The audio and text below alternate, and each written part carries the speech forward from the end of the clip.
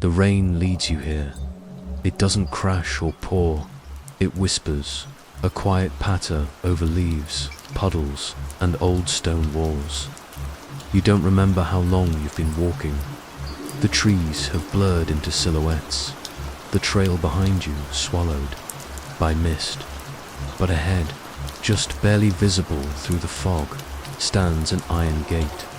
It groans softly as you push it open, not protesting your arrival, but announcing it, as if someone or something might be waiting. You step inside.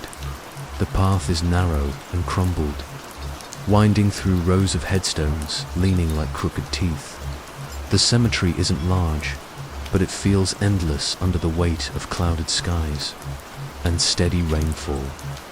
A lantern flickers near the entrance, though no one holds it. The light pulses faintly, its glow stretching across moss-covered names. You glance at one of the markers. The name is smudged, not by time, but by something fresher, more recent. Water beads across the stone surface like tears. When you reach out to touch it, your fingers come away muddy, as though the letters were only painted on moments ago. The name blurs and runs down the rock until it fades completely. You don't recognize the name. You think you don't. A few steps farther, another headstone slouches under the weight of ivy. This one is clearer. It carries the same last name as yours. Not a coincidence, you tell yourself. Lots of people share names. Still, your breath catches a little, like the cold air pressed too close to your lungs.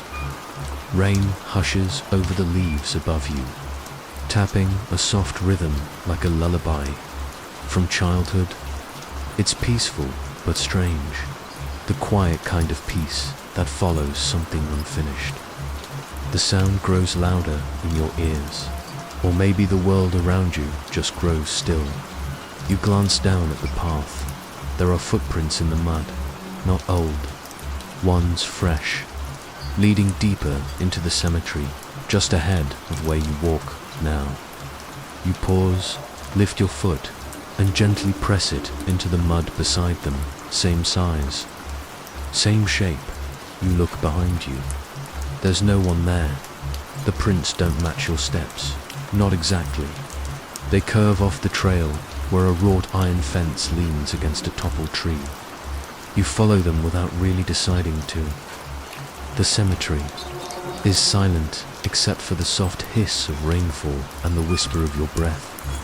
Your shoes sink into soft earth. The trees here are thinner, the graves smaller, many without names at all, just stones piled carefully or rotted wood crosses sagging under the weight of time. You find another set of footprints now, overlapping yours, heavier, deeper. They walk beside you until they suddenly stop. There is a grave with no marker, only a mound of soil, slightly raised, slick with dark water. The rain pools around, its edges slowly trickling down its sides. As you step closer, the air grows colder, not sharply, but steadily, a creeping chill that settles against your skin like a memory returning. The ground feels strange beneath your feet. It shifts just slightly when you breathe. You look around again. The path behind you is gone. There's no trail, no footprints leading back, just headstones where they shouldn't be. Some now stand where there was only grass. Others are missing, entirely as if they never existed. The layout is wrong, subtly but surely. It's as though the entire place has rearranged itself when you weren't looking. Your pulse flutters softly, not panic. Not yet, just awareness. You retrace your steps, or try to. The trees lean differently now. The lantern you passed is gone, swallowed by fog and time. But the rain stays steady, constant, a quiet presence that soothes even as it unsettles. It's like a hand on your shoulder, cool, comforting, unknowable. You stop beneath an old elm tree, gnarled and heavy with age. Its bark twists like old scars. Beneath it, 3 headstones rest in a crooked row. You know the names on the first 2, Aunt Eloise, Uncle Darren. They've both been dead for years, buried in another city, another place. But here they are, etched into grey stone, their dates of death wrong by only a few days. The 3rd headstone is blank, just smooth, damp stone. But your reflection swims across it, pale, flickering, slightly off. You turn away. Farther down the hill, you notice the statue. You didn't see it before. It stands tall, weathered, a figure cloaked in robes, head bowed. Its hands are folded around a book whose title is worn smooth. The stone is cracked, and moss creeps up its legs. But there's something peaceful about it, still, eternal, until you notice the eyes. They're open now. You're sure they weren't before. A drop of water lands on your hand, cold and sharp. You glance up. Rain seeps from the corners of the statue's eyes, tracing tiny paths down its cheeks. It looks like it's crying, but the water doesn't fall from above. The statue weeps from within. You back away slowly, footsteps squelching in the mud. You try to mark your path with your eyes, but each turn looks like the last. Trees that should lean left now bend right. The fence curves inward where it once stood straight. The cemetery, it isn't still. It moves when you don't look. You reach a clearing near the center. A round patch of ground, no graves, just soft moss underfoot. In the middle stands a sundial, rusted, broken, pointing to no hour. The sky is grey and heavy above you, the rain thickening slightly now. A steady stream that dulls all sound. You step to the sundial and trace your fingers along its base. Someone scratched something into the stone. Not a name, not a date, just 2 words, still here. You stand there for a long while. The air feels denser now. The longer you stay, the more you sense it, the subtle rearrangement, the shiver of trees moving just outside your vision. The cemetery adjusts itself. You're not a guest here. You are part of it. The rain begins to lighten just a bit, like breath slowing after a long walk. You finally find the gate again, but it isn't where it was. It stands crooked against a different path. The hinges creak, not in protest, but in greeting. As you step through, something shifts behind you, a soft sound, like stone sliding across earth. You don't look back. You can feel the paths behind you curling inward. You know the graves aren't in the same places anymore. And yet, somehow, it all feels as it should. The cemetery breathes. It remembers. It moves.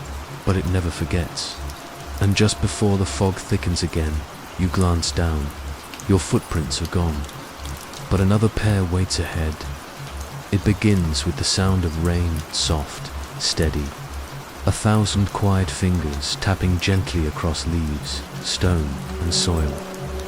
You walk with your hood up, the world around you blurred by mist and the silvery hush of water falling.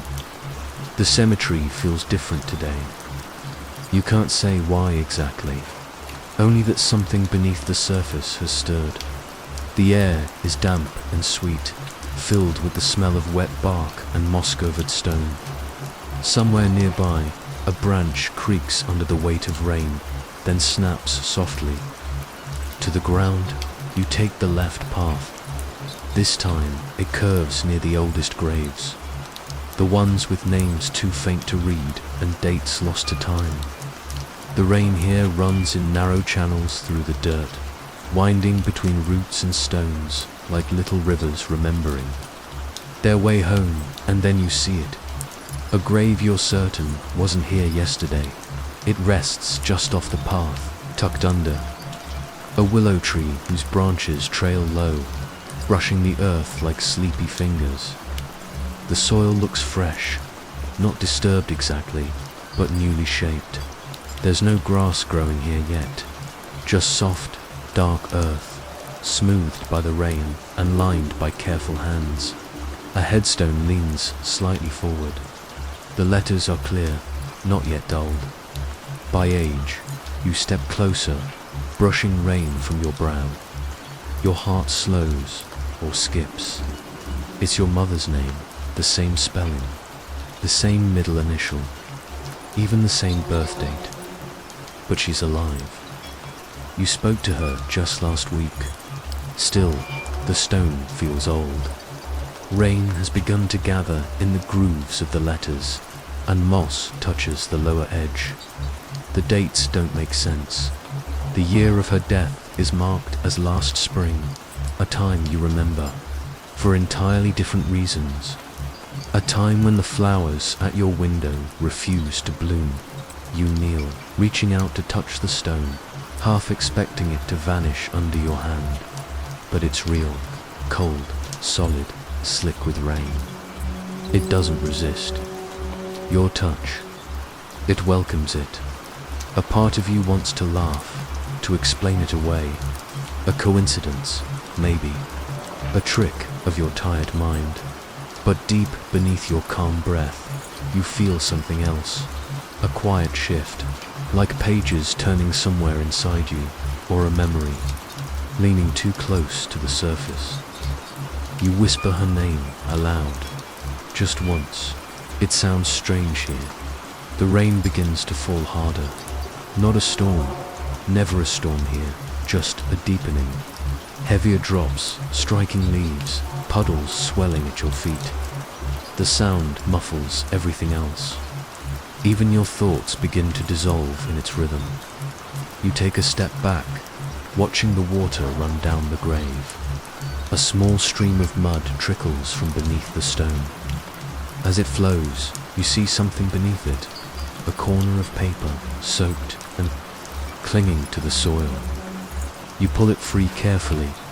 It's part of a photograph, old, faded edges, curled. The ink has run, but the face is unmistakable. Her smile, that dress she wore one summer. But she looks younger. Much younger than she is now. Behind her in the photo, there's a tree. You glance up. It's the same willow you're standing in. The same place the photo was taken. You breathe out slowly. Your fingers close around the photo, and you slip it into your coat pocket. The grave is still there, silent beneath the weeping branches, and something inside you knows it will be gone by morning. You continue walking. The cemetery winds into itself like a spiral. You know this place better than you should. Even the forgotten corners feel familiar, as if you've walked them before in dreams. You remember a childhood visit here, or maybe a story about one your mother brought you years ago. You remember her holding your hand, pointing to the tallest angel statue, telling you that places like this didn't forget. They remembered people long after others let go. Stones don't lie, she said, but they don't always tell the whole truth either. The memory echoes as you walk. You pass another row of graves, and this time you don't look at the names. You keep your eyes on the ground where the water runs in winding streams, carving paths through the soft mud. You follow them without thinking. They lead you to a newer section, one you don't recognize. The graves here are simple. Flat stones, flush with the ground, marked only with initials. Some have no dates. Some have no names at all, just space, blank and waiting. You stop when one catches your eye. The stone reads only a first name, yours no last name, no middle initial, no dates, just your name carved softly into the stone, as if etched by hand rather than chisel. The stone is clean. untouched by moss, not yet weathered. Rain slides gently over it, pooling in the grooves of each letter. Your breath fogs the air in front of you. You kneel again, pressing your hand lightly to the stone. It's cold, not like marble, but like something that has been forgotten for too long. You stay there, quiet. The rain becomes background noise, almost comforting now, like a soft hum beneath the soil. You wonder, who else has found a grave that shouldn't exist? And who else might not have noticed? The ground behind you shifts, gently, subtly. You turn dot, just wind, just trees sighing under the weight of water, but still, the path has changed again. You're not lost, not exactly. The cemetery simply no longer leads where it used to. You begin to walk, slower now, more mindful of each step. Your thoughts settle into rhythm with the rain, slow and meditative. You pass another grave. It holds a name you don't know, but the face on the small photo beside it, tucked into the soil, half covered in mud, looks almost like yours. Eyes just a little too wide. A smile that doesn't reach all the way to the edges. You keep walking. You reach the same willow tree again, but the grave beneath it is gone now. Only a flat patch of wet earth remains, slightly sunken, as if something was recently taken, or perhaps never there at all. You bend down, brushing the mud aside, and find only roots. Twisting, silent, ancient dot. No stone, no name, no photo, but your pocket is heavier. You take out the torn photograph. It's dry now, somehow. The image is sharper, your mother smiling, but now there's a figure in the background, blurred, watching. You stare at it until the rain smooths the edges again. You look once more at the space where the grave had been. The willow weeps softly. The sky above begins to clear, just slightly. A faint grey light pushes through the clouds. The sound of the rain softens, growing gentler. You breathe in, slowly, letting the silence wrap around you. The cemetery holds its breath. You press your hand to the ground, feeling the faintest pulse beneath it. A heartbeat, a memory, or just the steady drip of water moving through soil. You stand and begin to walk again, one step at a time. The path seems more certain now, though you aren't sure it leads anywhere at all. But something inside you whispers, not everything buried is meant to stay buried, and not everything forgotten is truly gone. The rain feels different this evening, not harder, not louder, just heavier. Somehow, like each drop carries more weight than the last. It taps against your shoulders, your hood, the backs of your hands, with slow insistence, as though the sky is trying to speak in a language older than words. You return to the path beneath the yew trees, where the stones rise taller and the shadows stretch farther between them. You've walked this part of the cemetery before, or you think you have, but tonight the trees feel closer. Their branches lean low, touching each other like they're exchanging secrets.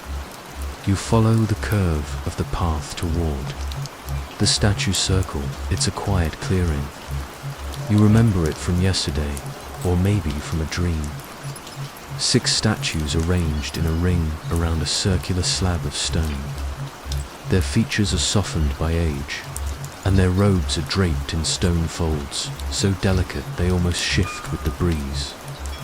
The first time you saw them, their faces were turned inward, watching the center of the circle like silent witnesses to something long past.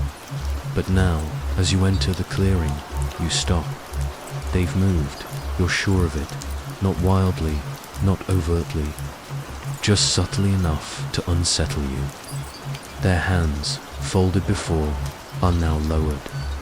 Their heads, once bowed, are ever so slightly tilted. Toward you. The rain makes it hard to tell at first. It runs down their faces, down their marble cheeks, catching the light in delicate glints, like tears, or something else. You step closer. One of the statues, a woman holding a broken chalice, has turned just enough that her face no longer gazes at the circle's center. Now she watches the gate beyond the trees. You move slowly through the ring, peering into each face. The stone eyes don't follow you, but still you feel seen. You try to remember if they were always this worn. Cracks run across their hands and faces. Some are chipped at the shoulder, others at the base. Moss lines their feet, soaked dark by rain, and in the grooves of their lips, water trembles like held breath. You keep walking. Once, twice, around the circle. Each time, something changes. A finger lifted. A robe slightly more outstretched. A toe once buried in mud, now uncovered. You never see them move, but they do. It's not frantic. It's not sudden. It's like watching the tide creep in without noticing how wet your feet have become. Time slips between your steps. You reach. The third pass around and stop in front of one in particular. A young man, his face peaceful, hands clasped together like he's praying for something long gone. His features are smooth, but the rain streaks down his brow, tracing lines that weren't carved there before.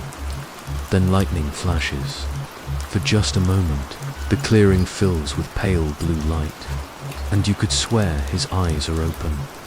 You blink in the dark again. They're closed once more. But something inside you still holds the image, like a fading photograph developing in reverse.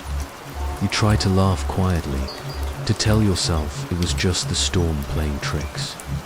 But laughter doesn't come easily here, not tonight.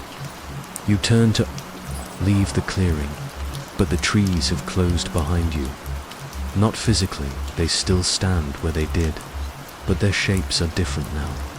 The gap between trunks has narrowed, and the shadows between them are longer. The path you took to arrive is now swallowed in grey. You retrace your steps, circling the statues again, and this time you see it clearly. They all face the gate now. Every one of them. Their bodies have shifted so subtly, so completely, that there's no longer any doubt. You aren't alone in the clearing. The thought doesn't come with fear. It comes with quiet, with the kind of stillness that follows a lullaby, a hush that waits. You slowly turn to look behind you. No one stands there. No shape in the trees. No rustle of footsteps on wet earth. But the feeling lingers, soft and cold, like someone exhaling near your neck. You breathe out slowly and begin to walk again. This time around the outer edge of the statues, not between them. The air smells of lichen damp stone and something faintly metallic, like rusted keys or old coins. The kind of scent that lives in the bottom of forgotten drawers. As you pass the praying statue again, something flickers in the corner of your eye. Not motion, just light. You glance down and see a puddle at its base, catching the reflection of another flash of lightning above. But in the puddle, the statue is smiling. You look up, its mouth is still closed, expression still solemn, but the puddle, it lingers a second too long with that soft, knowing grin. You keep moving. Rain clings to you now. It's not just falling, it's holding on. Your clothes heavy, your skin damp beneath the fabric. The sound of water becomes your companion. Your constant, it fills the empty spaces between your thoughts, between your heartbeats. You begin to speak softly, not to the statues, to yourself, to the air, to whatever is listening. I see you, you whisper. The wind doesn't answer, but the silence feels thicker now, like something is heard and is thinking of what to say in return. Your next step sinks slightly into the ground. You look down. Mud clings to the sides of your boots, but there's something else there, a shape beneath the soil, like the edge of something flat. You kneel and brush it away. A plaque, old bronze, tarnished and cracked. You clear the letters with your sleeve. It reads, "They remember what we forgot. There are no names, no dates, just that." You stand again, slowly, and realize the rain has quieted. Not stopped, never stopped, but hushed. As if it's listening too, you look back at the circle of statues. They haven't moved, but you feel them breathing. The sky above rolls with distant thunder, long and low, like a yawn from deep beneath. The clouds, a slow pulse. A reminder that something ancient still watches the world turn. You walk back to the gate. It stands just beyond the edge of the clearing now. You step through it, but not before glancing back once more. They're all watching you now, all 6. Not smiling, not frowning, just present. And for a fleeting second, you wonder if they were waiting for you, or if they were waiting with you. You let that thought carry you as the path bends ahead, leading you farther into the wet hush of the cemetery. Raindrops shimmer on your arms, like stars scattered across your skin. The ground is soft, the trees. Lean in to listen. And far ahead, just beyond the curtain of fog, you see a flicker of light where no one carries a lantern. It begins with a single drop. You watch it fall from the sky, slow and perfect, tracing the air like a forgotten thread. It lands in the center of a shallow puddle beside an unmarked grave, rippling outward in expanding rings that shimmer silver under the cloud-heavy sky. You kneel beside it, watching the surface tremble. The water dances, trembles, and then stills. Another drop falls just beside it, then another. Soon the cemetery is humming with soft splashes, the rain gently stitching itself across the stone paths. The grass, the crooked markers that lean like tired guardians. You notice something odd. The puddles aren't just reflecting light, they're forming shapes, curves, lines, letters. You lean closer, rain sliding down your back in cold sheets. In the puddle just before your knees, the lines begin to connect. Your name, slowly, softly, letter by letter, not carved, not drawn, but spelled in ripples. It fades as fast as it forms. You blink once, twice, unsure, but the second puddle nearby echoes it, drawing the same shape. Your name again, and again, farther down the path. The storm is writing to you. You rise slowly, boots sinking into soft mud as you follow the watery trail. The cemetery seems larger, today as if the paths stretch longer, curving places you don't remember walking before. The names on the stones blur beneath the rainfall. Some of them shimmer, others vanish entirely. The deeper you go, the more the puddles gather, each. One whispers with movement. Each one writes something. Some say nothing. Some sketch words you don't understand, curling symbols that vanish when you blink. But your name, it appears again and again, each time closer to the trees that line the cemetery's far edge. The trees here are old, roots like knotted hands grasping the earth. Their bark drinks the rain, and their leaves barely rustle. You step between them. The air here is colder, but not unfriendly. You hear nothing but the rain and your breath. On a fallen stone just ahead, a single puddle remains. It glows, faintly, like it holds moonlight. When you reach it, you see more than your name. You see a message. We remember you. The words pulse gently, then vanish into the soil. You stare at the empty puddle for a long moment, then look up. All around you, the roots glisten with damp earth and whispering water. The names on the tombstones here are unfamiliar, but they echo something in you. Something beneath memory, but one stone, more scovered and sunken, draws your attention. It isn't special, not at first. No ornate markings, no flowers, just a crack across the top, like it was broken by something inside trying to get out. You brush the moss away. The name carved there is nearly worn smooth, but the shape of it, it's your middle name. The one you never use, the one only. Your grandmother used to say, softly, when the lights were low, and beneath it, a date, not a death date, a birth date. Yours, you step back. The puddle beside the grave shivers, as if it too is startled. Then, letters form.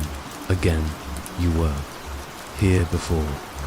A chill walks slowly down your spine. You press your fingers into the mud, trying to steady yourself. The storm grows stronger now, not violent, but purposeful. It drums against the leaves, it stirs the air. The water runs in rivulets down. Your arms, more puddles bloom along the roots. More names. Some you've never heard before, some you remember from dreams, all of them fading in and out with each heartbeat. You feel like something is unraveling, or maybe being put back together. Farther down the slope, where the ground dips and the fog lingers thick, you spot a gathering of stones you hadn't noticed before. They're arranged in a circle, 7 of them, each one with a puddle at its base. Each puddle glowing faintly with words. You walk toward them. The first one, before the storm.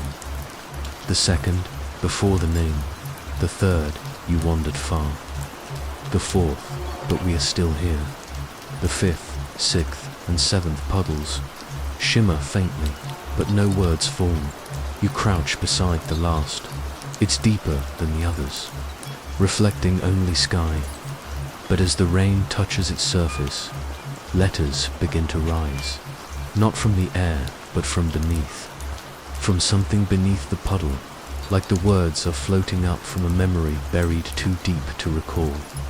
This time, they form slowly, like a breath. Look behind you.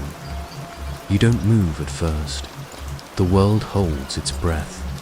Only the rain dares to move. And then, you turn. But there's nothing there, only the soft grey of the path, only the empty trees, only the echoes of your own heartbeat. Still, something has shifted. The storm sounds different now, not louder, but closer, as though it's not falling from above, but rising from the ground. You glance down, the puddle is gone. The earth beneath you is dry, as if the rain never touched it. Your name no longer appears. Only the silent stones remain, watching. You take one last look at the stone with your middle name. The moss has returned, thick and stubborn. The letters gone. The storm begins to move again. A new wind rushes through the leaves, carrying with it a murmur. It brushes your cheek like a whisper. They know your name now. The rain softens the path ahead, washing away your footprints almost as quickly as you leave them behind. The earth is damp and giving, every step sinking just slightly, the mud swallowing the weight of your presence. You listen to the steady hush of the rainfall around you, its sound blanketing the cemetery like a lullaby draped in grey. You're alone. At least, you think you are. Your boots make a sound, that familiar, wet squish, as they press into the soil. You've heard it since the moment you entered the gate. The same sound, again and again, a rhythm that belongs to you, or it did. But now, something feels off. The sound has changed. You slow your pace, you listen, squish, squish, squish. SQUISH. Two sets. One beside your own. You turn, calm despite the shift in the air. The kind of calm you get when you're too tired to be afraid, when the world around you is heavy with water and fog. You look back, but the path behind is blurred. Your footprints already softened into nothing. There's no one, no shape, no figure, just the grey rain and the sway of branches. Still, you feel it. The weight of someone walking with you. The mud tells a different story. You crouch low, fingers brushing across the slick surface. There are prints beside yours, faint but different. Not quite boots, barefoot maybe. Toes visible in the indentations, as if the rain itself were making room for someone who shouldn't. Be here, you rise slowly. The steps continue when you do, but you haven't moved. A soft breath escapes your lips. Not fear, not quite. Just the realization that something is choosing to echo you. Not ahead, not behind, but beside. Like a shadow that doesn't belong to your body. You continue walking, deliberately now. You test it. Left, right, left, left, right, left. There it is again. Each of your steps followed, not a moment after, as if someone were matching. Your rhythm with unsettling precision. You pause, the footsteps do not. One more squish that doesn't come from you. Louder this time, as though it meant to remind you that you're not imagining it. You don't turn around right away. Instead, you focus on your breath, the way the rain touches your face, the smell of wet grass and distant decay. The graveyard feels old tonight, older than the stones suggest, as if it's remembering something that happened long before you arrived. And then you feel it, the pressure, a presence at your shoulder, not touching, just near. You close your eyes. You don't need to see it to know it's there. When you do turn, the path behind is empty once again, but this time there are two trails in the mud, yours and one just inches to the left, following in perfect time. They stop when yours do, and they start again when you take your next step.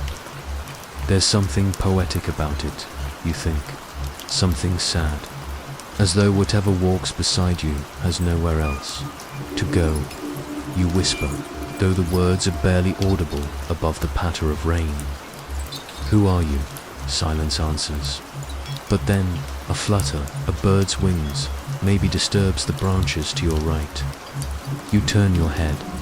There's a clearing, just past a line of crooked headstones, and something moves. You follow. The rain thickens. Not heavier, just denser, like walking through silk. Your skin prickles as you pass into the clearing.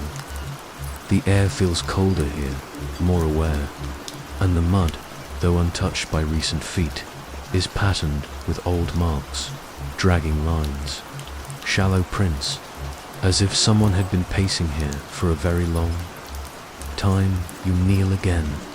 There, that same barefoot impression. The toes are small, almost childlike, but the step is deep, as though whatever made it had no weight. Yet the earth knew to make room anyway. You reach out and touch that print. It's warm. That doesn't make sense. You withdraw your hand quickly, then place it back down, warm again. You hear it then, the whisper of footsteps, circling. You rise. They're faster now, darting, echoing, more than one. You turn slowly, in a full circle. There's no one, but there's something in the corner of the clearing, beside a tree grown sideways. With age is a gravestone. Unlike the others, this one is clean, new, even. The name is partially eroded or unfinished. Only one letter remains clear. It's the first letter of your name. You don't touch it. You just stand there, listening, and then the footsteps stop. You wait. Nothing. It's quiet now, only the sound of rain, steady, rhythmic, patient. Then slowly, the prints in the mud begin to vanish. Not washed away, but filling in. Like the ground is healing itself, covering the evidence. One by one, the barefoot steps disappear. You look down at your own boots, still visible, still yours. And then you realize one set has been walking away this whole time. Away from you, back down the path, back toward the gates. You don't remember turning around, but you must have, because your boots now point the wrong way. You hear one final step behind you, not to the side, not beside, behind. Close dot, you don't turn. Instead, you close your eyes, and the rain hushes everything. The thunder does not roll. The wind does not stir. Only the faint press of invisible footsteps beside your own. Fading. Maybe the one walking with you just wanted company. Maybe they still do. You open your eyes, and in the soft, rain-slick distance, a figure stands by the gate. You can't see their face, but you can feel they're watching. Not unkindly, just watching. The air shifts, and for the first time since you entered the cemetery, the wind changes direction. It's pushing you forward now, guiding. The next path waits darker than this one, and full of rustling leaves, where the stones hum, where the names change when no one's looking, where the wind begins to whisper things you've never told anyone. The rain slows, but doesn't stop. Each drop is deliberate now, falling like a whispered thought, landing on the earth with a softness that feels more like hesitation than gravity.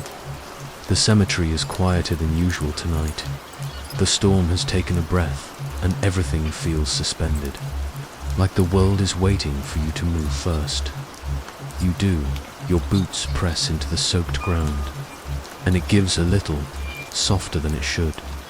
The mud clings to your soles like it wants you to stay. You pause, listening. In the hush between the rain, you can almost hear it, a faint rustling, like something stirring beneath the surface. A grave just ahead is mounded slightly higher than the others.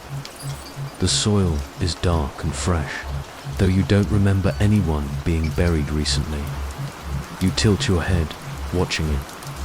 It shifts barely, but enough to unsettle your breath. You step closer, drawn in by something quieter than curiosity, deeper than fear. The grave rises a little, then sinks again. You blink slowly.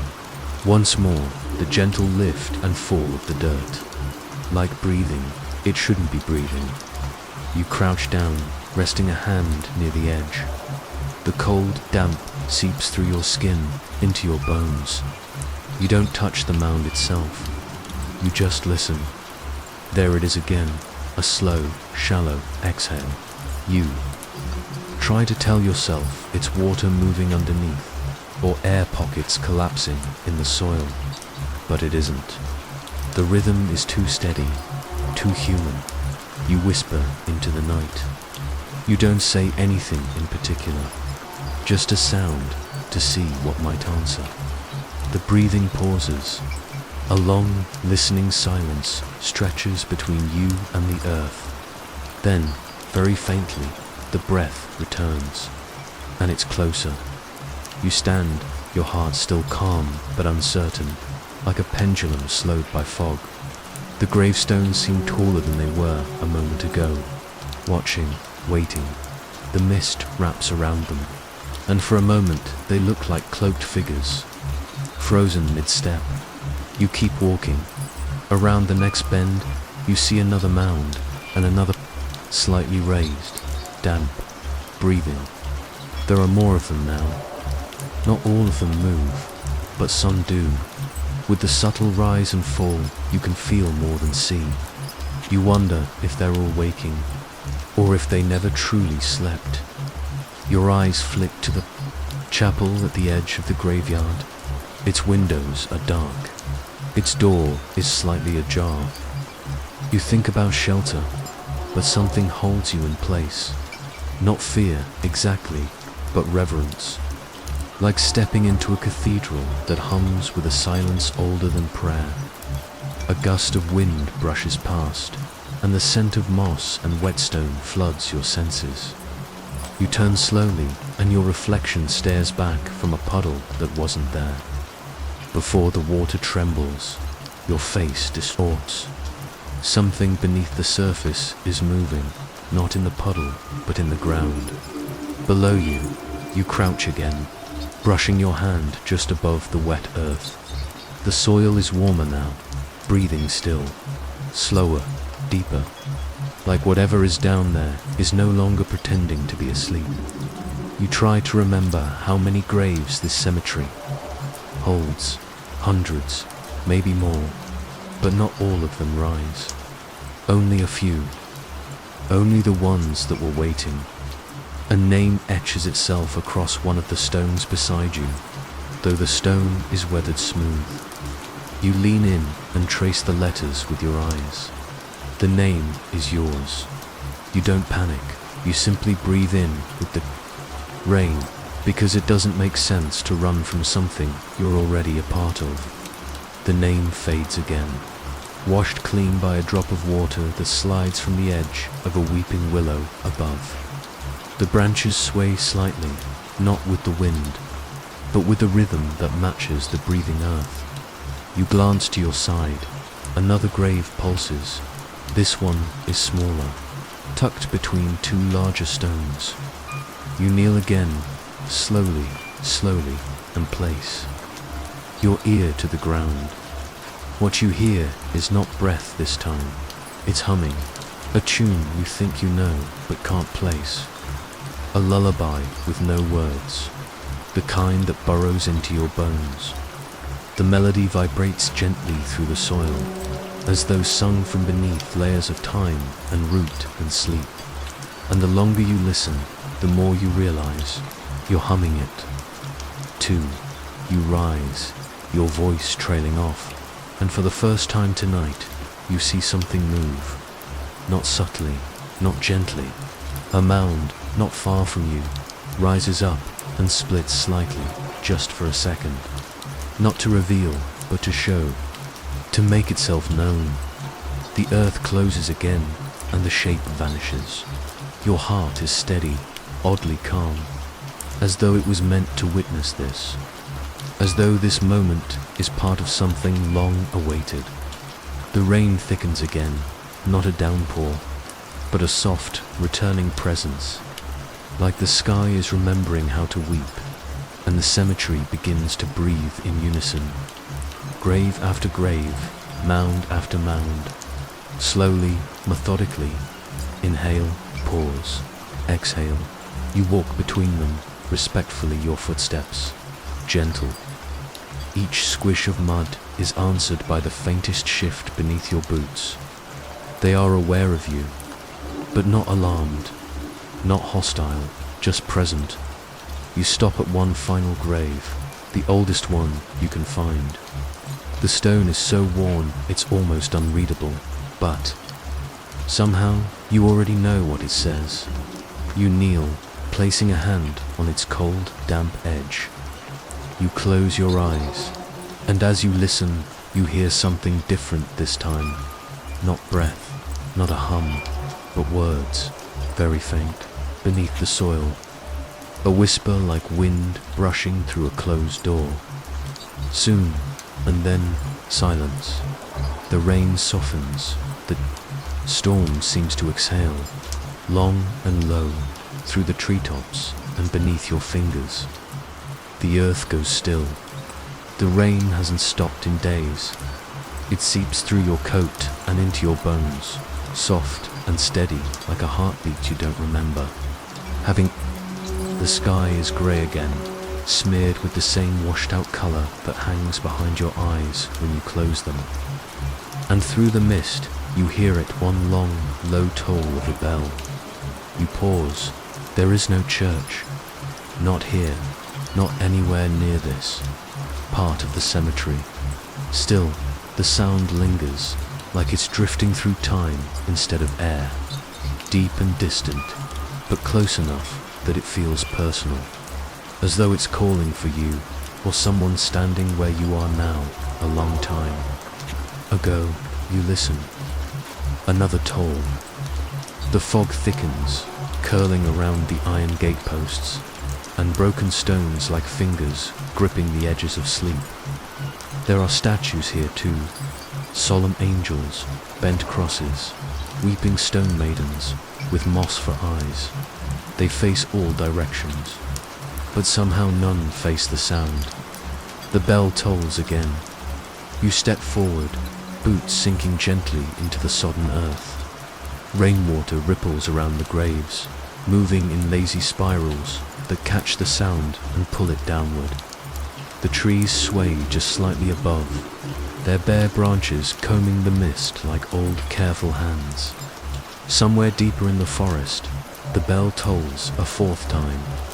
You count your steps, 7 between graves, 5 to the path, 12 more before the sound grows louder, though it still comes from nowhere. The path forks at a stone wall you don't remember, low and crumbling, overgrown with ivy that shivers in the breeze. It hums faintly when you pass. Not a sound you can hear, but something you can feel in your jaw and behind your ribs. The tolling has stopped. In its place, there's a silence so wide it feels like it belongs to something watching you. You glance back. No one. The bell does not ring again, but the hush it left behind still tugs at you. You follow the fork to the left, where the headstones lean like teeth in the dark mouth of the woods. The names carved there are faded beyond recognition. Some look like they've been scratched over. Others have no names at all, only smooth stone and a single carved eye. Your breath fogs as you walk. The trees crowd closer, and then, beyond a cluster of oaks twisted in a circle, you see it, a bell hanging from a wooden frame, half rotted and held together by ivy and rust. No steeple, no roof, no sign of a church ever having stood here. Just the bell. It sways slightly, though there is no wind. You take a step closer. The air shifts. You feel it, like stepping into a room where someone just left. The ghost of their warmth still lingering in the corners. Another step, the bell tolls again. The sound moves through you, thick as smoke and slow as memory. It echoes in your chest, not your ears, a call deeper than hearing. You reach out a hand and feel the cold drip of rainwater running down the bell's rope. Though no one is pulling it, the bell is ringing on its own. And beneath the tolling, you hear something else. A voice, no, a breath. A slow exhale, right. Behind you, you turn. No one, but the air where you stood before feels ... occupied. The rain bends around that space like it's falling through someone who isn't there anymore. You step back toward the bell. It doesn't ring again. Not until your foot touches the circle of wet grass beneath it, perfectly round, unnaturally green. A place where the rain doesn't pool, only vanishes. Another toll. This time, it feels like a question. Not words, not language, just a deep, hollow sound that wants an answer. You look down. The grass beneath your feet has started to fade, pale and dim. You notice something etched into the mud. Not letters, not at first. Just small indents, like fingerprints pressed into the earth. Then they shape themselves a date. A name. Your name. The bell doesn't ring. Instead, it sighs, a low groan from the wooden frame, a creak in the rope, a hush in the leaves. You feel it in your spine. Something beneath the soil shifts, just a little, enough that you step back off the circle. The sound stops, the breath stops. The grave, if it is a grave, goes still. You glance again at the frame, at the bell swaying gently in the still air. You don't touch it. You don't need to. The tolls were never for the living. You retrace your steps, past the nameless stones, past the ivy wall, past the statues with hollow eyes and mouths that seem just slightly more open than before. At the gate, you pause. You listen. The bell tolls one last time, behind you, far away now. Or maybe it's not the last time. Maybe you just won't hear the rest. The rain is lighter now, soft like breath against the back of your neck.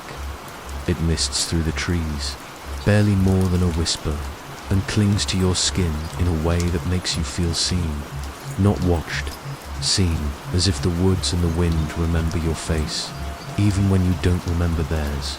You follow the path, without meaning to, stepping over roots as though they remember your shoes. The puddles glimmer faintly, catching light from nowhere, and the gravestones lean in closer as you pass, like tired listeners shifting in their sleep. It isn't until you reach the old part of the cemetery that you notice the moss. It grows thick. Here, not like the delicate lace on newer stones, but heavy and ancient, like time has pooled in the cracks. Dark green velvet creeps over names, coats, dates, softened shapes. You pause beside a tilted stone, something about the curve of it familiar. You kneel and press your palm against the moss. It's damp, cool, almost pulsing. You start to peel it. Away, gently at first, not wanting to disturb whatever rest lies beneath. Your fingertips reveal letters, but not the ones you expected. The name is wrong, but only slightly. It looks like someone rearranged it, just a bit, swapped two letters, changed the middle initial, and yet it still feels like your name. A breath catches behind your ribs. You uncover more of the surface, slow and careful. The birth date matches yours. You close your eyes and listen, not to the wind, but to your pulse. It's steady, real. You're alive. You know you're alive. But the stone disagrees. The death date is today. You don't remember dying. That feels important. You rise slowly, your knees damp from the soil, and look around. Gravestones stand crooked, like teeth in old gums. Some are broken, some sinking, all covered in thick blankets of moss. You move to another stone, heart thudding quieter than it should. Again, you brush the green away. Another name, another set of dates. Again, eerily close to yours. A nickname your uncle used to call you. A last name one letter off from your mother's maiden name. A place of death listed as the road you walked in on. You move down the row, stone to stone, each one stranger than the last. Some names are barely names anymore, just impressions of identity, smoothed by time or something else. Others look like names from your memories, teachers, neighbors, friends. Familiar but frayed, as though the world had started stitching them into stories it had no right to write. Then you find one without a name at all. Just a clean, blank space where moss refuses to grow. The stone is warm, dry, untouched by rain. You stand there longer than you should, staring at nothing. The air around this stone is still, too still, and your breath clouds gently in front of you, even though the night isn't cold. You take a cautious step back, and then you see it, the stone behind you, one you know you've passed already, is different now. You brushed it clean minutes ago. You remember the shape of your name, but now the letters are changed again. The first name is still yours, but the last has become someone else's. A name you once said in a dream, or heard whispered through a wall, and the date of death. Tomorrow, you don't remember writing that, but maybe you did. Maybe the rain did. Maybe the moss is only hiding the words long enough for you to forget you ever placed them there. Your footsteps feel unsure as you move away. The path seems to shift underfoot, not disappearing, just sliding, nudging, urging you toward somewhere you hadn't planned to go. You glance back just once, and the stones are watching. Not with eyes, not like the statues, but with memory, with gravity. Like they know you better than you do. You walk faster, not panicked, just purposeful. You follow the curve of the path until it splits around a crooked tree. Something about the branches looks like a hand reaching down, pointing left. You go right. More stones rise around you, closer together now, as if the dead are drawing nearer. You don't touch them this time. You don't want to see your name again, but they show it anyway. Letters, carved into the sides of roots, into the bark of trees, reflected in puddles you step around but never over. The moss keeps growing. Even as you watch, it moves slowly but not aimlessly. It climbs in patterns, spirals, circles. It covers letters you haven't read yet. It hides stories you didn't tell. And when you close your eyes, you hear the sound it makes, like something breathing softly. Through stone, you open your eyes again, and the graveyard feels bigger, wider, as if your walking has somehow built more of it. As if with every footstep, another memory is laid in the earth. You think of the people you've lost, and the people you've forgotten, which is which. You whisper a name you haven't spoken in years. The stone beside you answers. You don't read it. You keep walking because something is following you now. Not footsteps, not quite, a pressure in the air, a closeness in the storm. The rain pats gently against your shoulders, but it carries weight. It wants to push you forward or pull you back. You walk until you find a gate, rusty, slightly open, covered in vines. You step through it without thinking. Beyond the gate, there are fewer stones. The ground is softer. A small hill rises ahead, crowned by a lone willow that sways without wind. You stand beneath it, the branches brushing your face like hair. The roots press up through the soil like fingers. At the center of the roots, there's a plaque. You already know what it says before you kneel, but this time your name is full and clear. No letters wrong, no nicknames, no mistakes. Only one date, tomorrow, and beneath it, just 3 words, you. Remember now, you don't know what that means, but the willow does, the moss does, the rain does. You feel them listening and waiting, and softly, from somewhere beneath your feet, something breathes. The fog clings to your skin like breath that doesn't belong to you. It's thick enough to soften the trees, blur their edges into charcoal smudges, and turn every sound into a whisper wrapped in wool. You walk slowly, carefully, as the earth squelches beneath your steps, soft and waterlogged from the endless rain. Each step you take feels quieter than the last, as if the forest itself is swallowing the sound. The path winds like a thought you almost remember. You follow it because there is nothing else to do, and because turning back feels like folding into the same loop. The trees lean in slightly, their branches slick with mist, hanging low as if trying to listen.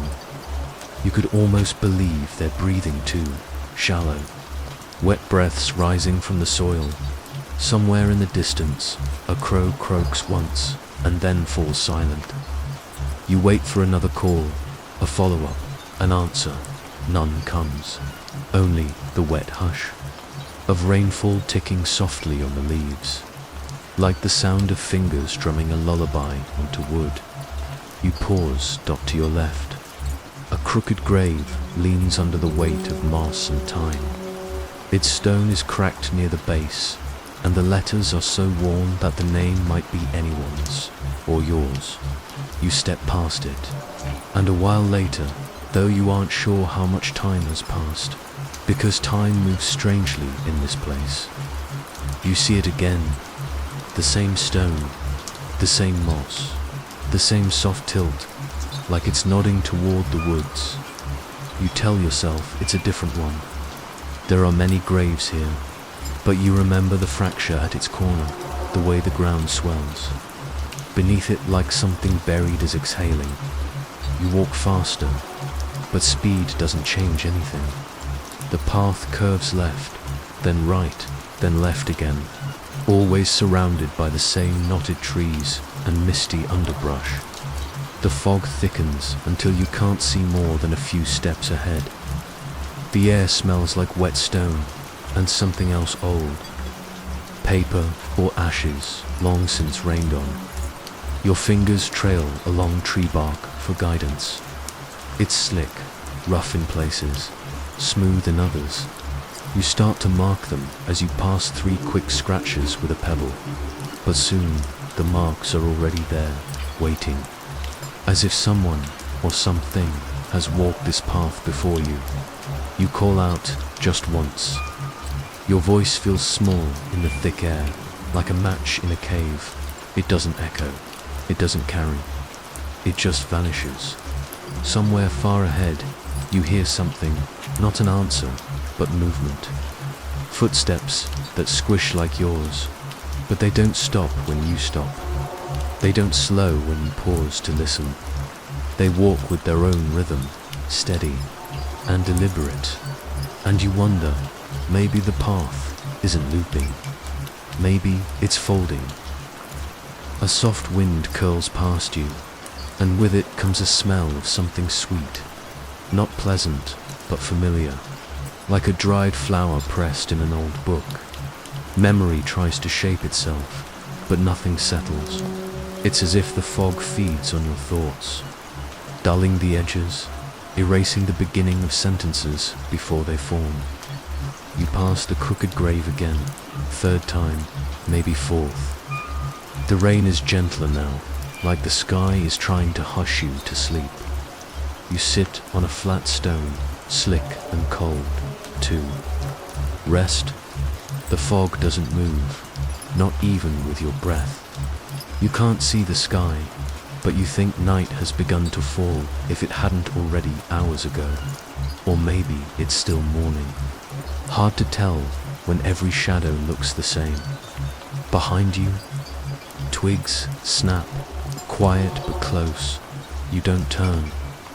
Not out of fear, but because you know whatever is there. It's patient. It's always been behind you. Maybe it's your echo.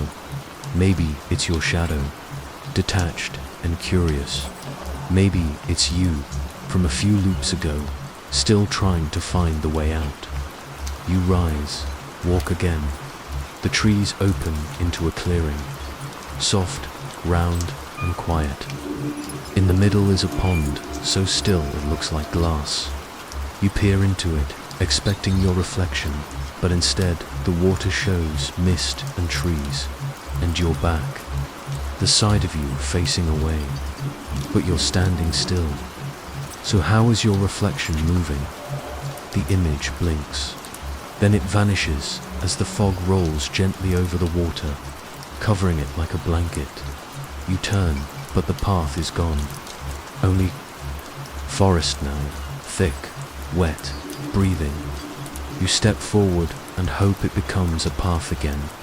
It always does, eventually, and it does another curve, another bend, another crooked grave. The air feels heavier now, not from fear, but from repetition. Like the pages of a book reread too many times, soft at the corners, the ink fading. You wonder if the fog is teaching you something, not a lesson, but a rhythm, a way of seeing without your eyes, a way of knowing without knowing. You think about sitting again. Maybe if you stop, really stop, the path will keep walking without you. Maybe it wants to carry you somewhere you're not ready to go. Or maybe it just wants you to stop trying to leave. The fog curls around your ankles. It's cooler now, almost comforting, like a cat weaving through your legs. You whisper something to it, a word you don't remember choosing, and it curls tighter, as if it heard you dot far ahead. Something glows faintly, a lantern, a window, or a trick of the mist. You walk toward it slowly, the rain now only a mist, soft and tickling your skin. The closer you get, the dimmer it becomes, until finally there is nothing at all, only the fog, only the forest, only the sound of your own breathing, which for a moment doesn't feel like yours. You don't know how many times you've circled this place, but you no longer mind.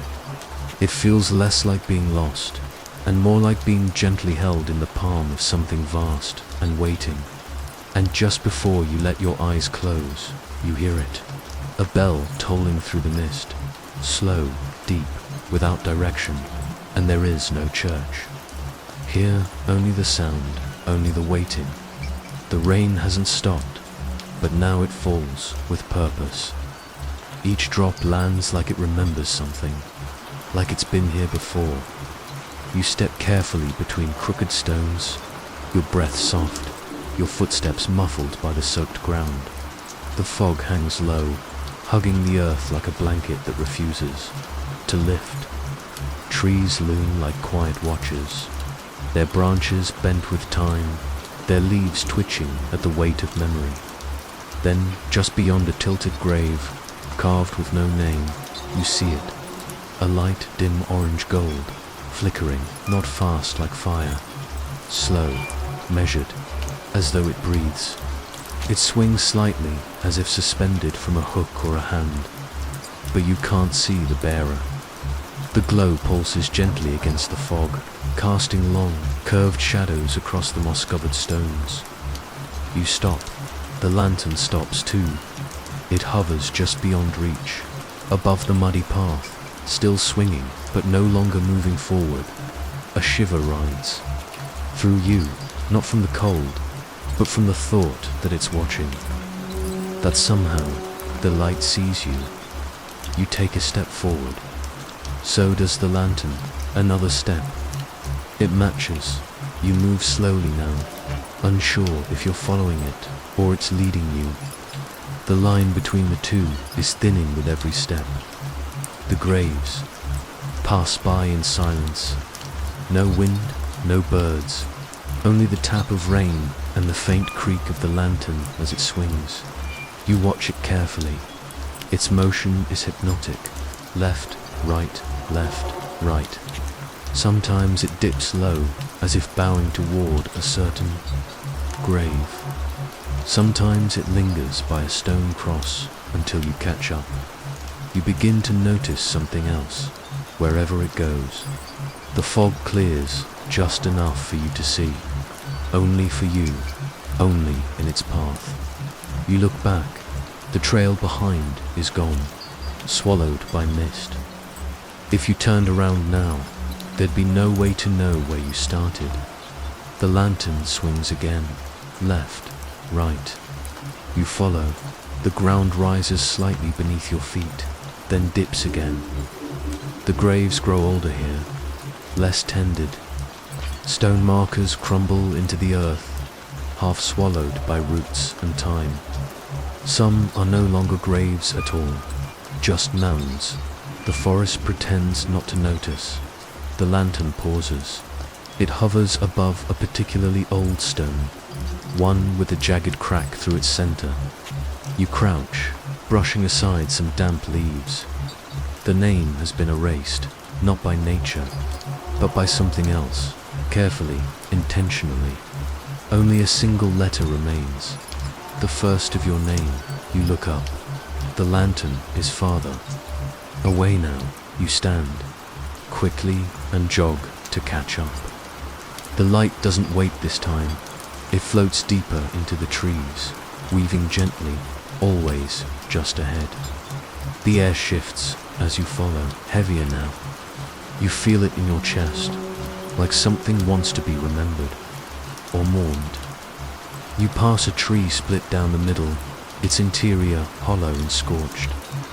Rain drips into it like a clock ticking in a room long abandoned. Inside, you spot tiny symbols scratched along the wood. Circles, names. One you think you recognize, but it's gone before you can be sure. The lantern turns, the path narrows. Roots claw out of the earth like ribs, gnarled and damp, forming a tunnel beneath the trees. You duck beneath one, and the air changes again, quieter now. More still, here the graves don't have stones, just soft impressions in the earth. Blank, sunken, forgotten, and yet the lantern stops at each one. It hovers for a beat, sometimes two, as though waiting for something to stir beneath. You hold your breath. Nothing moves, but the ground feels too soft. Not from water, but from breath.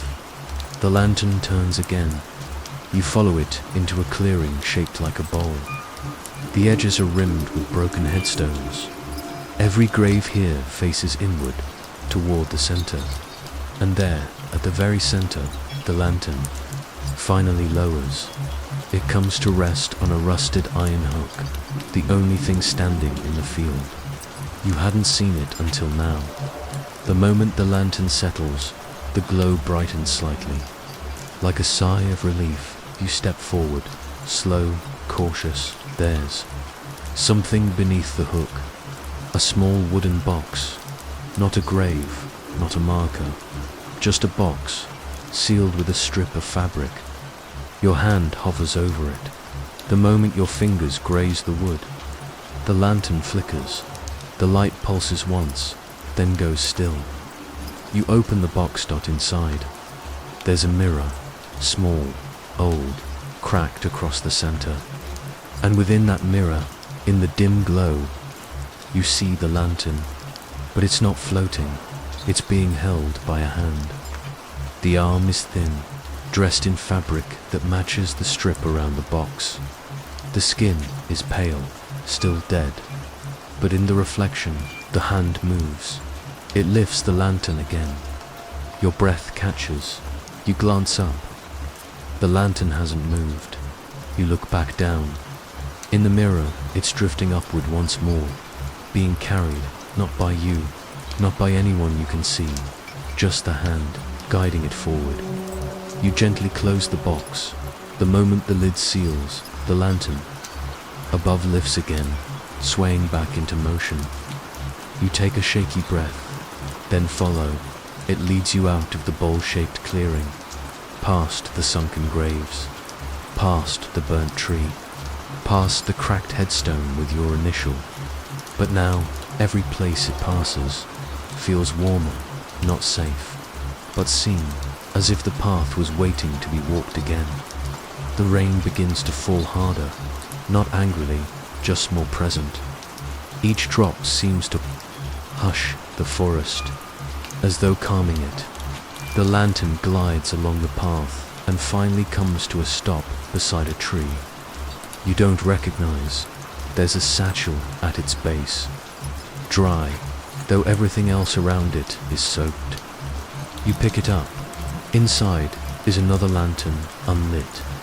Cold, but as your fingers wrap around the handle, it begins to glow faintly, like breath on glass. And just behind you, the old lantern vanishes as if it was only ever meant to guide you here. You take a step forward. Your new lantern sways gently and far ahead through the fog. You think you see another light waiting, one that doesn't move. Not yet, but it will, because now you're the one carrying it. The ground here is softer than the rest. You don't notice it at first, not until your foot sinks a little deeper than expected, the mud swallowing you up past the ankle. You pause, leaning on a nearby stone to steady yourself. Your breath slow and shallow as rain trickles down your coat, quiet as a whisper. The storm hums above, but beneath you, the earth is unusually warm. You glance down. The moss parts beneath your shoe like someone had just brushed it away moments ago. The soil is darker here, thick and glistening, and in the center of it all, something wooden juts out, just barely, as if it's shy about being seen. You crouch, your fingers brushing against its surface. It doesn't feel like wood should feel in this weather. It isn't damp, it isn't swollen or cracked. It's smooth, it's warm. You clear the mud gently, with care, as if waking something that's been dreaming. The rain begins to slow, as if holding its breath, waiting for you to reveal what lies beneath. A shape emerges, a lid, rectangular, a coffin, but not like the ones you've seen in stories or buried under marble. This one feels Grecian, handmade, as though it was never meant for ceremony, as though someone made it quickly, but lovingly. Your fingers still. There, carved into the center in looping letters, softened with time, is your name. Your full name, and just below it, your date of birth. You read it once, twice, 3 times, hoping your eyes are wrong. And under that, carved with thinner strokes, a second date. A date that hasn't happened yet, a future date. You stare at it, blinking against the soft drizzle. The numbers shimmer faintly, as if they don't want to be remembered. You whisper the name aloud, your name, and the ground responds with a soft groan, a breath exhaled, not from the sky, but from below. You step back, the mud shifts, reshapes. The lid seems to pulse, once, like something beneath it has stirred. You tell yourself it's just the rain, just the weight of the water, moving through the ground, but something inside the coffin is not at rest. Still kneeling, you place a hand gently on the wood. It's warm enough to feel like skin, not dead wood, not buried long. And then you notice something else, a scent, faint and sweet, like the smell of your grandmother's attic, dust, lavender and old paper. Familiar. You close your eyes. Your breath slows, sinking with the steady heartbeat of the rain. You imagine lying inside, the lid slowly closing over you. It wouldn't feel cold. It wouldn't feel lonely, but you're not ready. Not yet. You stand. You walk away, but the path curves back, as it always does in this part of the cemetery. And 20 paces later, you're back at the same clearing. The same half-buried box, only now it's fully uncovered. The dirt around it has slid away like it was never meant to stay. The coffin rests on the surface, almost floating on the soaked earth. The name still carved, still yours, but the date below it has changed. It now reads, today. Your breath catches in your throat. You press your fingers to the numbers. They smear like wet ink. Raindrops gather on the lid, but don't soak in. The wood repels them, glistening, unnaturally clean. You look behind you. No one's there, but you feel a presence. Not a shadow. Not a figure. Something more subtle, like a memory waiting to be remembered. You kneel again, unsure why. This time, your hands move without instruction. The edge of the lid lifts, not all the way, just enough. You see fabric inside, dark, but soft. A pillow, a folded blanket, and tucked on top. A letter. You reach in and take it. Your name is written on the envelope, not in your handwriting, but not unfamiliar either. You recognize the loops, the flourishes. It's how you used to write long ago, when you still wrote letters to yourself. In secret, hoping someone would find them. You open it, only one line is written inside. Don't wait too long, the others are already here. You look up, and suddenly there are more boxes, half sunken, peeking through the trees. One beside each crooked headstone, some lids open, some closed, all silent, and around them, figures. Not walking, not moving, but watching. Their faces blurred by the rain, their eyes soft and knowing. You blink. They're gone, but the feeling remains. Not fear, not even sorrow, just inevitability. Like waking from a dream that tells you something real. You fold the letter and place it back where you found it. You lower the lid gently, as if tucking something. In for the night, the box breathes once more, a soft inhale, a slow exhale, then stillness, and when you finally step back, the date carved beneath your name is gone. The storm begins to move again. A breeze rises. The trees sway. The moment passes, but not completely, because somewhere in the distance, a door creaks open, and something behind it whispers your name. The wind starts with a hush, like someone pressing a finger gently to their lips. You pause beneath the wide, dripping branches, listening. Rain still falls, but softer now, a hush of mist and memory. And behind the rain, almost folded into it, there's something else, a sound, a tune. It comes not from one direction, but from many, twining between trees, echoing in droplets, caught on the breeze like spiderwebs holding dew. The melody is simple, barely more than a few notes, repeating and winding like ivy, and yet it feels like it's always been with you, like you knew it before you knew your own name. You step forward slowly. The ground is soft beneath your feet, puddles forming where the earth dips. As you move, the wind shifts too, tugging gently at your sleeves, coaxing you forward. The tune rises and dips, never hurried, never loud. It sounds like something sung far away through a cracked window by a voice you almost remember. You pass. An old tree with a hollowed center, the bark curled like a sleeping smile. The wind dips into it and out again, and the lullaby continues. It feels personal, not just haunting, but aimed at you, meant for you. A song left behind, or maybe just arriving. You don't recognize the words. There are none, but the feeling hums through your bones, like you've sat beneath this sky before. Maybe in another dream, maybe in someone else's memory. The path is unfamiliar, and yet your feet know where to step. As though the song has laid the stones for you, or as if you've walked this way while asleep. The trees lean close. Some of them wear shrouds of moss, others stand bare, skeletal arms held high to the pale sky. Every branch you brush sings slightly with the tune. Even the rain seems to fall in rhythm. You come to a clearing. At its center, a broken stone bench, covered in slick green vines and thin white flowers that bloom in the rain. You sit. The lullaby is clearer here, closer. It circles you. You close your eyes and let it play. A memory stirs. Not one of yours, but you feel it anyway.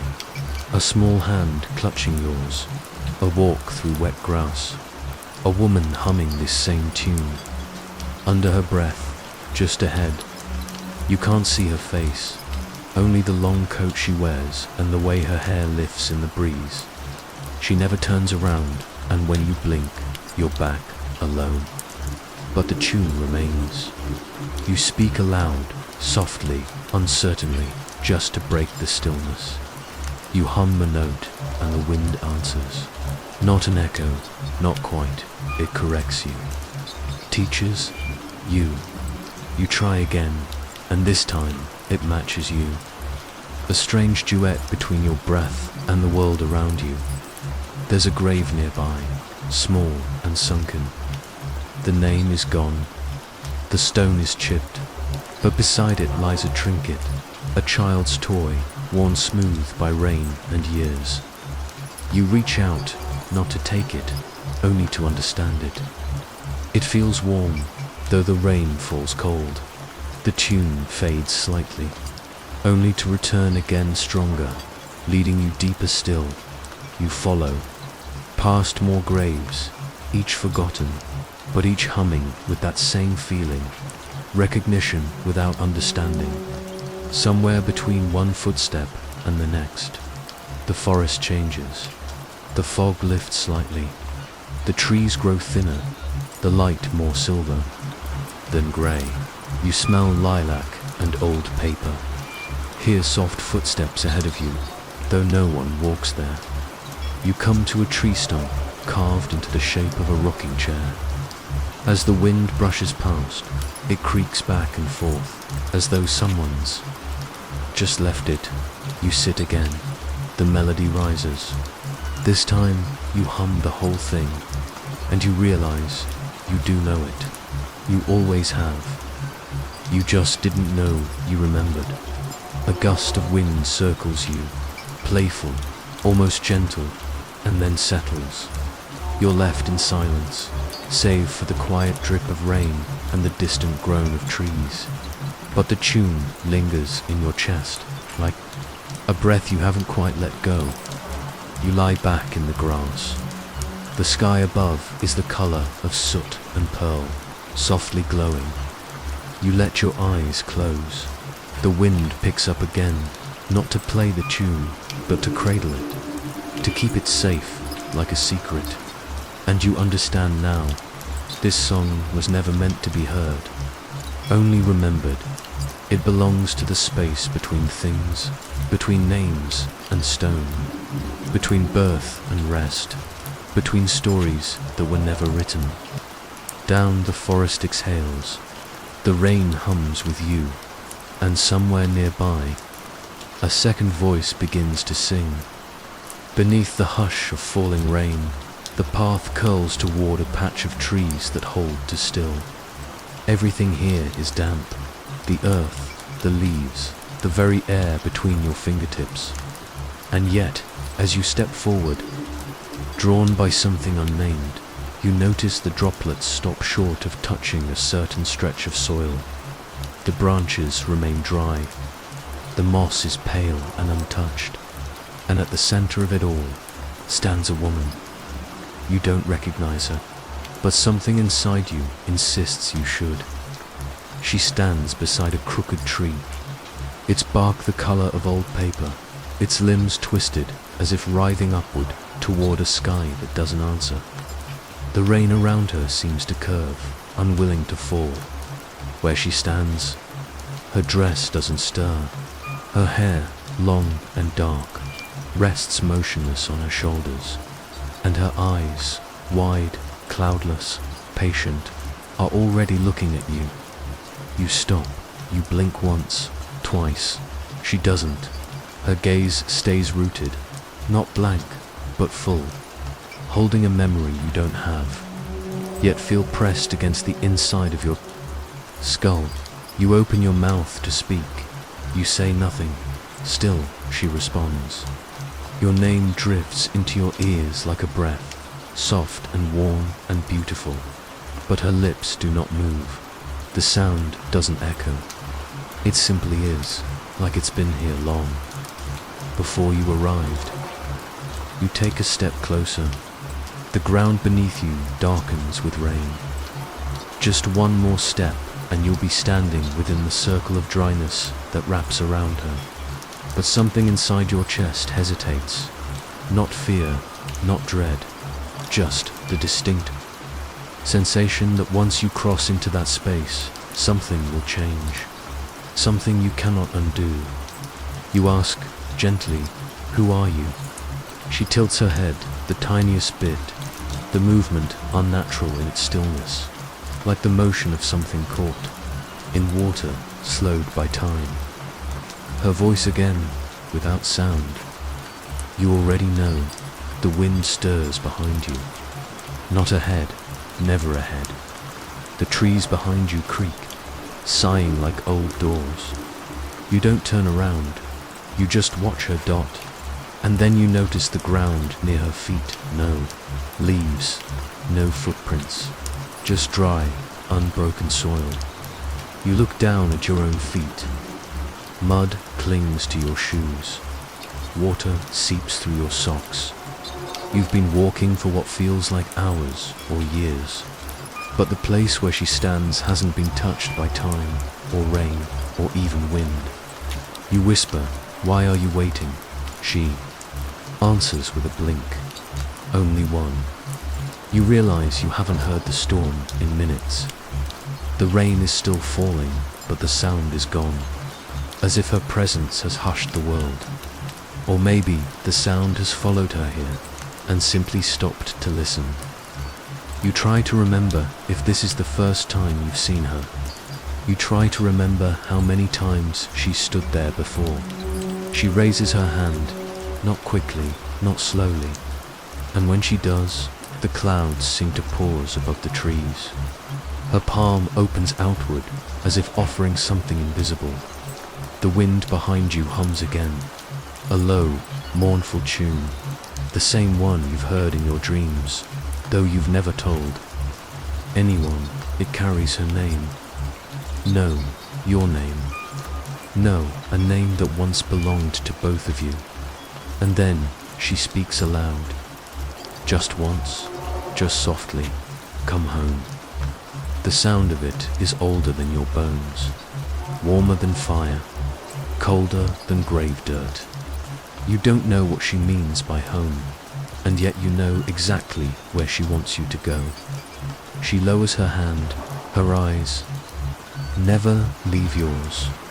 You finally take the step into her circle, into the silence, into the dry space beneath the ancient tree, and everything shifts. Not the ground, not the forest, you. You feel something pass over your skin, like falling backward into water that isn't wet. A thin membrane, a veil, a breath. You step into something that has been waiting for you for longer than you've been alive. She is close now. You can see the texture of her eyes. Not pupils, not irises, but tiny carved symbols. Faint letters stitched across her gaze. Names, perhaps yours, hers. A chill settles behind your neck. Not uncomfortable, just known. Like remembering something painful and beautiful at the same time. You whisper again, "Who are you really?" She lifts her hand again and touches your chest. Her finger rests over your heart. The cold seeps in like ink. "I'm the part of you that stayed behind," she says, and then she fades. Not all at once, not with light or wind. She simply becomes less, a little more transparent, a little more memory, a little more sound than shape. The rain begins again, softly, gently, respectfully, over the space where she once stood. You're alone, but not. The space around the old tree now feels different, familiar, like a place you once left and always meant to return to. You don't know what it is. You don't know what she was. But the warmth in your chest where her touch lingered still pulses, slow and steady. You glance up at the branches. They tremble with droplets now. The dry space is gone. She is gone. But something remains. A whisper of her voice still lingers in the leaves. A hum in the wind. a quiet rhythm your bones begin to follow, as if they too remember the lullaby, as if they too were always meant to find their way back here. You walk away slowly, you don't look back. You know she won't be there anymore, and yet, the moment you step beyond the tree's shadow, you hear it. A voice, no, a song drifting faintly through the mist. A tune you don't recognize, a name you don't recall, and the rain sings with it. The rain softens behind you as you stand before the old mausoleum.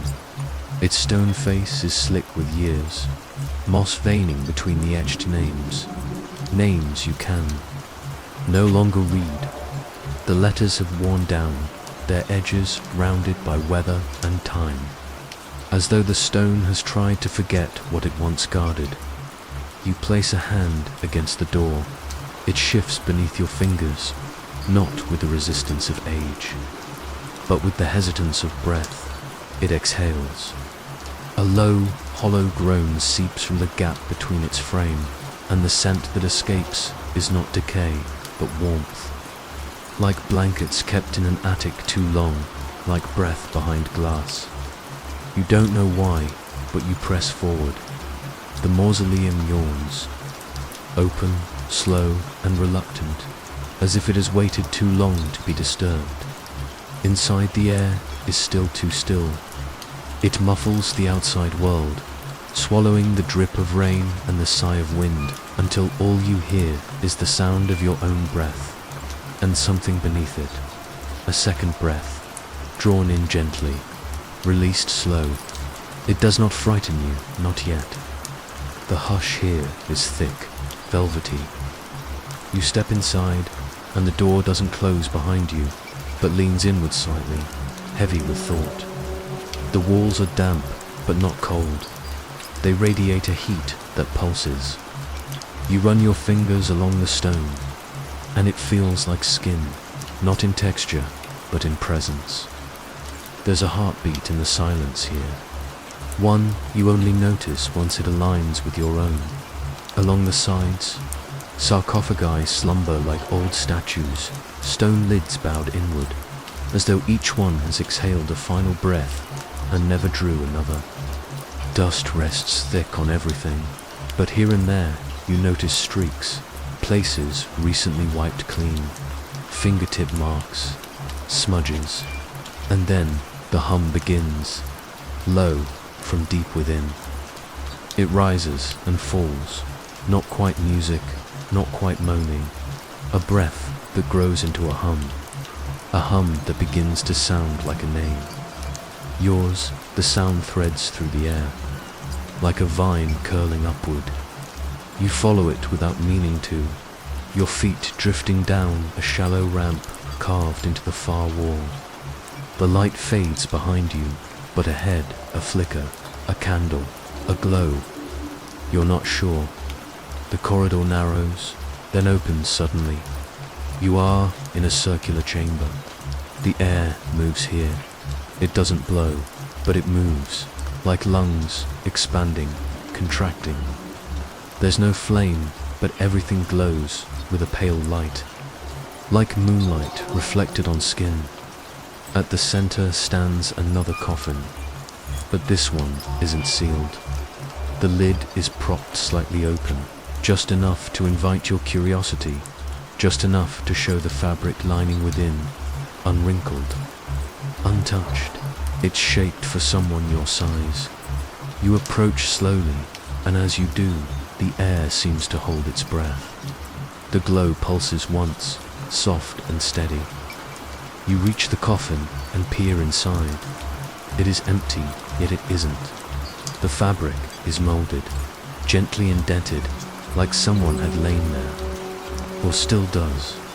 But there is no body, only the shape, the warmth, the weight of presence. You look down and notice your name stitched into the fabric at the base. The stitching is recent. The thread is red, and still you do not turn away. Instead, you place your palm on the edge of the lid. It's warm. You listen closely. From within the walls, the soft inhale begins again.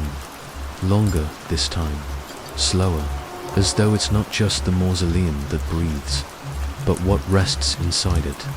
You sit on the edge of the coffin, the way one might perch on the side of a childhood bed.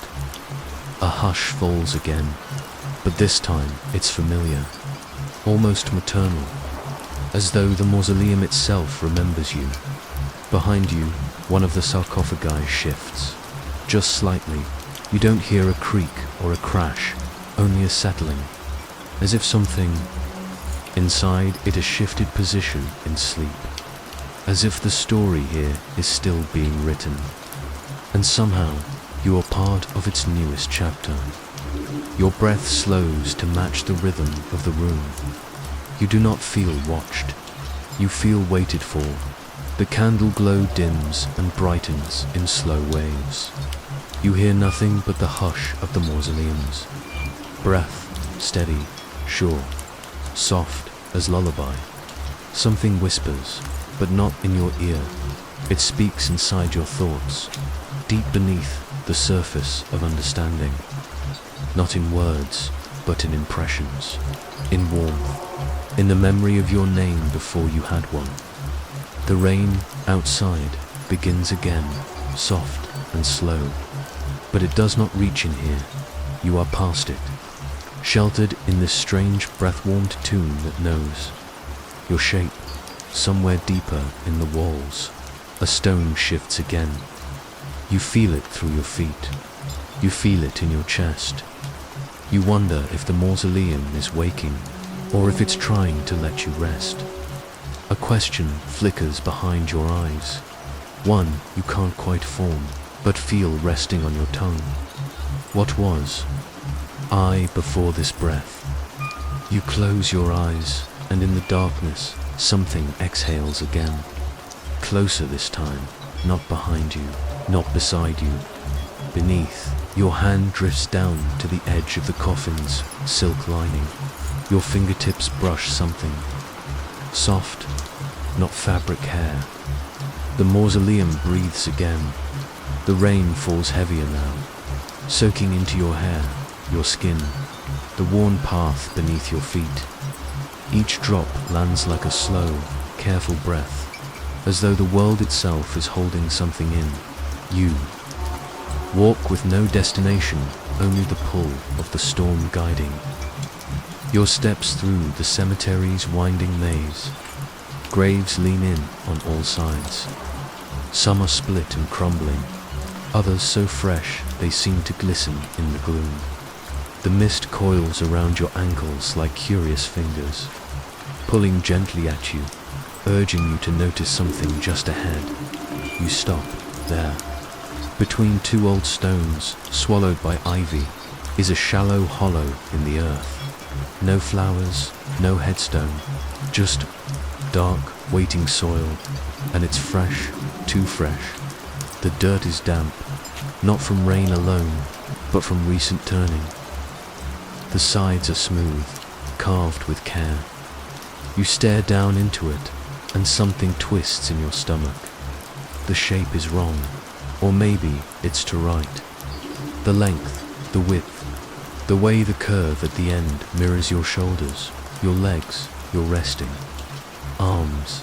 It's not an accident. This grave has been measured for you. You don't need a plaque to know it. You feel it, deeply, unquestionably. This space has known you longer than you've known it. And then you hear it, the dull, wet thud of a shovel meeting earth. It's close. Somewhere beyond the mausoleums and crooked trees, hidden behind thick sheets of rain. One strike, then another. The rhythm is slow, patient, like someone who has all the time in the world. You don't see them, but you feel them working, carefully, lovingly. The sound isn't rushed or angry. It's ceremonial. You step back from the grave, your boots slipping slightly in the mud. The moss beneath your feet pulses with rain. It's soft and thick, muffling your breathless steps as you turn. You think of leaving, of fleeing toward The gate you passed an hour ago, the one that now feels impossibly far, but the air tells you you're not meant to leave. Not yet. You move through the cemetery's heart, past cracked statues whose faces have melted with time, past iron fences that bend into thorny shapes. The fog follows you, wrapping around your shoulders, cloaking your back. You don't know why you keep walking deeper, but the shovel still sounds. You begin to count the strikes, 8, 9, 10 each. One like a heartbeat pressed into the earth. You come to an old stone wall, nearly swallowed by bramble and ash-grey vines. In its center is a wrought iron gate, its latch broken, swinging slightly with the breeze. Beyond it is a clearing, and in the middle, another hollow, but this one is different. There's no fresh dirt piled beside it, no signs of digging, just emptiness, as though the grave was never filled, because the one it waited for never left. A rusted nameplate lies face down nearby, half buried in mud. You bend down slowly, fingertips brushing the metal. You turn it over. Your name is etched into it, faint, like it's been fading for decades, beneath it, a date of birth that matches your own, and a second date blurred by rust. The numbers shift subtly as you stare, like the future hasn't made up its mind yet. A low wind stirs the fog. It carries the scent of old leaves, wet stone, and something faintly sweet, like lilacs left too long in the rain. You turn again, and your eyes are drawn to a mausoleum you hadn't noticed before. It stands just beyond the clearing, small and sunken, its door cracked open. The steps leading up to it are broken in places, choked with moss and time. Yet something about it calls to you, not with urgency, but with a strange, calming pull. You approach, and the wind stills. The interior is dry, somehow untouched by the storm. Dust floats in the air like memory, catching faint light from the grey sky behind you. Stone alcoves line the walls, names barely readable on each. One is missing its seal. You step closer. It's not empty, not yet. Inside is a length of white cloth, folded with precision, and resting atop it, a silver coin, smooth, polished, untouched by decay, as if someone placed it there just moments ago. You pick it up. It's warm. Engraved across its face is a single phrase. You were always meant to return. The wind begins. Again, faintly, but it doesn't come from outside. It breathes through the cracks in the stone, humming around you. Almost like words, but softer, like lullabies, with no lyrics. You close your fingers around the coin and step back out into the clearing. The grave still waits. The earth no longer seems threatening, only inevitable. You walk around its edge once more. The rain softens now, more mist than drops. The fog curls above it like a sleeping breath. You kneel beside it, hand brushing the soil. The shovel sound is gone. You listen, only your own breath now, and the gentle sigh of earth remembering its place. You lie back beside the grave, not inside it, just close enough to feel the shape. The sky above you is grey and trembling, but not unkind. You think of the nameplate, the coin, the cloth folded like a final promise. You think of the other graves you passed, those with your name, your reflection, your footsteps lingering beside them. Maybe the cemetery has always known you. Maybe it's not digging a place for your end, but saving a space for your return. You close your eyes for a moment, not to sleep, not yet, just to listen, to feel the ground breathing beneath you. And then, in the distance, you hear her again, a voice soft, calling. from where the rain no longer falls.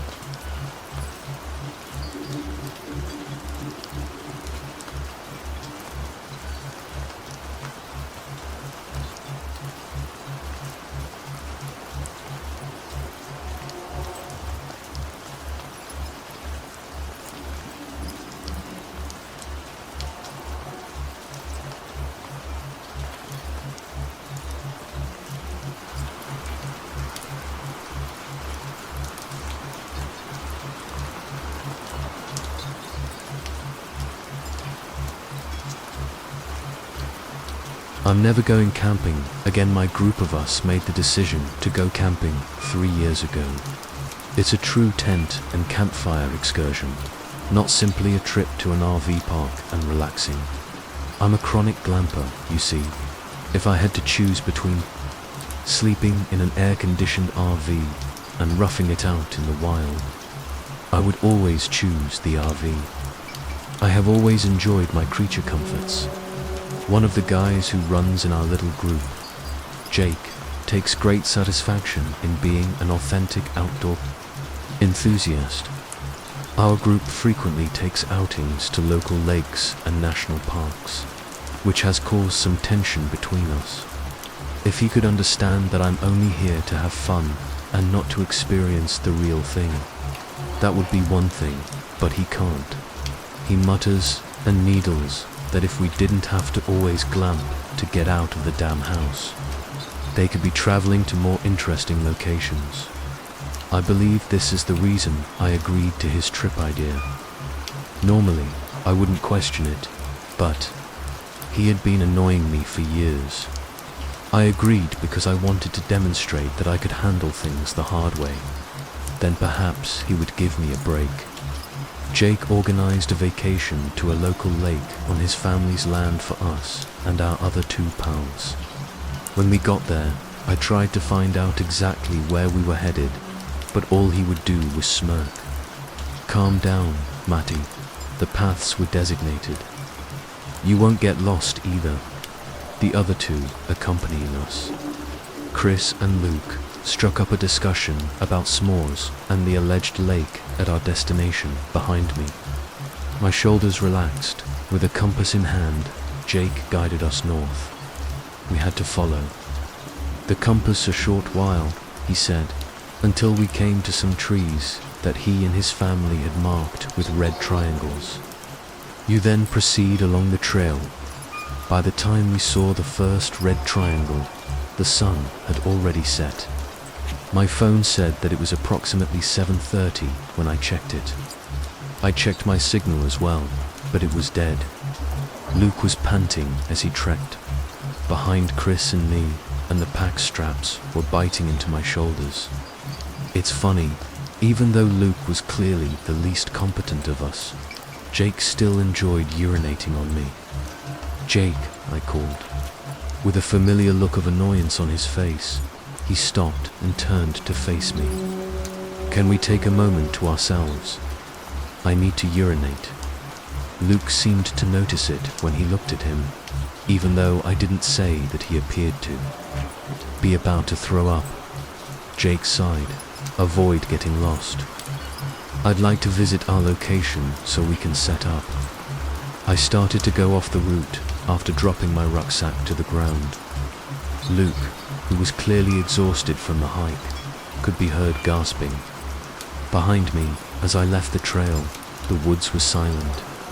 I listened for crickets or birds, but there were none to be heard.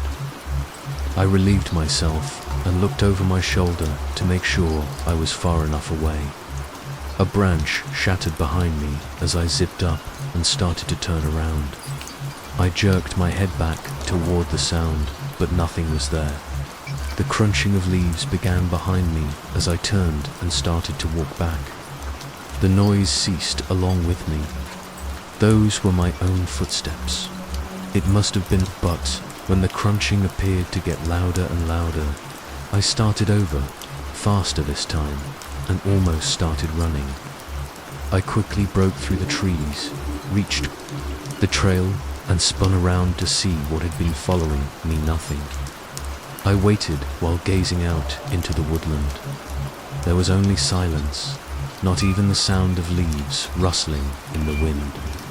"Hey Matt, come on." Chris interrupted my staring contest with the vacant trees with a call. To catch up with them, I turned and jogged up the trail. I couldn't help but inquire as I scooped up my rucksack off the ground.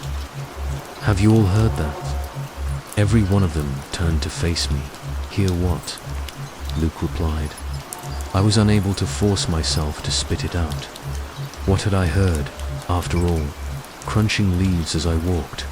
I gave a head shake with the red triangles guiding us forward. Jake kept us moving in the direction of the campsite. As we went by, I took a closer look at them in order to make them visible from any angle. They were spray painted on, with each tree being identified on both sides. The markers were spaced around 5 meters apart, and you could always see the ones ahead. We arrived at the location by the lake just as the sun was about to set. The sight was stunning, so I had to give it to the bastard. With their various colors, of green speckled with the sunset's golden light, the trees stood in a magnificent pattern. The same golden light that was shining through the trees was scattered around the lake, which had a slightly dirty blue-gray sheen. Each of us chose a location to set up our tents, while Chris and Jake, our two more seasoned outdoor enthusiasts, went out to locate some quality sticks for firewood. Luke and I were assigned to tent duty. I turned to look at Luke as I completed setting up my tent. He was having trouble setting the stakes. I turned to assist and signed. After pitching his tent, we collaborated to set up the other two. The other two returned as we were completing Chris's tent. I could see Jake scanning his tent, likely searching for something to point out in my criticism. When he failed to locate anything, I felt proud, while keeping the remainder of the wood nearby for future use. Chris and Jake tossed some of it into the area we had set aside for our fire pit. As the sun dropped below the hills, we all idled away while they began the fire. Luke rose and walked over with his backpack. I grinned as he reached in and unzipped the rucksack. Huge fluffy marshmallows, a box of graham crackers and Hershey's chocolate bars. I turned to see my smile reflected on Chris's face. Despite rolling his eyes, Jake dutifully stood up to get some sticks on which to toast the marshmallows. As the outside world grew dark, we feasted on granola bars and s'mores dot. Chris began, "Hey Matt." My hands and tongue were sticky with melted sugar as I stared at him. "You ran off to urinate earlier today. What was the purpose of that?" I gave him a perplexed look. Like a crazy person, you bolted out of there. "Did you guys hear that?" "You?" all asked. My eye twitched as he raised the pitch of his voice. He gave me a silly smile. I was at a loss for words. Luke was acting a little apprehensive, and I wasn't sure I hadn't made this whole thing up, so I didn't want to frighten him. I decided to say, I thought I heard something behind me. I was scared when the branch snapped quite loudly. Jake gave a snort. Really? Why all the commotion about a broken branch in the forest? Yes, I am aware of it. I dropped it because of this. Not much. Chris and Luke looked at each other, as if they sensed it wasn't quite right. However, neither of them appeared really interested in pressing, and Jake was laughing at my folly. We extinguished the fire and all went to bed. Despite my occasional tossing and turning, the night went smoothly overall. Jake's shouting that now was the time to go fishing before it got too hot roused us all up in the morning. It was a blast at the lake. As the sun rose higher in the sky, we spent some time sitting around fishing and talking. The fish were very reluctant to bite, but I still had fun when Chris started telling a story. When we were too hungry, we scrambled some eggs we had packed in Jake's expensive cooler over the fire. I thought about asking him if bringing food in was considered cheating, but the argument wasn't worth it. We began swimming around midday. I floated and enjoyed the sun for a considerable amount of time, because the water was pleasant and warm from the summer heat. Naturally, it was destroyed when Luke unexpectedly appeared underwater, grabbed me by the stomach, flipped me over, and doused me with lake water. We spent a fair amount of time splashing around. Our groaning stomachs were the reason we returned. To the shore, I bumped into Chris's back, while Luke and I were excitedly discussing where to get some decent sticks to grill the hot dogs we had brought. Whoa, Chris. Dude, what's... I hesitated. Jake and Chris were simply gazing in the direction of our campsite. I looked after them. The ground was covered in plastic.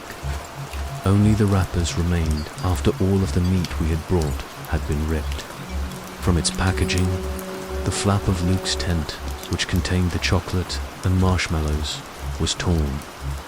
The center of the flap was open like a wound, yet it was still zipped shut. My blood froze. Luke had caught up and appeared just as anxious. As I did, Jake appeared shaken as well. I attempted to rationalize that we were in bear country. I guess we ought to have secured the food a little more tightly. Jake appeared enraged. You don't think I anticipated that? I will not allow any bear to enter these containers.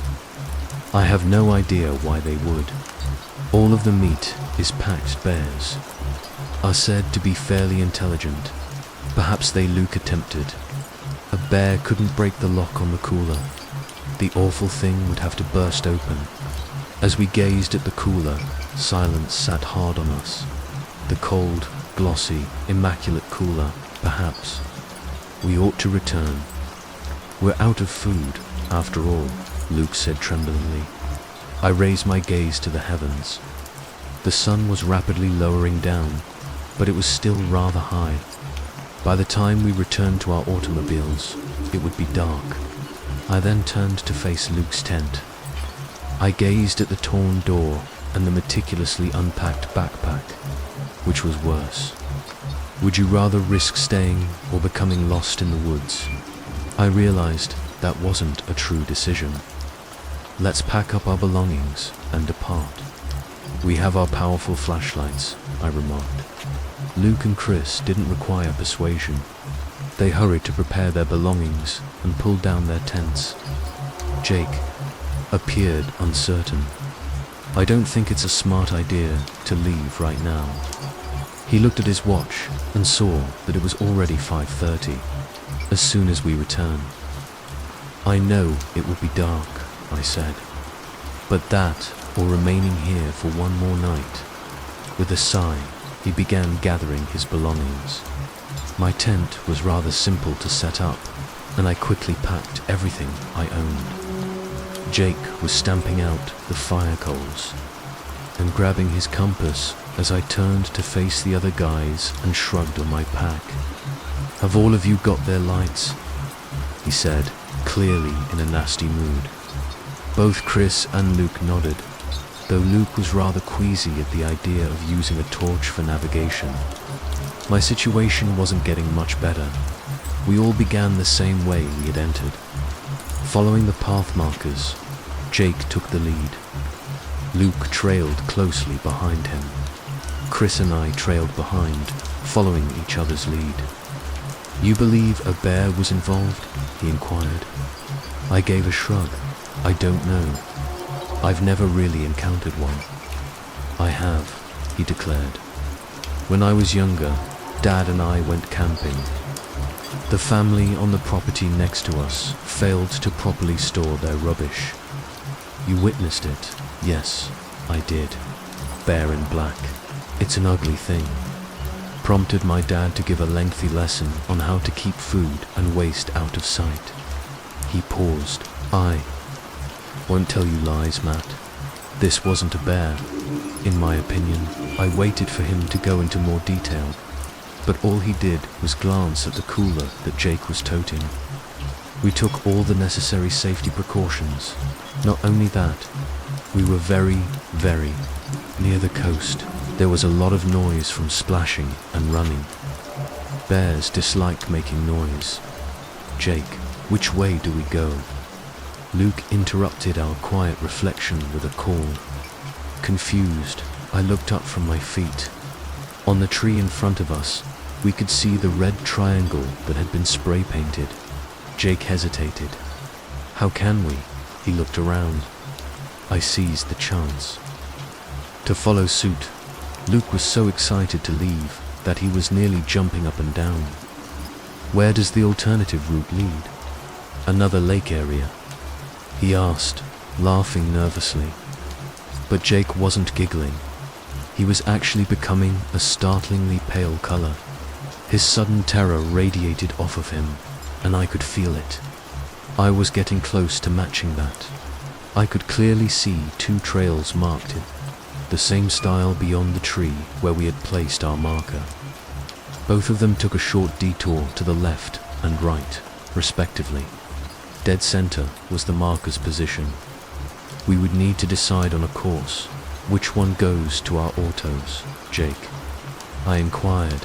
The fact that he didn't become upset with me for asking him was evidence of how shocked he was. One path had emerged, and it was as straight as an arrow. We had marched straight into the woods without even taking a slight detour. Neither of these routes proceeded as directly as we had when we first emerged. What was this, then? A brand new split with a line of flags indicating a route that would avoid returning us to our vehicles. "Jake, these memorials were set up by you and your family, correct? Which direction should we take?" With a hint of desperation in my voice, I inquired. His voice cracked as he answered, I don't know. We didn't really venture off the trail. We most certainly did not mark a new trail, and we would not use the same fucking markers to do so." I raised my head once more. As it descended farther, the sun painted the sky a pale orange. The sunset was drawing nearer and nearer. "Are you certain we're headed in the correct direction, Jake?" Chris inquired.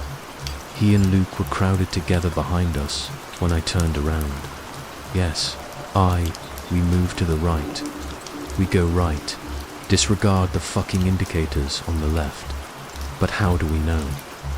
Those markers aren't the same ones we used, are they?" Chris questioned uneasily. There was only one path coming up. Jake sighed in frustration. After lowering his load on the ground, he approached a tree with low-lying branches. "I'll ascend this way and locate the clearing where we parked. In this manner, we can move on and disregard the dreadful markings." "Joyful," he growled, then grabbed the branch and started to ascend. We watched him ascend until the leaves started to hide him, which was around halfway up. As he ascended further, I could hear the branches rustling. "All right," Chris yelled. "I can see." "The road," Jake shouted back. We all sighed with relief. I remarked, "This entire trip has been a bit of a nightmare." Chris and Luke both nodded. As Jake descended, I waited to hear the branches crackling. They never showed up. For what seemed like an eternity, we waited at the bottom. "Jake, buddy, from there, are you coming down?" Chris gave a call. No response. I scowled as I attempted to look through the dense foliage. All of a sudden, I heard something rushing through the branches. It crashed quickly, falling freely as whatever it was struck everything in its path. Whatever it was that had fallen, I leaped back in time to prevent getting knocked over the head. I glanced down. A hiking boot, with its ties unlaced, was lying sideways on the ground. I glanced up into the canopy once more. A little more force was added to the wind, which caused the leaves to shuffle slightly so that I could see farther up. The tree. Jake had left. After blinking once and twice, I looked back at the others. Both Luke and Chris had their eyes fixed on the shoe. Chris's breathing was starting to quicken in a recognizable sign of panic as Luke held his arm in a vice-grasped dot. Chris raised his head again. "Jake, what on earth are you doing? This isn't amusing." Still no word. After 5 minutes, we waited for 10. The wind rustling the leaves and Luke's growing restlessness were the only sounds in the area. After 15 minutes, I looked at Chris. "Right or left?" He gave me a shocked expression. "Which route? Right or left?" "What are you talking about, dude? We can't abandon Jake. Jake has left." I took a long breath and said, "I don't know how or why he seems to find it funny to leave. Us here, scaring us half to death. We must return to our vehicles. He should leave his pack there. He can catch up when he wants to, cease frightening us." Chris sighed after pausing for a long, uncomfortable minute. He glanced at the 2 paths ahead of us and said, "Yeah, okay. Check to see whether it appears familiar by looking down the left." "I'll check the right side." I gave a nod and proceeded to the left path. Chris and Luke started in that direction, looking down to see if there was any sign that they were on the correct route. To the first marker on the left, I strolled. Why there were suddenly 2 paths was beyond me. It made no difference, Sai froze. A line of moist red has trickled down from the triangle in front of me. I saw it shine in the waning light, damp. It was a new landmark, and I could smell the Thames. Of copper, now that I was nearer to it, I hurried across the trails to Chris and Luke, who were talking about their trail while my heart constricted in my chest. When I got close, they looked at me. I believe this could be it. The tree is marked on both sides, exactly as it was when we hitched this one. The other, I drew in a rough cry. The other one is brand new. What the devil do you mean? Chris began. I interrupted him. It wasn't paint, I said. The red is damp. It's new. Did someone use the same marker to paint a new path? It's really messed up. Why in the world would Chris? It's not paint, is it? Luke interrupted, having been observing the conversation. You mean that it's not paint?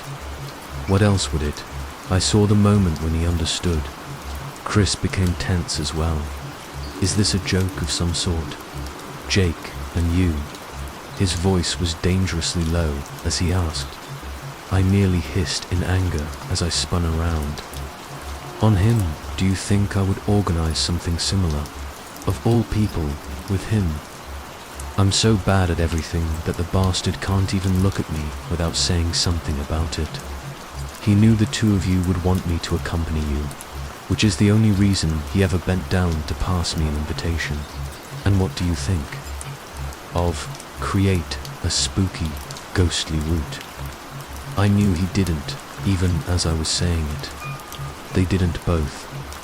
All they wanted was a logical explanation for this whole situation, in order to inspect the trail marking. I shoved past Chris. I checked it up close. My heart nearly stopped. It was damp. I charged over towards the markers we had been following and turned back towards the clearing we had been in earlier. Wet, wet, wet. We had been passing by too fast to notice that they were all tinted with a coppery smell. Chris was directly behind me when I turned back to face him and Luke. Are they all soaked? He wrinkled his nose when the stench reached him and questioned. We exchanged glances, focusing on the closest triangle. Now what? I couldn't stop wondering. Here we were, in a forest that was getting darker by the minute, and we had no one who knew the area at all. Chris said, "I have a compass in my pack." After laying his pack on the ground and searching through it for some time, he successfully extracted the instrument. I have mine, but Jake had his on him when he climbed that tree. He gestured toward the area on our right. That's how the south is. We should approach the road as we proceed in that way. We'll be all right as long as Luke, you, and I remain close. I turned to face Luke after giving him a nod. Do you hear that? We'll be all right. We simply stay together. And Luke had left. My limbs turned to putty as nausea struck me. Chris called for Luke as he frantically glanced around. Terrified, I clung to his arm. I said in a hushed voice, Chris, we need to get to the road and get back to our cars, he said, pausing his frenzied shouting to turn to face me. We can't just leave Luke here. Matt, Jake is familiar with this location. But Luke, Chris, when we reach the car, we signal and head somewhere while calling the police. They can bring search and rescue teams and dogs out here. However, we must go for the time being. He nodded in the end, but I could see him struggling inside. As he guided us south, I held on to his sleeve. When it became sufficiently dark in the woods, I used my free hand to grab the flashlight. Chris attempted to take his own, but I intervened. The light is with me. You continue to guide us correctly. I didn't fight with him. He simply nodded and kept guiding us. Something was finally visible between the trees. The road, Chris let out a small breath of relief, and we both began to walk a bit more quickly. Where does the alternative route lead? Another lake area. Behind us, a voice called. We came to a stop. I felt a chill go up my spine when I heard Luke's voice. I released Chris's arm and put my hand over his mouth, just as he turned to call. When the voice returned, he gave me a furious expression. Jake, which way do we go? A whimper scampered up my throat. I moved my head toward the road as I looked directly into Chris's eyes. He gave a nod. We moved cautiously forward, trying to walk as lightly as we could. Luke's voice continued behind us, as if he were lost in the woods. When I realized it was just repetitions of what he had stated previously, the nausea multiplied tenfold. The road in front of us seemed more lucid than before, and it was softly glowing golden, as though heaven itself were illuminating the path. Chris escaped my hold and rushed ahead. The voice trailed off as he heard the crunching of sticks and leaves below, and then I heard the sound of someone rushing through the trees. Unwilling to turn and look behind us, I ran after Chris. We were so terrified that we broke out from the tree line Behind us, the commotion didn't lessen. "Go across the street and run. Hurry," I called without slowing down at all. The light appeared to be growing stronger, but I chose to ignore it and keep running faster. I was directly behind Chris when he cleared the road. Something strange sounded to me, like the screaming of brakes. I turned just in time to witness a car collide into something large behind us, throwing it forward across the road. Everything appeared to stop, and I was left speechless. The driver of the automobile staggered out, bewildered, and the car had a dent on the hood. I didn't think twice. Chris didn't either. We pushed her back into the car as we ran up to her. Since she only vaguely instructed us to move to the back, I believe she saw what she had struck. She placed the car in reverse and turned it round while we clambered in. I couldn't stop staring out the back window as she started the car to head back into town. I noticed it twitch and start to rise up as the driver turned and the object was disappearing from view. Eve. The driver was attempting to return home following a work trip in a different city. She had just happened to be passing through and was asking us a lot of questions about what the hell that contraption was. A deer, an elk, a moose. Moose are terrible in the deep south. But if that sucker wasn't large, all I requested was for her to take us to the police station. She responded that was okay, but she gave us a perplexed look in return. I shut my eyes. We gave them the entire story when we arrived.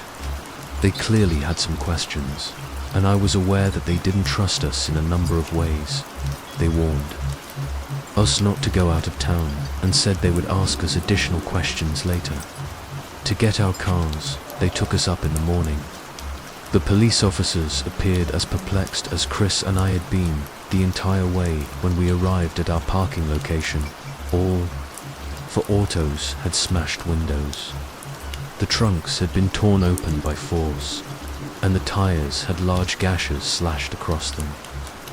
A few yards away, the offending piece of metal bent out of shape and even tore off the hinges of a door on Luke's automobile. We were just taken home by the police. Jake and Luke were never located. Chris and I continue to communicate occasionally. I believe our friendship suffered as a result of the vacation. In the meantime, Eve and I became much closer. She's actually right next to me as I type this, very near. I'm not sure what's making me remember this. Perhaps a method to get it off. My chest or exposure therapy. I don't know. I only know that I will never again go camping.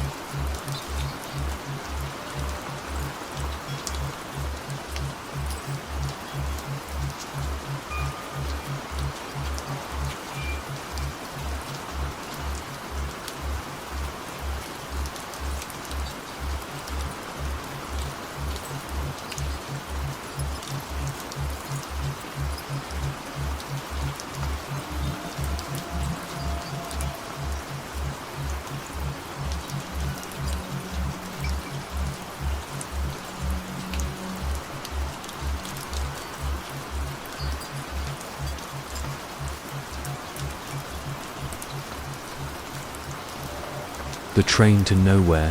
Have you ever been disinterested in where you are in life? Not sure how to get there or where to go?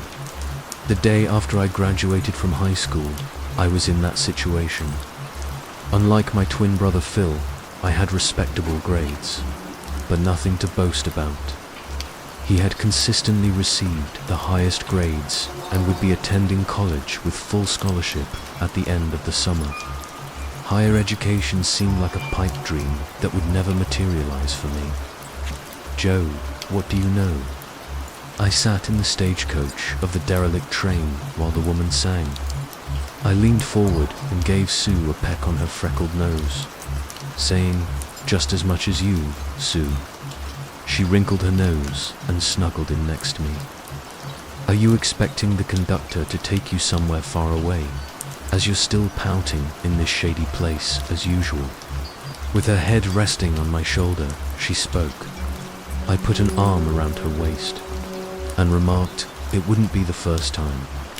Pulling himself up and into the stagecoach, Phil remarked, "I knew I'd find you two in here." He sat across from us after tussling at his wavy hair. "Just like always, little bro," I said, grinning a little. "You were really eager to leave, though. My credo has always been bronze before brains." In his typical Poindexter gesture, Phil pushed his glasses up on his nose and shot back. "You're only 7 minutes older than me anyway." "Yes, indeed. Whatever. I have character, at least." Before we all three burst out laughing, Phil remarked, "Oh, you have plenty of character, Dad. Has had so many character-building moments for you. I'm surprised there aren't two of you." After we had calmed down from the laughter, Sue inquired, "Will you be joining us?" I was certain that he would have been following you closely. No, he, well, you know, didn't.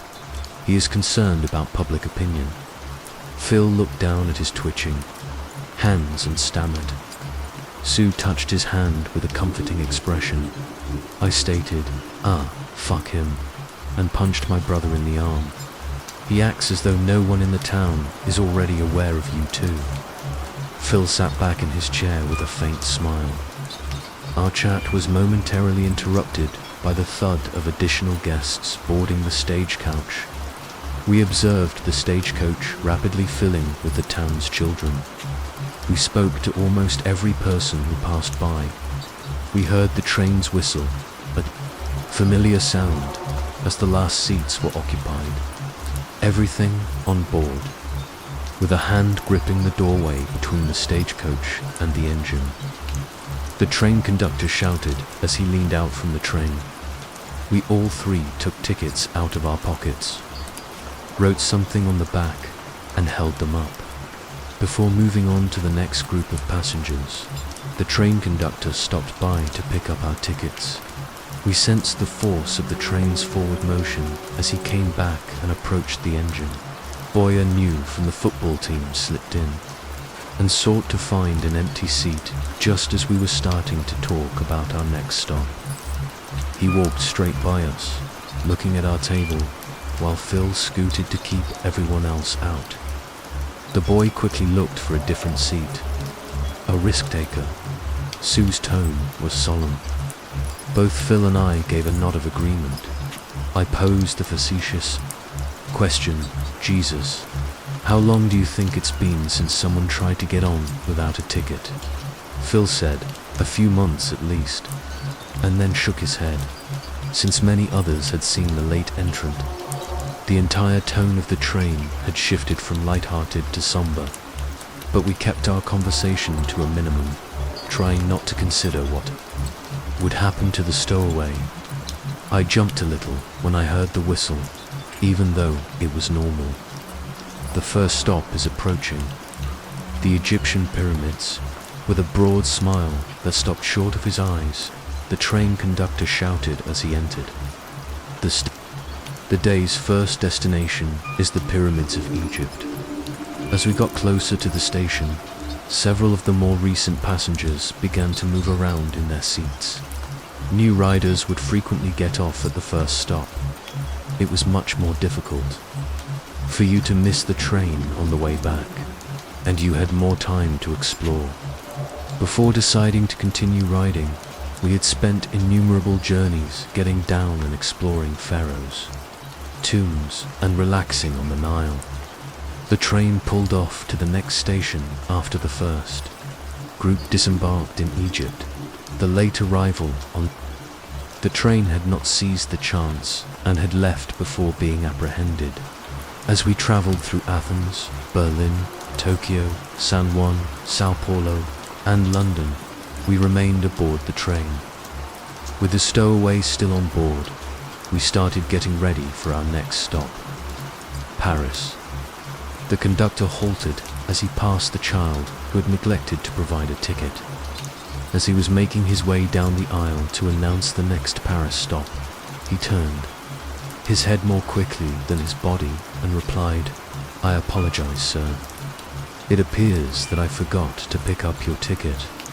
Sue and a few other people on board shivered at the icy chill in his voice. "Here you are, you or Lara already collected it," the youngster said, his perspiration clearly visible.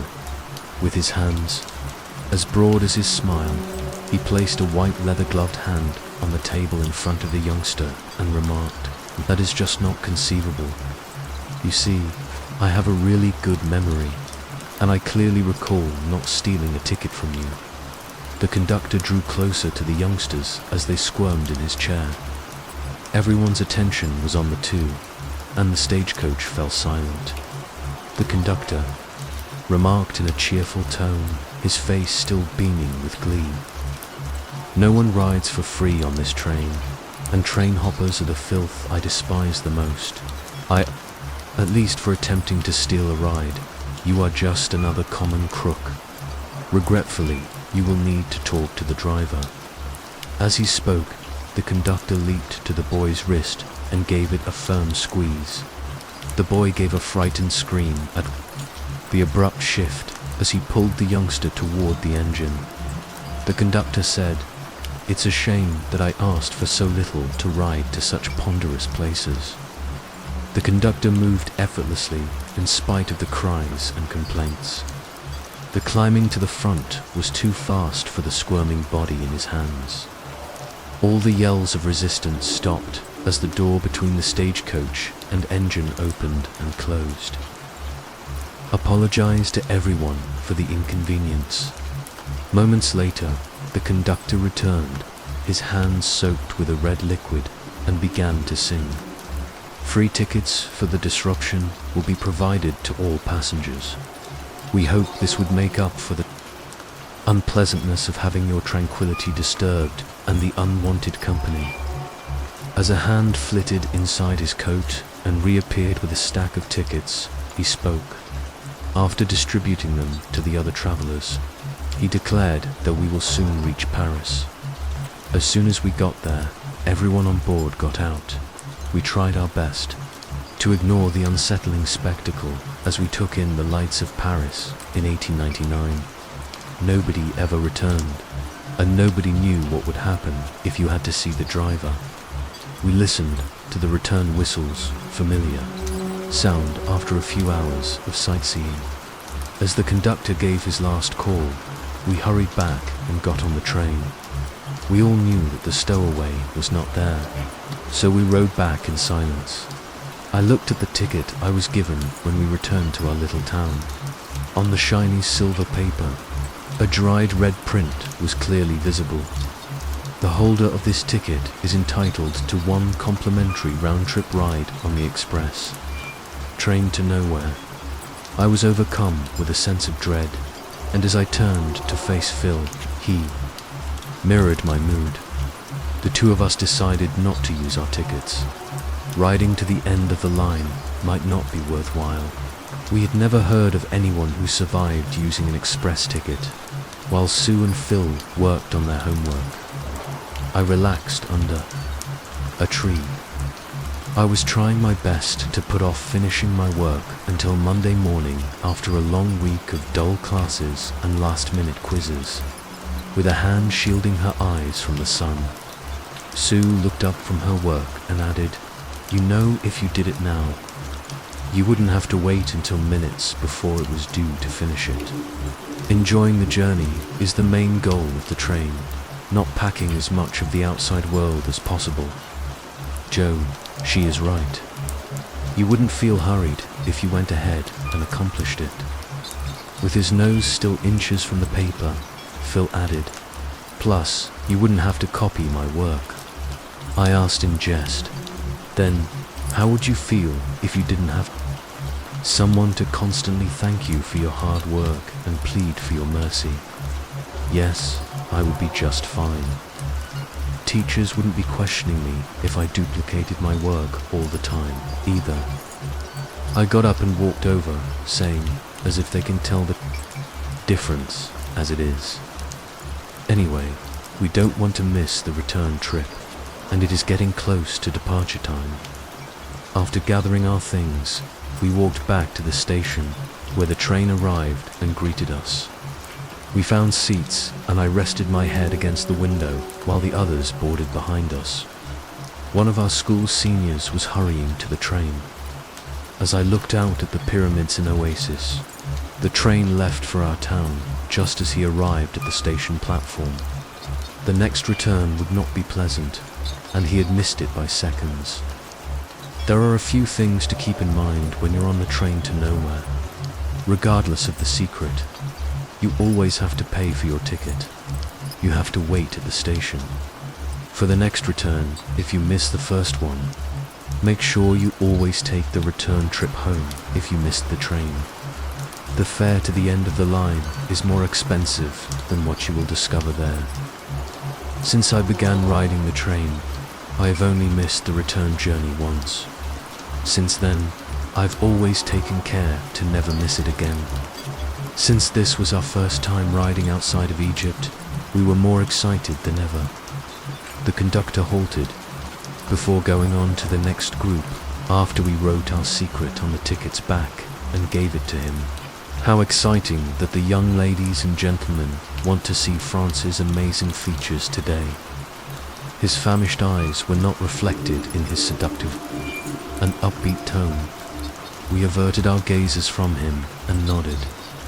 Keep in mind that you have less time to explore the longer we ride out. Remember to keep a watch on the time. It would be really sad if any of you were to lose your head. His plastered smile, which never seemed to leave his face, was the most unnerving thing about the joyful warning that reverberated in our heads. We had been running full speed when the train came back. Not accustomed to the significantly shorter time, I was left behind when the train left, with Phil and Sue having just boarded. Concerned about the warning I had gotten before to our arrival, I sat on the ground with a thump. The moment the train left, the mood had shifted. A new brightness started to appear as the city of lights gradually grew darker, as the sound of gunfire and cannon fire reverberated throughout the station. Flames spread over the city. As I cuddled up and waited the long hours for my brother and girlfriend to return, I could hear chants of Viva la Revolution and Mortem Tyrannus coming from outside. Those long hours when the ground trembled beneath me and the gates leading into the station were constantly blasted with fist-pounding and cries for admission. I huddled in terror and prayed for the train to come back. The train returned after what seemed like hours, letting off yet another group of passengers. With anxious expressions on their faces, Sue and Phil hurried from the train and embraced me. We awaited the return journey at the station. After that event, it would be months before I ever ventured outside of Egypt. As I boarded later, the conductor said, "It is always courteous to board once the train has returned, sir." I responded, avoiding eye contact with the happy face above me. "I apologize. I lost track of time." No offense, no hurt. In a move that was anything but consoling, he put a gloved hand on my shoulder and whispered, "Just be mindful of the time." Going forward, I started writing on a ticket's back, but I was stopped. Absolutely no need, sir. All tickets are round trip. You simply didn't make it back on time. The conductor, with a steady expression on his face, squeezed my shoulder and added, "Do make sure that you do your absolute best to avoid any delays in boarding the return train. Having to wait for the next return trip is usually a huge inconvenience for you or anyone else." Eager to get home and try to block out the voices screaming, I rushed to sit at the table with Phil and Sue. When I missed the train, I was lucky to be at the station at least. It was revealing the consequences of my being outside when the mayhem broke out. I immediately hurried home with Phil as soon as we got back to town. Our parents had barely noticed us, even though I had been gone for the whole Saturday. The parents in the town have a casual attitude. Ignorance was more pervasive than any religion. Or perhaps it was just one of the few advantages of living in a tiny town. The railroad, an antique steam engine with a stagecoach that hasn't operated since the early 1900s, rests east of town. The train was parked and abandoned once the logging mill closed and the need to move workers in and out ceased. As the metal fragments were gradually removed, weeds and vines gradually took over. However, the promise of adventure to distant places will entice many of the town's young people to board the train. Many people, including me, lack the courage to use the cemetery to tempt our fate. After numerous unsuccessful attempts to locate the sleeping shack, everyone who rides found muddy shoes, weary feet, and the occasional twig still stuck in hair. We therefore take the train to nowhere, which is enjoyable for everyone who is prepared. To pay the fare, a piece of paper with their secrets scrawled on it. These numerous secrets are gathered by the conductor and given to the driver. The lies we tell every day fuel our journeys. We can go farther if the secret is bigger to get to. The end of the line, I often wonder what secret could be revealed. Would the final prize outweigh the necessary secret?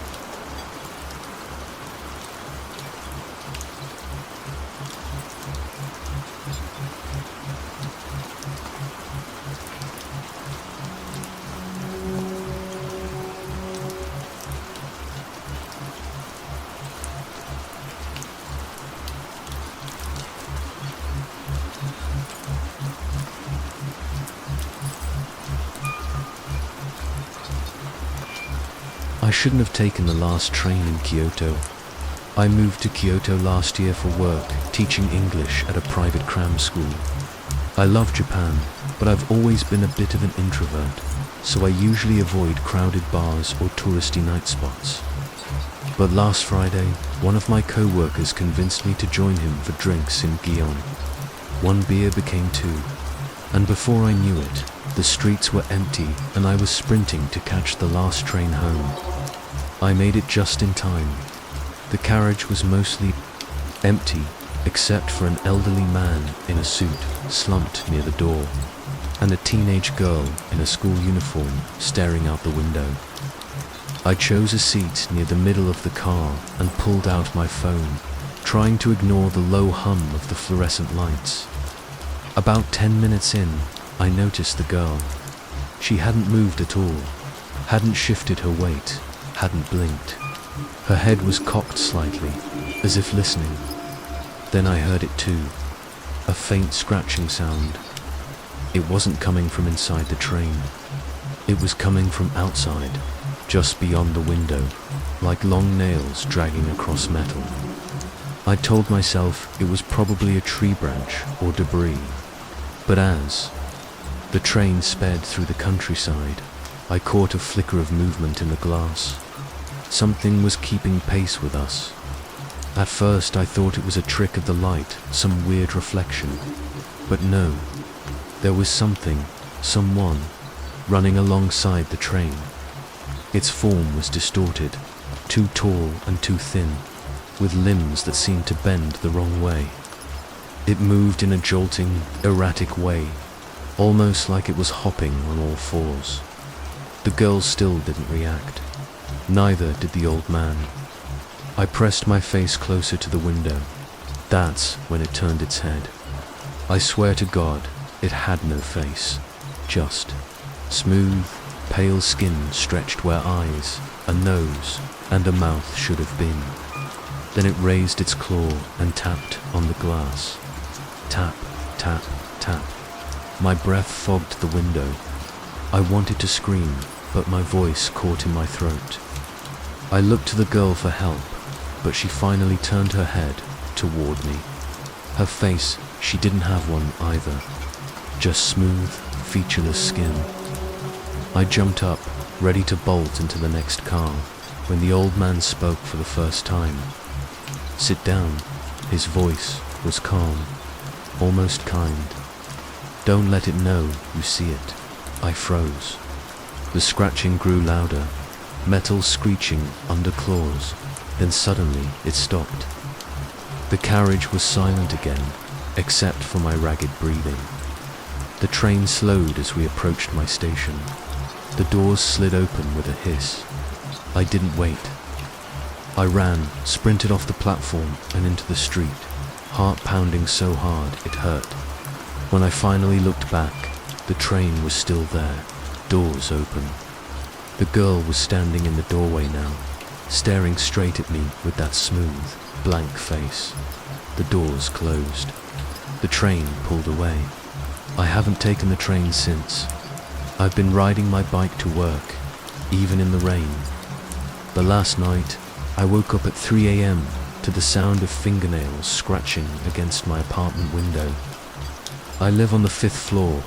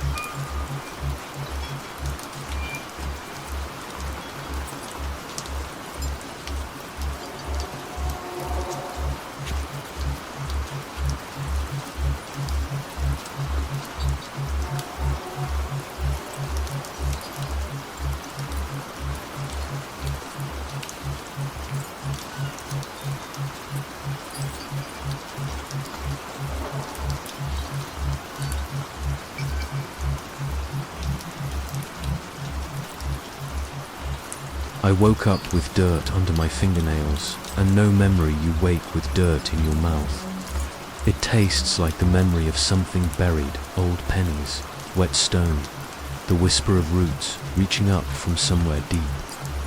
Rainwater seeps into your collar as you cough, sputtering the mud out of your throat.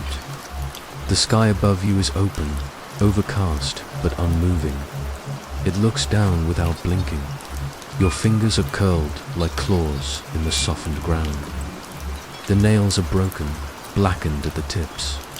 Soil is packed beneath them, and your knuckles ache like they've been striking the earth again and again. You don't remember doing this, but the shape of your body matches the shallow depression beneath you. The grass is flattened all around, as if something large and restless twisted there overnight. You rise slowly, limbs reluctant, heavy with a fatigue that doesn't feel like yours. Your skin is damp, but not just from the rain. It's like something ancient has clung to you and won't let go. Your arms bear markings, not bruises, not cuts, just faint dark shapes, curling patterns that look like moss-stained fingerprints pressed again and again across your skin.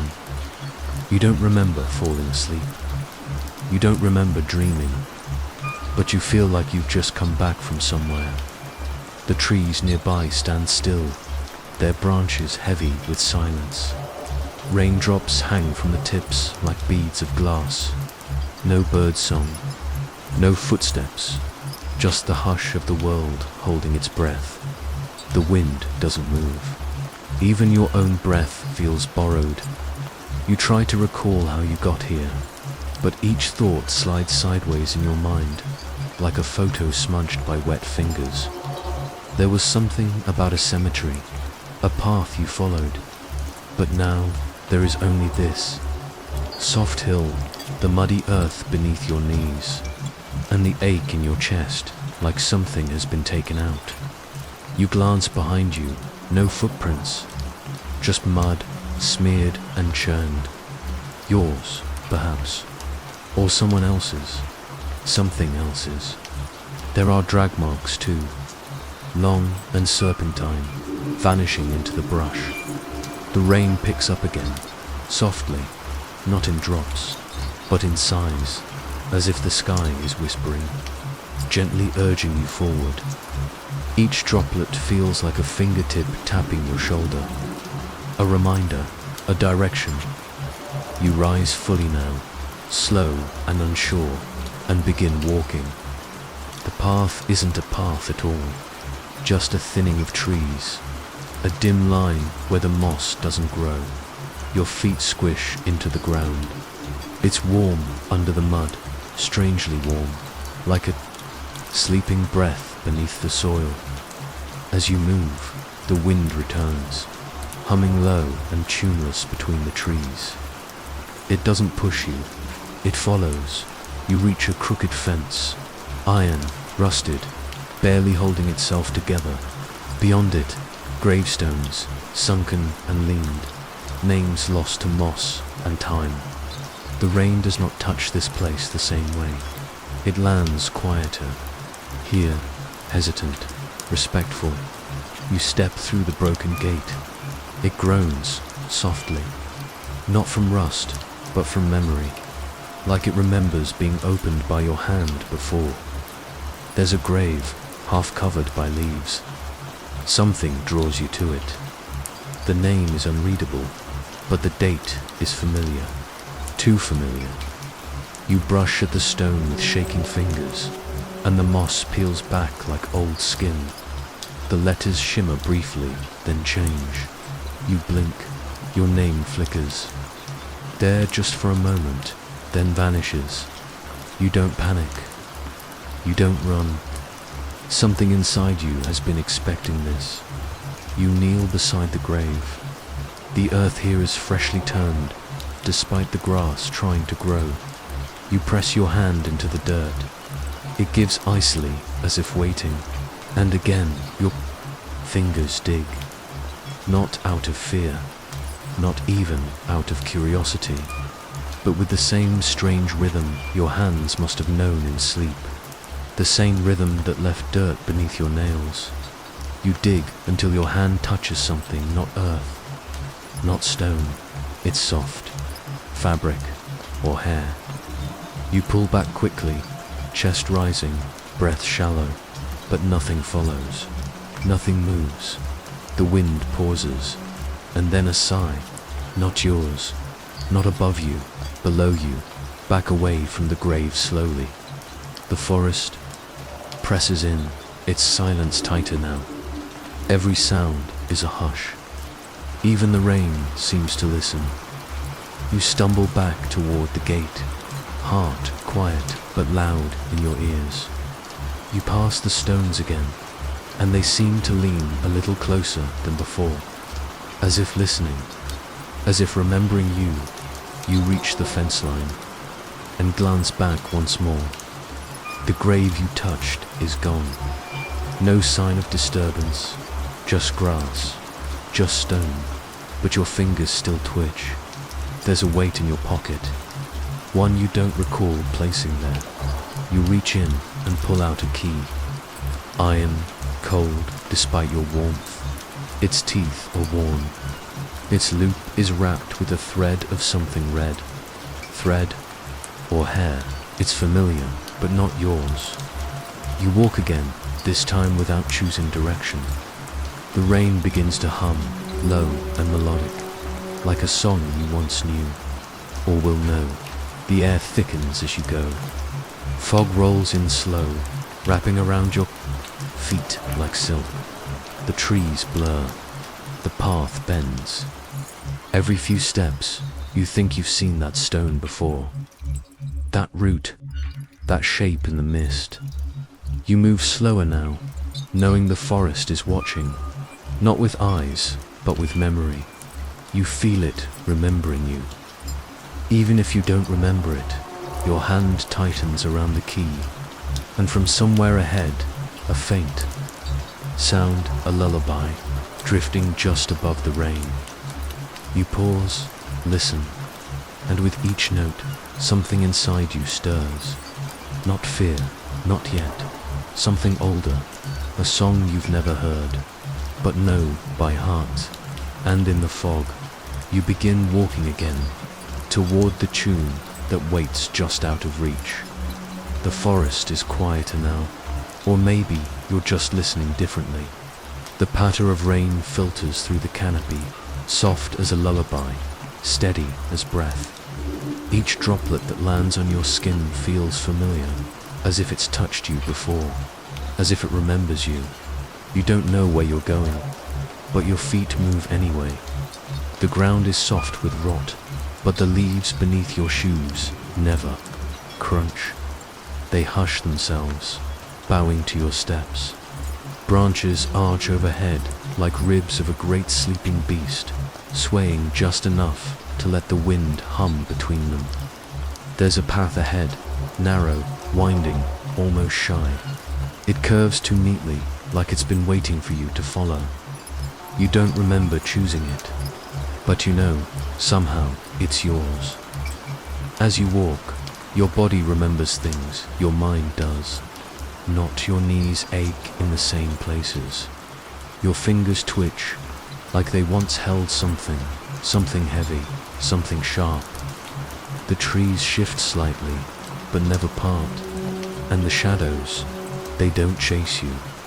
They stretch forward, long and low, pulling you deeper. Guiding, you pass a tree that looks oddly familiar. Its bark splits in a perfect Y near the base, and a knot halfway up looks like an eye, closed in thought. You slow down, you stare, then you pass it. Then you pass it again. This time, the bark has a scar across its middle, a line of pale wood exposed like an old wound. You swear you didn't see that the first time, or did you? Your breath becomes slower, more rhythmic. Rain taps the back of your neck like fingers, not cold, not cruel, just ... present. The forest exhales, and so do you. Somewhere to your right, Something moves. It's not a footstep. It's softer than that. Like cloth brushing against bark. You turn your head slowly. The trees are still. The moss is thick. But the rain doesn't fall there. You keep walking. The curve in the path tightens, doubling back toward itself. Then again, you pass a stone, small and crooked, half sunk in the soil. There's a name etched on it. Your eyes don't read it, but your bones do. You keep walking, birdsong hums. Low in the distance, though no birds ever fly overhead. Everything feels watched, but not unkindly. Like the way a mother watches a sleeping child, or the way the sea watches a sinking ship. You come upon a clearing, round, empty. The rain doesn't fall here either. The air is warm in your lungs, like it's been waiting to be breathed. In the center of the clearing is a pile of old stones. They are not placed, they are gathered. You count them without meaning to. 11, your hand twitches again. The ache in your legs deepens, like they once knelt here. Like the ground knew your weight, and then a whisper. No voice, just the shape of a whisper. A memory carried on wind. It moves through the trees like smoke, brushing the back of your ear. You don't flinch, you just listen. You sit by the stones. The moss is soft beneath you. There's something underneath your fingernails. You lift your hand and inspect the dirt crusted there. Dark, damp, familiar. You don't remember digging, but the earth remembers you. Your name isn't in your mouth, but it's everywhere else. In the air, in the roots, in the space between raindrops. The same tree appears, again, at the edge of the clearing. That same bark, that same scar, but this time it's closer. You could swear it wasn't there a moment ago. You could swear it's been waiting. You stand, the wind picks up again. It hums a tune you almost know. Your breath matches its rhythm.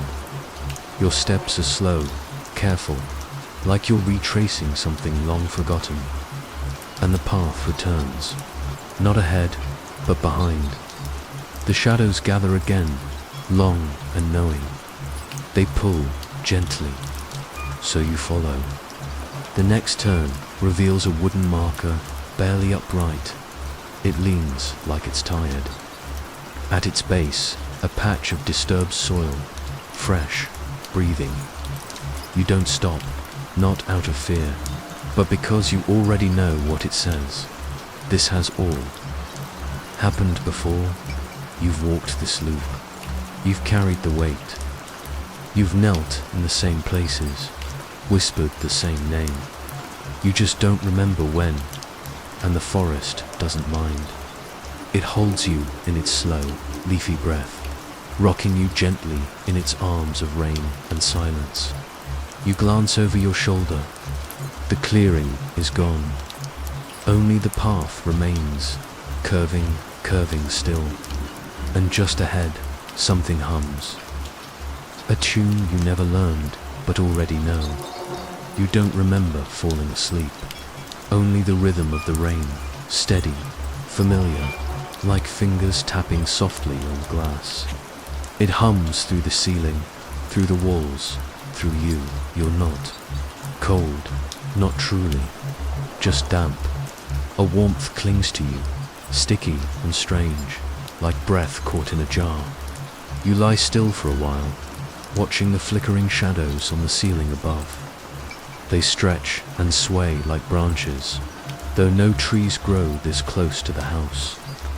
You know that, you've checked, but dreams are slippery things, and maybe you never really woke up at all. The hum starts low, faint, not quite sound, not quite silence. A vibration at the base of your skull. It echoes from somewhere beneath the floor, rising gently like a lullaby you've forgotten but your body remembers. You close your eyes. The ground in your dream is soft, loose, the earth parts like old fabric. As you kneel, hands pressing into mud that knows your shape, you feel yourself humming the same tune as before, the one she sang when you couldn't sleep. You don't know who she is anymore, but her melody flows through you like rain, through soil. The hole before you widens.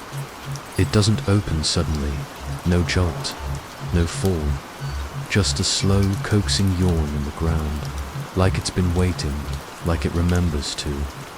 You lean forward, your breath catches. There's something inside, not a voice, not a face, just the weight of something watching. It doesn't ask you to come closer.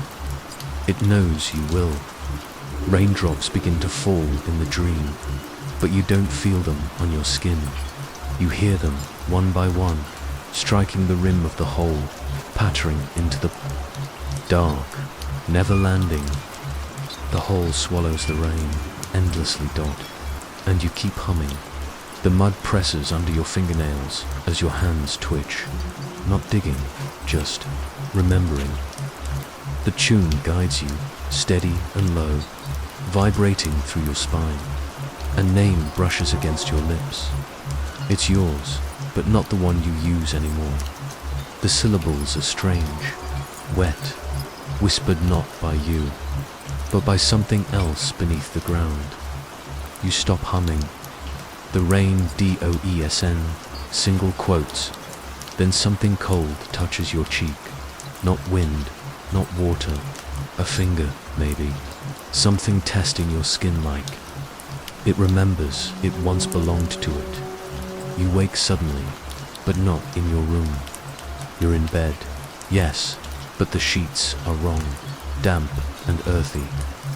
The pillow beneath your head smells like moss, like something buried, like a memory that's been watered too long. You sit up. The windows are fogged from inside. Your breath sticks to the glass before you even reach it. You run your hand across. The pain and streaks of mud smear where condensation should be. It's raining outside, still, again, always. You place your bare feet on the wooden floor. It creaks too quickly, too eagerly, like it's glad you're awake. Or maybe disappointed you stopped dreaming. Your legs ache, not from sleep, but from distance, like they've carried you farther than your mind can follow. You catch sight of yourself in the mirror. There's dirt on your arms, packed beneath your fingernails. Not a stain, not a shadow. Real, damp, recent, and there just above your wrist is a faint mark. A shallow groove, circular, familiar, like something once looped there. Rope, no, something gentler. A bracelet maybe, worn so long the skin remembers it, but you don't. The hum begins again, soft, behind the walls. Beneath the floorboards, you look toward the bed, and your reflection does not. It stays facing forward, staring, mouth closed, but humming. You don't panic, you should, but the lullaby soothes the fear before it reaches your heart. It strokes it down, a rain-slicked hand on your chest, a hush in your lungs. You turn slowly toward the door. You don't remember leaving it open, but it is wide enough for the hallway's shadows to peer through. You step through anyway. House is quieter now. No wind, no creaks, just the dripping of something steady and distant, like water falling onto stone. You follow it. Your fingertips trace the wall as you walk, like reading Braille in a language only the house speaks. The wallpaper is damp. It peels at your touch. Beneath it, the wood pulses faintly, like something breathing behind a veil. The stairs don't groan when you step on them. They sigh, as if relieved, as if they were holding their breath until you returned. At the base of the steps, the front door waits. You don't touch the knob. You just look. There are wet footprints on the floor, bare yours, leading inside, but you don't remember coming in. The humming stops for a moment. Everything goes still, like the house is listening. Then, softly, the floor behind you creaks. You turn. No one is there. Just the faint scent of soil and the rain. Always the rain. You move to the window again. This time, when you press your hand to the glass, there's no reflection. Just dark trees, swaying in rhythm with a wind you cannot feel. You lean closer, and then you see it, the hole. Not far off, just beyond the porch. The same one from your dream. It waits, still open, still humming. And in the reflection of the glass, your mirror self smiles. Mud still on her hands. You blink. She's gone, but the humming remains low, comforting, unfinished, like a lullaby waiting for its final verse. And outside, the rain begins again, slower now, more deliberate. Like fingers tapping out the rhythm of something only the earth remembers. You find yourself at the edge of the cemetery. Again, you don't remember walking here, but the moss-covered stones stretch out before you, silent and solemn in the rain. The gate creaks gently, as if nudged open by memory, not wind. You step inside, guided by something quieter than thought. Air carries a strange stillness, as though even the storm refuses to speak here. Raindrops fall around you, but seem to avoid one patch near the back, where an iron fence, half swallowed by vines, encloses a small, forgotten plot. It doesn't look like the rest. There's no path leading to it, no flowers or signs of remembrance. Just a blank, upright stone leaning gently forward as though listening. You walk toward it slowly. The grass is taller here, bending like tired arms. As you move, the sound of the rain muffles, not silenced, exactly more like its being, listened to by the earth itself, each drop considered before disappearing into the soil. The gravestone has no name, no dates, no carving or crack or sign of age. Yet the stone feels older than everything else around it, older than the roots that knot the ground beneath you, older than your own breath, which comes shallower now, as if mimicking the hush around. You kneel, and the earth is softer than it should be. Damp, yes, but not cold. The kind of warmth that remembers a body or waits for one. Your fingers reach out, gently tracing the smooth stone. The surface hums faintly under your touch. Not a sound, not truly.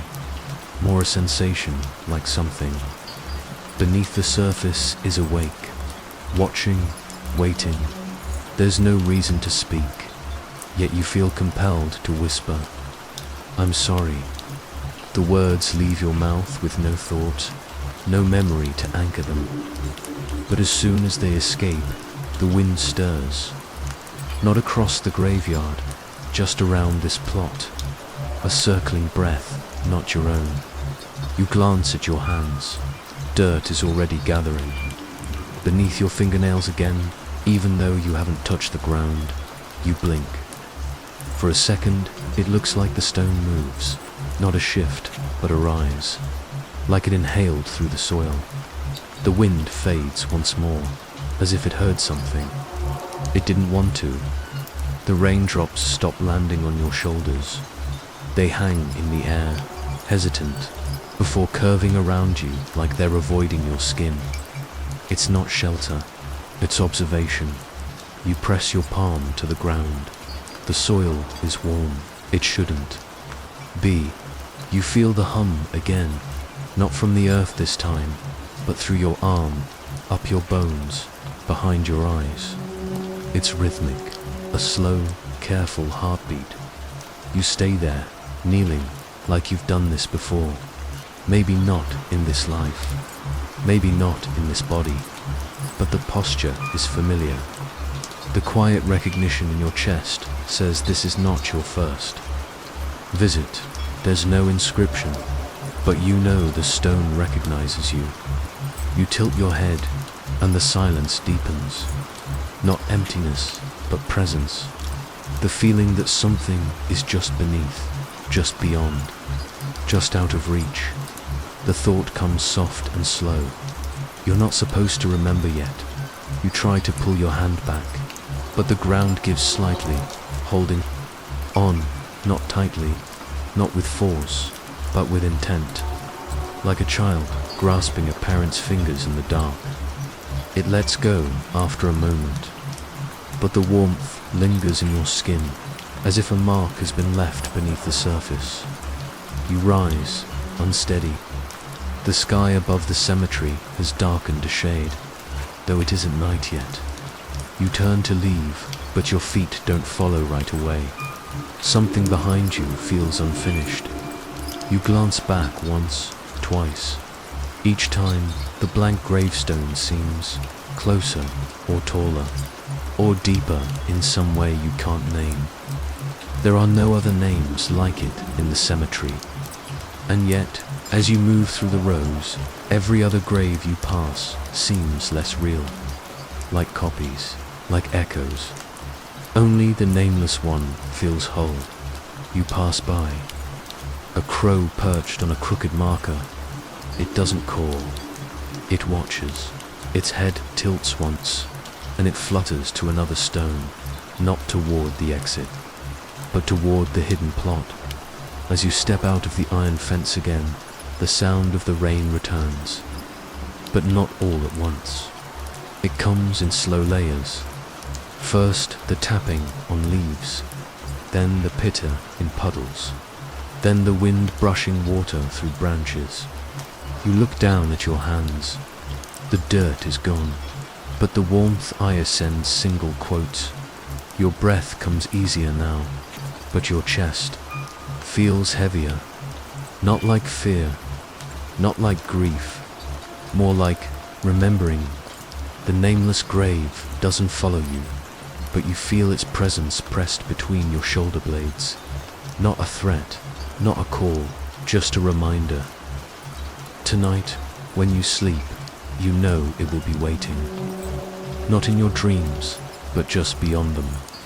Watching from a place without time, a place with no name. And when you reach that space again, the soil will already know the shape of your hands. You lie very still. The forest has gone quiet again. The rain hushes into mist, and the air feels like old breath. Something exhaled a long time ago and never pulled back in. Your fingers curl slightly in the damp earth. Something slick and warm brushes your skin. You flinch, but only a little. Because when the worm curls over your wrist, there's no pain, just a strange, slow pulse, like it knows you, like it's been here before, like it remembers. You sit up. The moss clings to your back like a second skin. Your shirt is soaked, but you don't recall lying down. The trees lean closer now, their branches bending just slightly in your direction. Not from wind, but from attention. You glance down at your wrist. The worm is gone, but its trail remains. A slick, shining smear, coiled like a symbol, a spiral. You try to rub it off, but your fingers come back darker than before. Earth under your nails, deeper than surface dirt. You know this feeling. You don't remember why, but your body does. You stand and the rain shifts with you like it's adjusting, listening. The forest is soaked in sound, the drip of water. On leaves, the slow groan of trunks settling deeper into the mud and beneath all of it. A rhythm, soft, subtle, like breathing from under the soil. You follow it, not because you want to, but because you always do. The path isn't really a path. It's just the places where nothing grows. A trail of soft indentations, barely there. Like footsteps too old to belong to you, but shaped like your own. You step into them, and the earth doesn't resist. As you walk, the trees seem to pull away, not to make room, but to watch. Their bark peels in places, revealing something to red, to raw beneath. But you don't look too closely. You've learned not to. A low wall appears ahead, stone moss-covered, crumbling inward. A shape that was once a circle, now broken in two. You remember it not in images, but in feeling. Your fingers twitch. Your wrist itches where the worm had been. You kneel by the stones. There's something under them. Something small, something buried. Your hand moves before you think.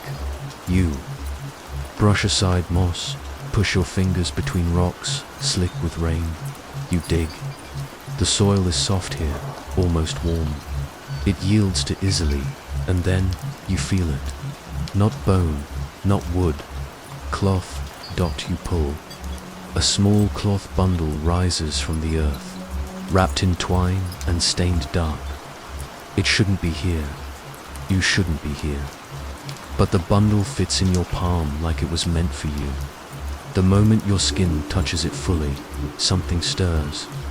In the trees, not wind, not animal, just presence. You don't unwrap it, not yet. Instead, you cradle it and hum. The tune isn't yours.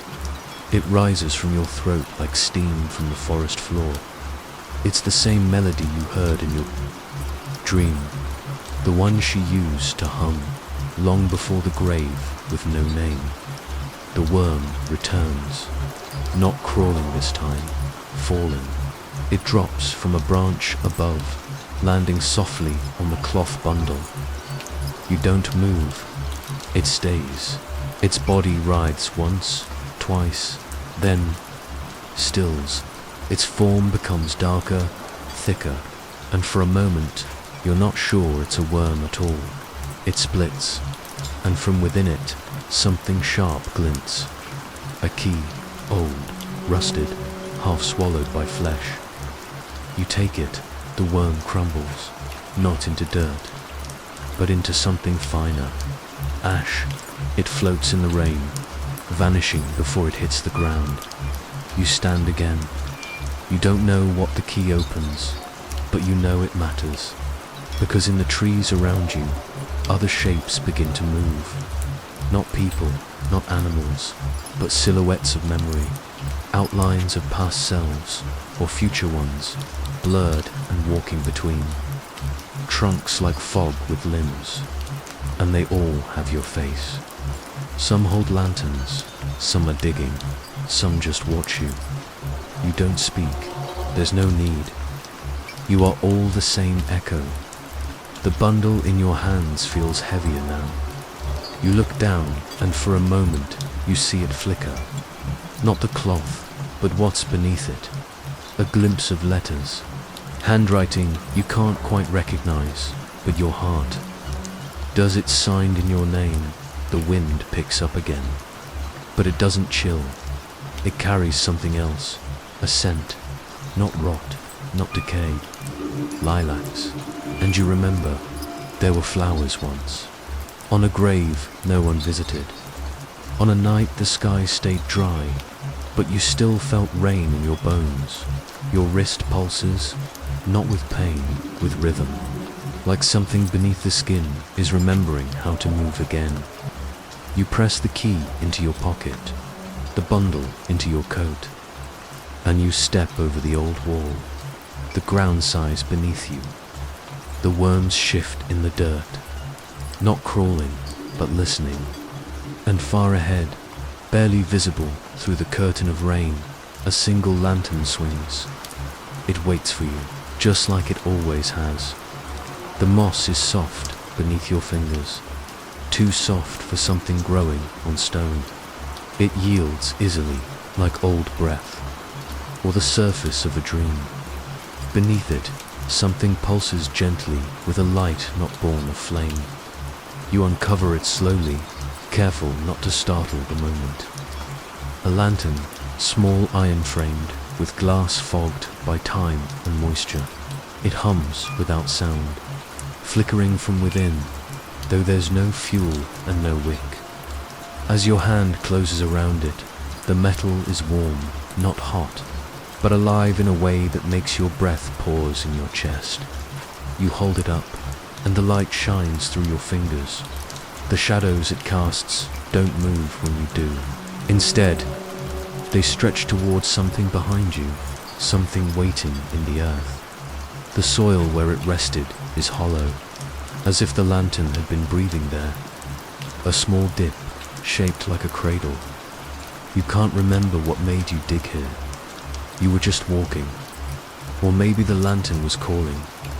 Not in words, but in the way certain memories rise. Uninvited, but familiar. You glance around, trees like cathedral pillars, the hush of leaves, rain falling far above, muted by branches.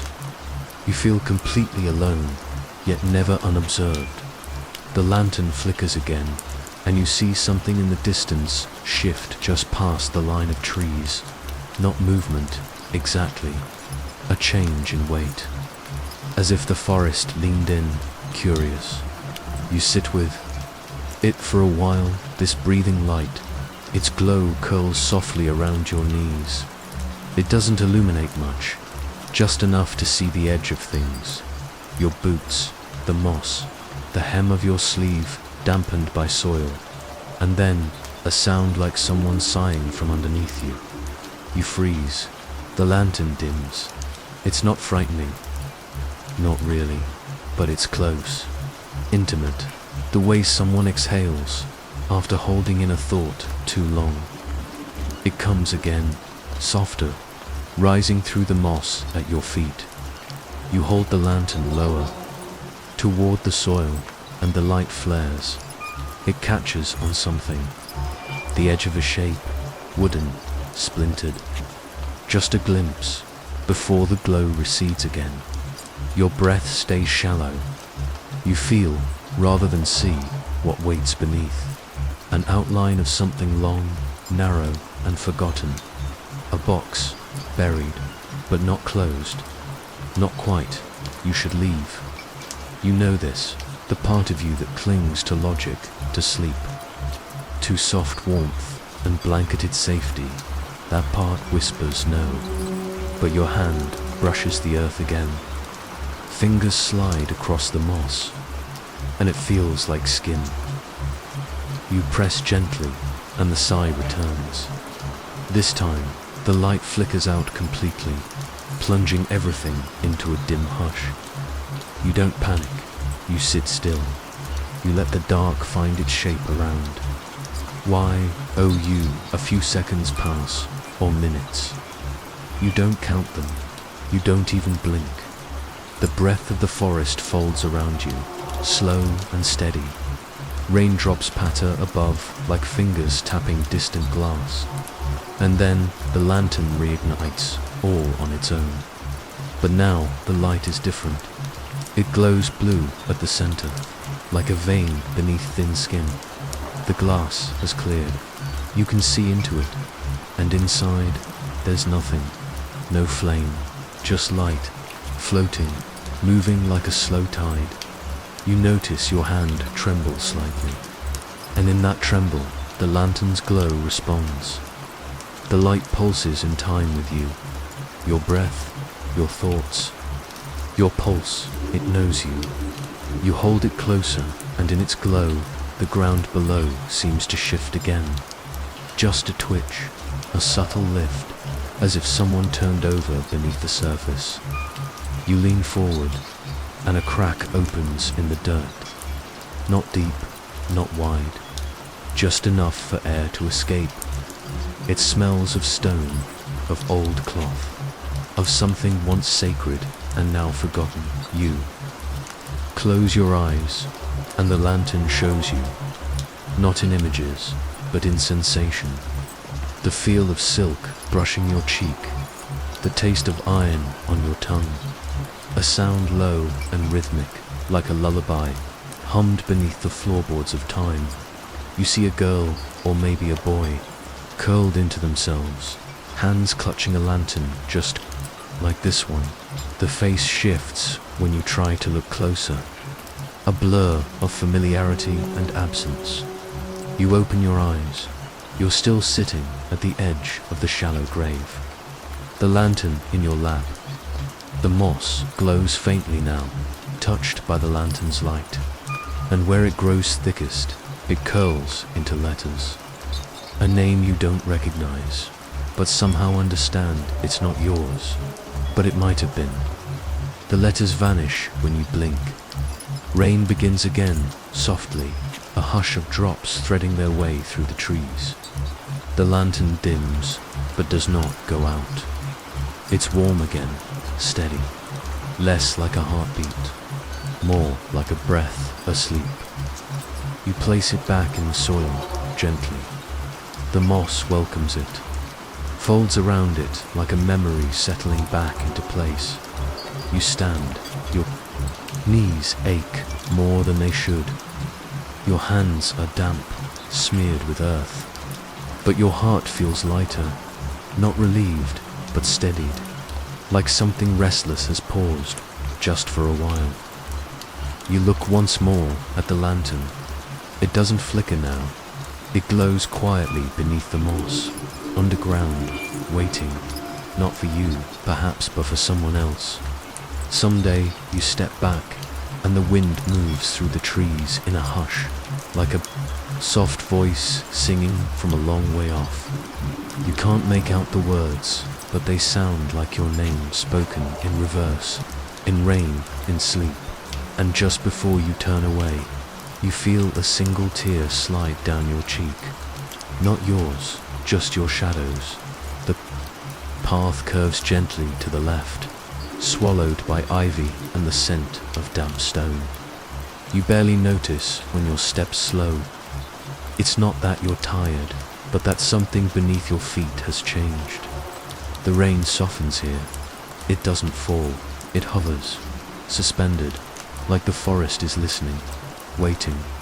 You take another step, and the earth beneath you shifts. Not enough to stumble, just enough to feel it. The squish of soil, loamy and loose. You stop, one boot still half lifted, and listen.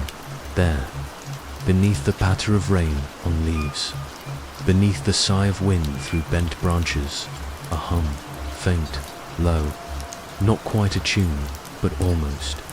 It rises up from below, not around you, not from the trees, from under the ground itself. You crouch, placing your hand flat on the soil. It's cold, wet, but the vibration is real. A steady thrum that moves like breath beneath the skin of the world. You close your eyes and the melody becomes clearer. Not loud, it never grows loud, but fuller. A voice humming, something that curls into your thoughts like smoke. You can't name the tune, but you've heard it before. In dreams, in lullabies. In those half-remembered hours between waking and sleep. It isn't singing, it's remembering. You lie down, right there in the middle of the path. The mud seeps through your clothes, but you don't care. Your ear presses gently into the earth, and now the song surrounds you. You don't know how deep it goes, how far beneath the surface it echoes, but it's there, constant, patient. A woman's voice, maybe older, maybe ageless. She doesn't speak in words, but the meaning is still there. I never left. You feel it, not just in the sound, but in your chest. A resonance, like her voice has always lived inside you, only now remembered. You sit up slowly. The world feels thinner here, like the air itself remembers too much. A place where things, buried and not forgotten, just quieter. There's a dip in the earth to your right. Not quite a grave, not quite a hole, just a shallow space where grass refuses to grow. You crawl toward it on your hands and knees, Following the sound, the soil here is darker, rich, and when your fingers press into it, you feel something move. Not wriggling, not worms or roots. A pulse, the hum deepens, draws you closer. You don't dig, not really. Your hands simply move, and the earth falls away in soft handfuls. The rain doesn't stop you, it only cools your skin, runs down your back in narrow streams. A stone appears not flat, smooth, not carved, but warm, like someone held it for a long time. You brush it clean with your sleeve. There's moss along the edges, and ivy tracing faint spirals across its face. As you touch it, the humming pauses, just for a moment, as if the voice beneath has turned her head toward you, and then it begins again, softer now, slower. I knew you'd find me. That's what it feels like. The air is heavier, not unpleasant, just dense with something old. You look around, expecting someone to be standing nearby, but no one is, of course not. No one ever is. Only the trees, still as statues. Only the rain, slower now. Only the soil, singing. You reach into your coat pocket without knowing why. Your fingers close around a small object, round, cold. You don't remember putting it there, but it fits your palm perfectly. A locket, you hold it. Up, and it doesn't shine. It swallows light. You hesitate, then open it. Inside, nothing, not a picture, not a curl of hair, just a smear of dirt and a single raindrop that wasn't there before. And yet it feels full, heavy with meaning, like it used to belong to her, you. Press it into the soil beside the stone, not buried, just placed. And when you pull your hand back, the earth folds gently around it, not closing, not hiding, just holding. The hum strengthens. It's not just her voice anymore. There are harmonies now, layers, the kind that fill cathedrals after the last note fades, the kind that echo long after you've forgotten the words. You sit beside the stone, cross-legged, as if invited. The forest doesn't move. Your breath slows, and in the silence between raindrops, you remember her. Not clearly, not her face, not her name, but the way she stood at the edge of the woods, hands clasped. The way her lullabies followed you through hallways long after she'd stopped singing them aloud. The way her voice was always close to the earth. She lived here, she never left. And maybe neither did you. You lie back again, let the ground hold you. The soil is softer now, not cold, just cool enough to keep the past fresh. The hum fades, again, not gone, but folded into the trees, into the fog, into the pause between your thoughts. Your eyes flutter closed, not sleep, not yet, but something like it. And as you lie there, the rain finally stops, not all at once, but gradually, as if the sky too has begun listening. The birds don't sing, the wind doesn't return, just stillness, and under it all, the faint echo of a hum you now carry in your own chest. It begins with a flicker, not of light, but of certainty. You turn a corner in the woods that wasn't there before, and suddenly the path feels unfamiliar, even though your feet follow it like they remember. The trees here lean differently. They bend toward you, not in warning, but in quiet curiosity. Their bark is wet with rain, glistening in the low light. Then you see it, tucked between two narrow birches, framed in a splintered wooden border that shouldn't still be standing, a mirror, full length, weather-worn, leaning against nothing at all. Its surface is smeared with streaks of dried rain, speckled with moss where the silver backing has begun to wear away. Cracks spiderweb from the top right corner, a sharp diagonal cutting through your reflection like a scar. You stop, not because it's strange, though it is, but because the air around it suddenly holds its breath. You step closer. The mirror reflects the trees, the rain, your coat, your tired eyes. But behind you, in the reflection only, something else appears. A shape, long, rectangular, a casket. You blink, still there. Not aged, not rotted, just resting in the ground, lid closed, half submerged in loose, damp soil. Its presence doesn't alarm you. It's quiet, passive, like it's been waiting for you to notice. And then, without fanfare or sound, the lid shifts. Your heart doesn't race. It slows. Inside, you see yourself, lying perfectly still. Hands, folded eyes shut. No bruises, no wounds, no sign of struggle. Just sleep, a soft rise and fall of your chest, steady and slow, like the rhythm of old lullabies. But in the reflection, your eyes open. They don't blink. They look straight at you, through the glass, through the rain, through something even older than either. You take a step back, but the image doesn't change. Your mirrored self stays still in the casket, eyes wide now, mouth just slightly parted, not gasping, not afraid, just aware. You glance behind you, theirs. No casket on the path, just the same wet dirt, same trees, same silence. You look back into the mirror. Your reflection, the awake one, is gone. Only the you in the box remains, still watching. The cracks in the glass catch the grey light, and the forest feels twisted, not wrong, just unfamiliar in its angles. You kneel in front of the mirror and wipe a patch of fog from the glass. The breath on it wasn't yours. Your mirrored self exhales again. A soft plume of condensation fogs the casket's lid.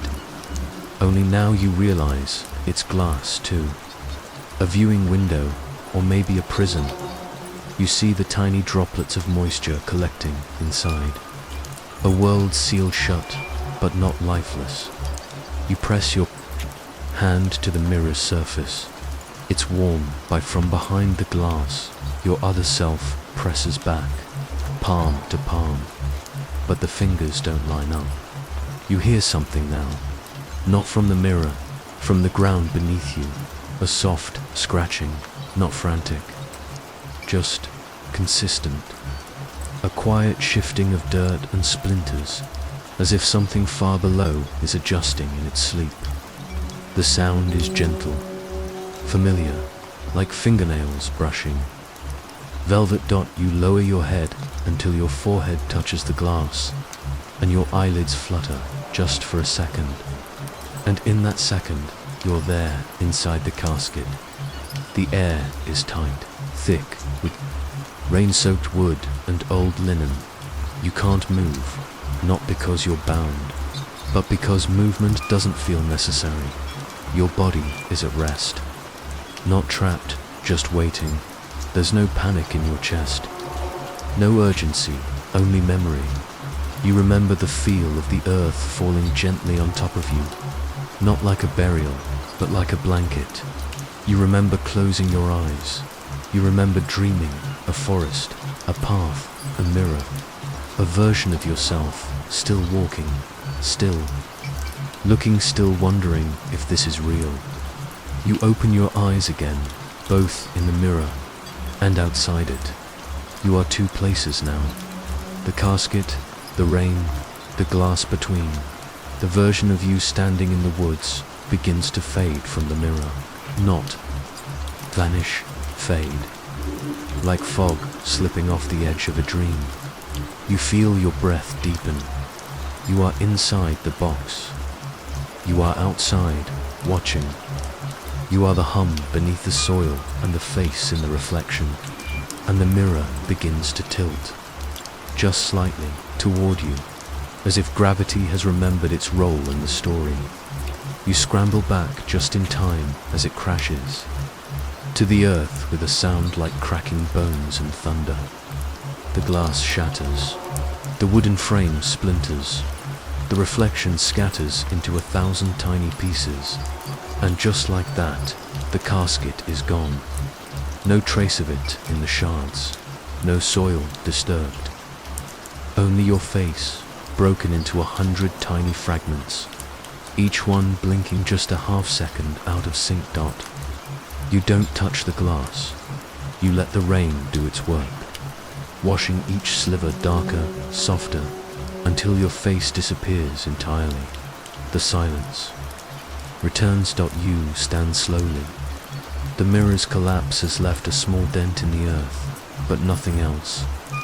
No other sign that it was ever there, only a sudden chill in the breeze, and the faintest sense that part of you, the deepest, sleepiest part, never climbed out of that box. It just closed its eyes again and let you go. For now, you wake with your hand resting in the soil, not buried, just resting like something had been holding it from beneath. Then slowly let go. The morning light is dim, filtered through the grey of a sky that hasn't quite decided whether to rain again. The air is damp, but the ground beneath you feels oddly dry, too dry, especially for what you see next. At first, you think they're just cracks in the dirt, but as you rise to your knees, you realize they're not cracks at all. They're claw marks, not scratches across the surface, but dug into it. Deep, deliberate grooves that run parallel, 5 at a time, repeating in a strange, circling pattern. Each one carves deeper into the earth, like something emerged slowly. Methodically, you reach out and trace one with your finger. The soil inside is loose, pale, not damp. It hasn't seen last night's rain. You blink. You felt the rain last night, heard it tapping against the trees like a lullaby with too many teeth. But here, the prints are dry. The earth where the claws struck is untouched by water, untouched by time, as if whatever crawled from below came after the storm and didn't let it in. You stand slowly. The pattern stretches, further than you first noticed. The claw marks weave in a spiral, as if circling a center or leaving it. Each arc pulls wider, farther from the point of origin, and in that center, a depression, a shallow pit, not a grave, not exactly. It looks more like a molting spot, a hollow left behind where something large shed its skin. You step closer, careful not to disturb the markings. There's no blood, no broken wood, just the shape of where something once rested, and then pulled itself free. It doesn't frighten you the way it should. You've grown used to the company of things unseen. Still, something else lingers here. A second trail, not claws this time. Footsteps, your size, your stride. But you didn't walk this way.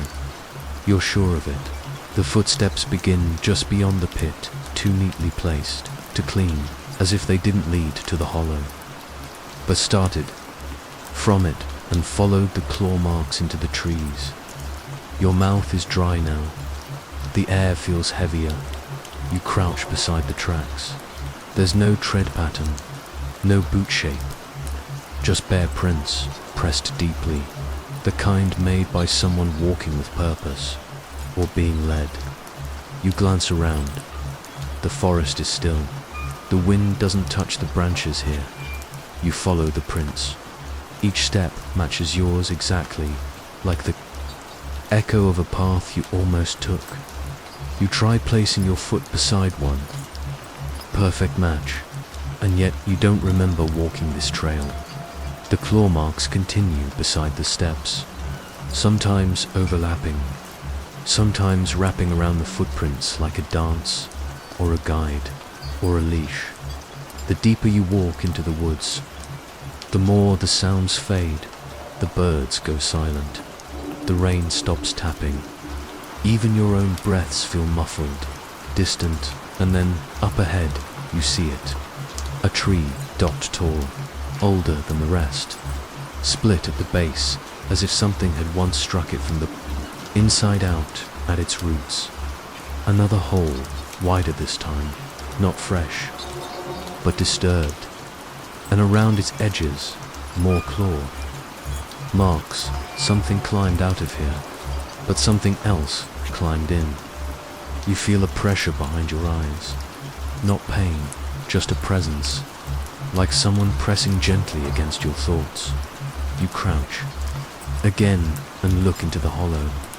Not darkness, not exactly, more like depth dot a tunnel, maybe. A vein through the earth, pulsing softly. You feel the air inside it moving, though nothing stirs. You reach out without meaning to. Your fingers hover just above the soil, and then you pull them back because something touches your hand. Not grabs, not scratches, just touches. A fingertip, cold, familiar. You don't scream, you just rise. You already know what you'll find when you turn around, and you do. Behind you, footprints, not yours. Not clawed, but barefoot, 2 sets. Side by side, one leads away from the hole, the other leads into it, and yours, the real. Waking you, you're standing right between them, as if you've already made the choice, or already split the prints. That lead away are older, fainter. The ones that return to the hole are fresh, still settling. You stare at them, and then the wind shifts. It brings a sound distant, low, almost a hum, not words. Just rhythm. It comes from beneath you, below the roots, below the dirt where the claw marks live, where the footprints begin again. It isn't calling to you, it's waiting, and it's not alone. You step back, the silence folding in behind you like a curtain being drawn. No more claw marks ahead, no more footprints, just trees, and the sense that whatever walked out of that hole didn't walk out alone.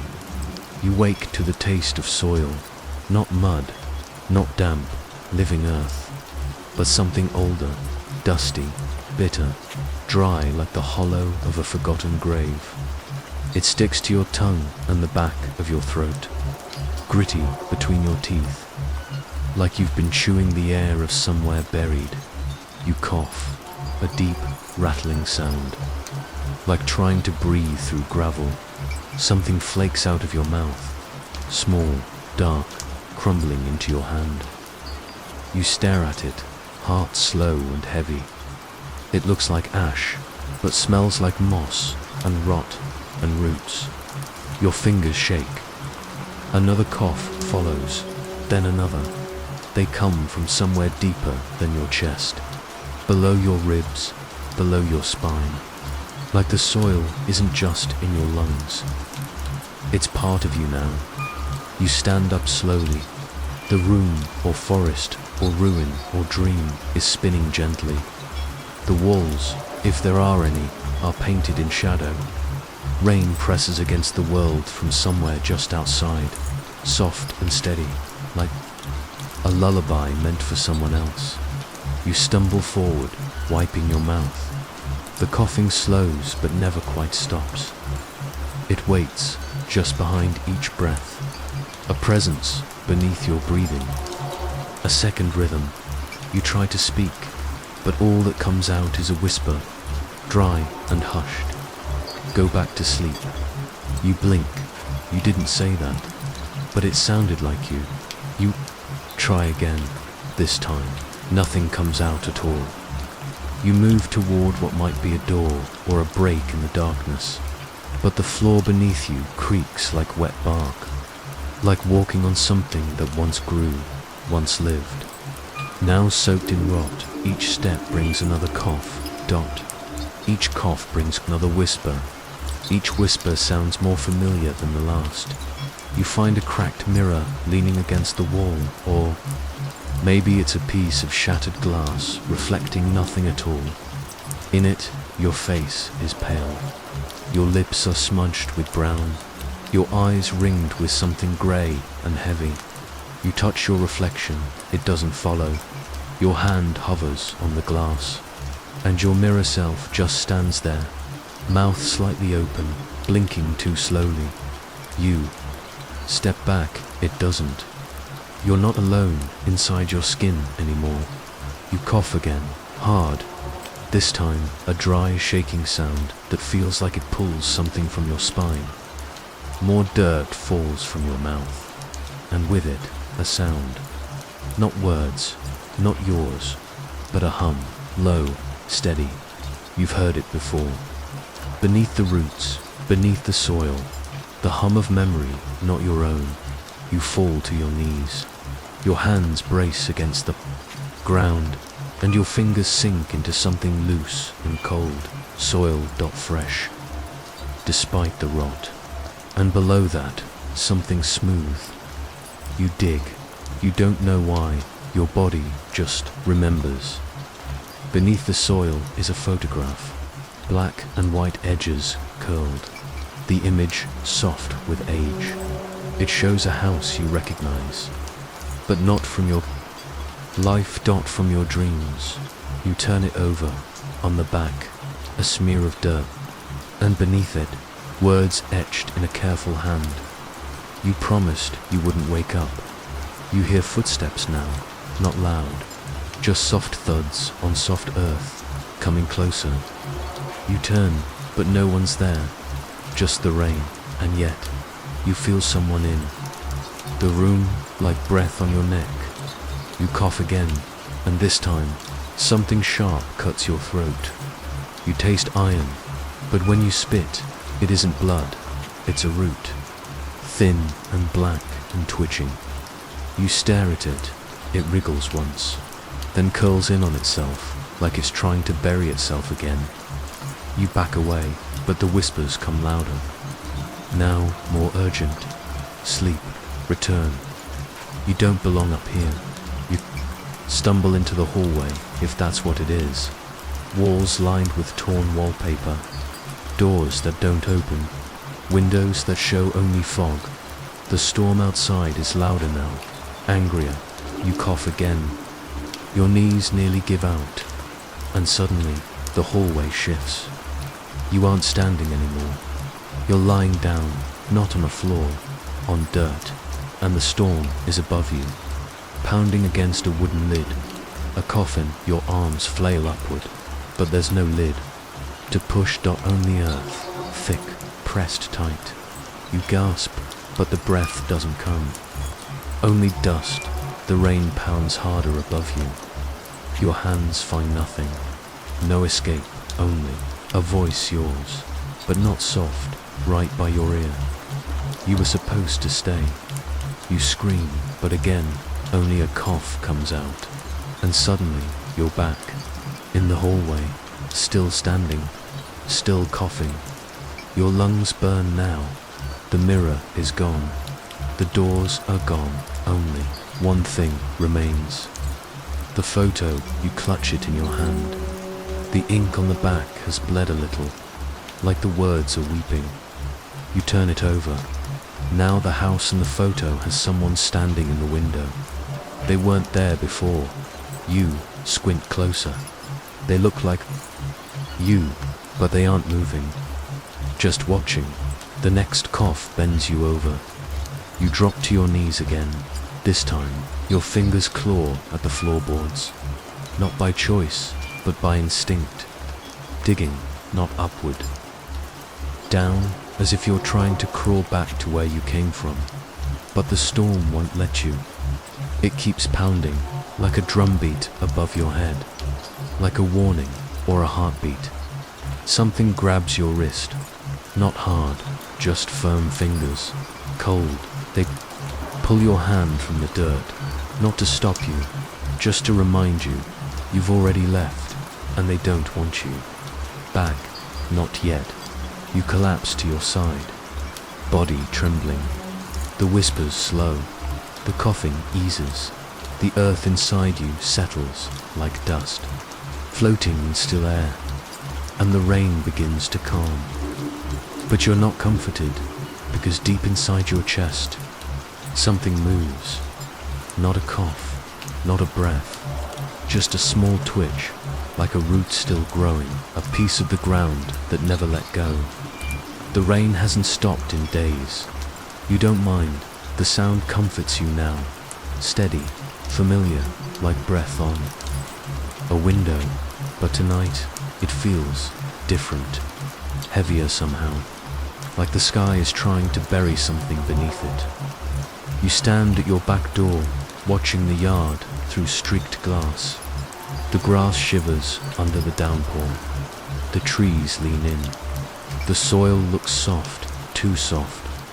Your fingers twitch on the doorknob. You don't know why, but something is pulling you outside. You step into the rain.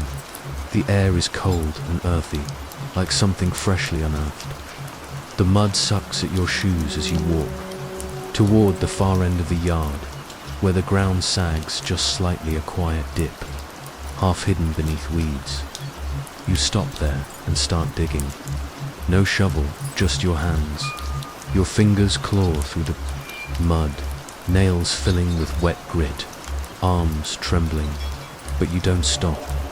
You don't remember. Deciding to do this, it just feels right, like you've done it before. The rain hisses down harder. Thunder rumbles far away. You dig deeper, and then your fingers touch something solid. You freeze. It's not a root, not a rock, it's leather. You clear the mud gently. A book, a journal, soaked and swollen, its cover warped but intact. You lift it from the earth like an offering. Rain pouring down your arms as you cradle it. It's yours. You recognize the cover. You've never owned this journal, but it's yours. The moment you touch it, something stirs in your memory. A flicker of ink, the scratch of a pen, the scent of old paper and candle wax. You open it slowly. The pages are damp, but the ink clings stubbornly. You flip to the first page, your handwriting, but the date is wrong.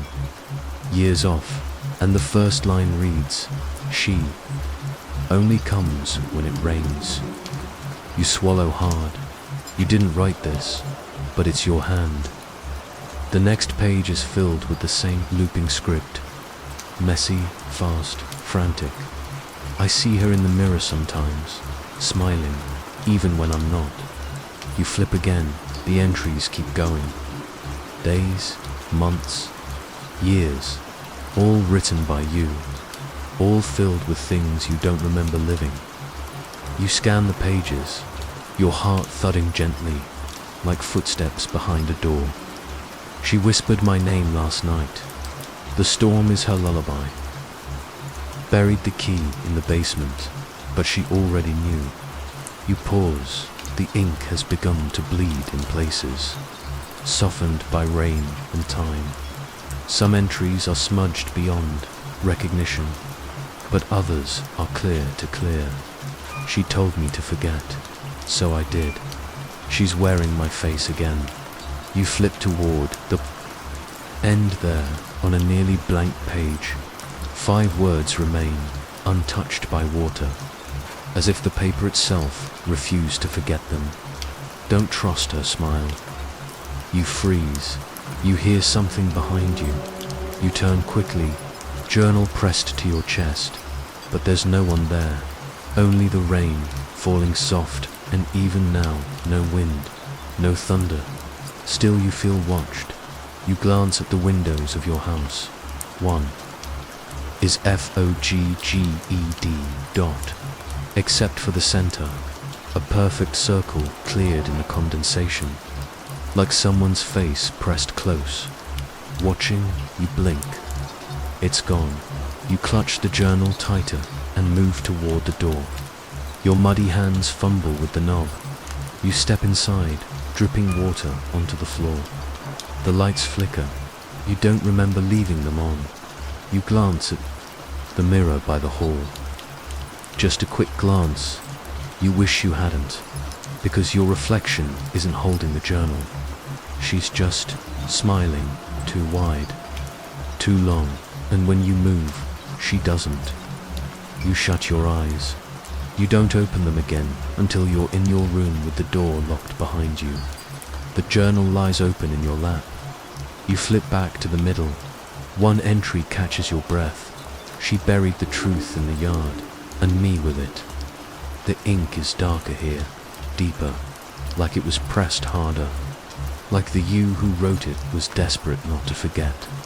You turn the page, it's blank dot, but your hand begins to tremble, because water is running down the page, not from the rain, from within. The paper dot you watch, stunned, as a new line begins to appear, letters soaking up through the fibers like ink bleeding in reverse. She's behind you. You don't turn around. You can't. The room is too quiet now. Even the rain seems to be holding its breath. You close the book gently. You don't want to see anymore. You tuck it beneath your bed. You tell yourself you'll burn it tomorrow, but you won't. You never do. Because some part of you needs to remember, even if you don't understand why, even if it was never meant for you. The next morning, when the rain slows and you check the yard, there's no hole. No sign of digging, just soft, unbroken ground, and a single handprint in the mud, smaller than yours, pressed beside your own. You're not sure when you first noticed the uneven grave. It's near the back of the cemetery, where the trees lean, close together, and the moss grows so thick it hides the names on the stones. You never meant to walk that far. The path doesn't lead there. Not directly, but your feet carried you, quietly, like they knew where you were going, before your mind caught up now. You're standing at its edge. The grave is sunken just, slightly, as if the ground breathed out and never breathed back in. Rain pools in the center, dark and unmoving. There's no marker, no flowers, just a hollow dip in the earth and the weight of something forgotten. You take a step closer. That's when you see her. She's standing just beyond the grave, where the trees begin to twist, their bark warped like it's remembering something painful. She doesn't move, doesn't shift. Her dress clings to her legs, long and white, though it's soaked through with rain. You expect her hair to be dripping, but it isn't. It falls straight and dry around her face, and her hands are dry too. You don't know why that's what you focus on, just that it feels wrong. The wind brushes past you. She doesn't flinch, and then she speaks your name, soft, like the hush of rain on a window, gentle, like she said it before, like she's been waiting to say it again. You don't remember ever meeting her, but you recognize her face, not from dreams, not from photographs, from something deeper, something buried. She tilts her head slightly, and her eyes don't blink. You try to speak, but nothing comes, because suddenly your throat feels full, like earth, like dirt. She steps to the edge of the uneven grave, still staring, still smiling that not smile, the one that doesn't quite reach her eyes, like she's pretending to remember how. She points down. You follow her gesture and see something else beneath the water, a shape, long wrapped in linen. You can't breathe. You know what it is. It's you. You blink, but it's still there.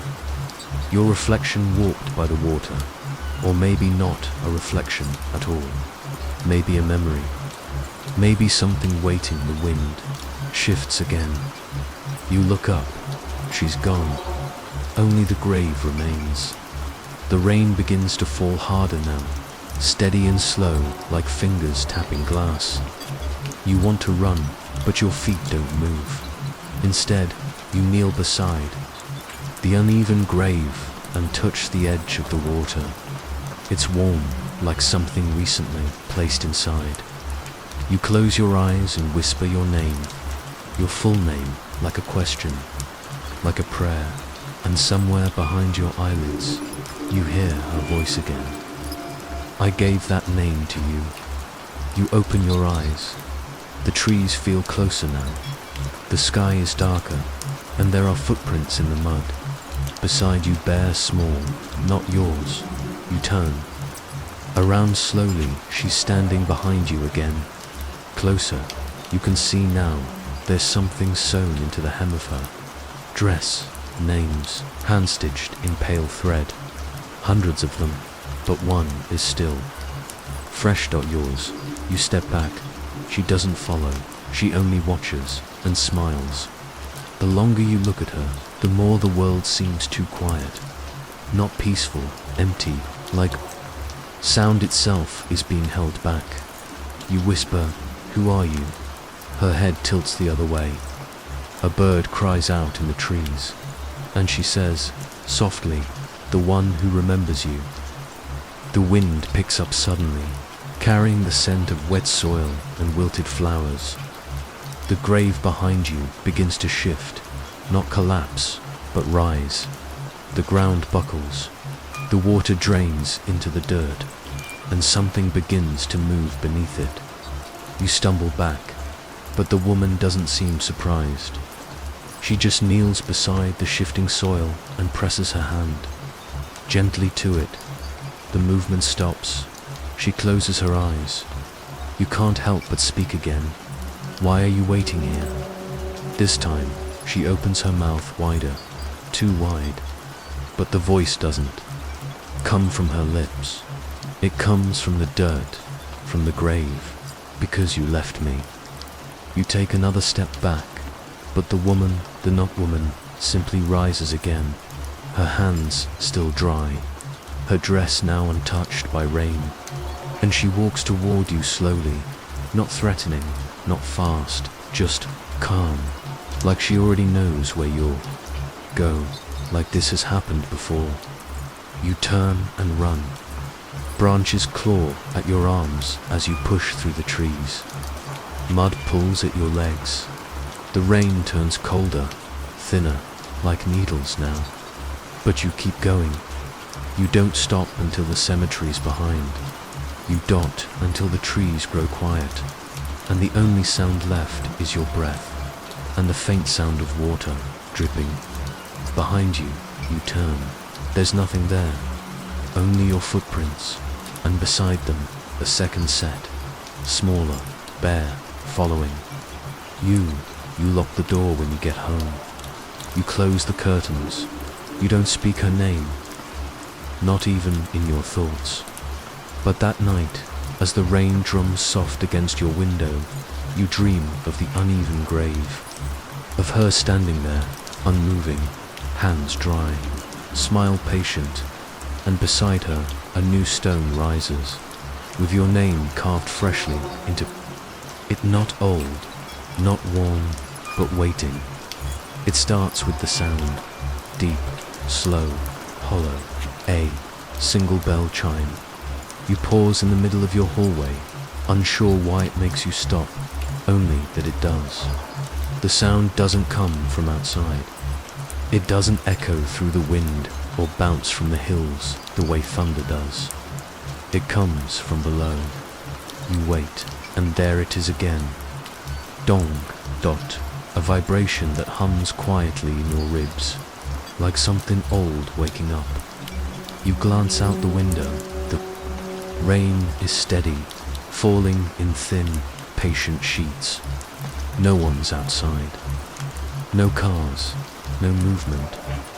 Just the old cemetery across the road, barely visible now through the trees and fog. You think you imagined the sound, until the third chime rolls up through the floorboards beneath your feet. You know that tone, that particular bell. You haven't heard it in years, because the church is gone. It burned when you were still too young to understand why. A lightning strike, they said. Or maybe vandals. No one ever agreed. Just ash, stone, and silence left behind.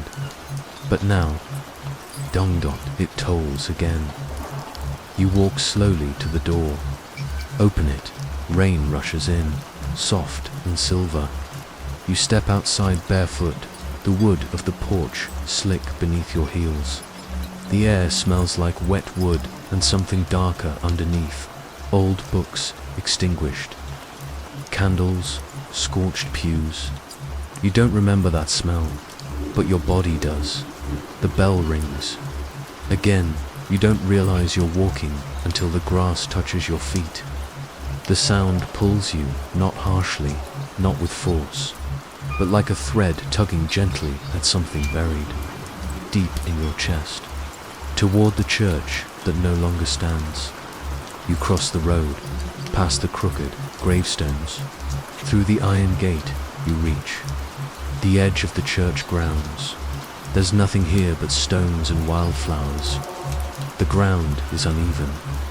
Blackened beams still sleep beneath the earth, long forgotten.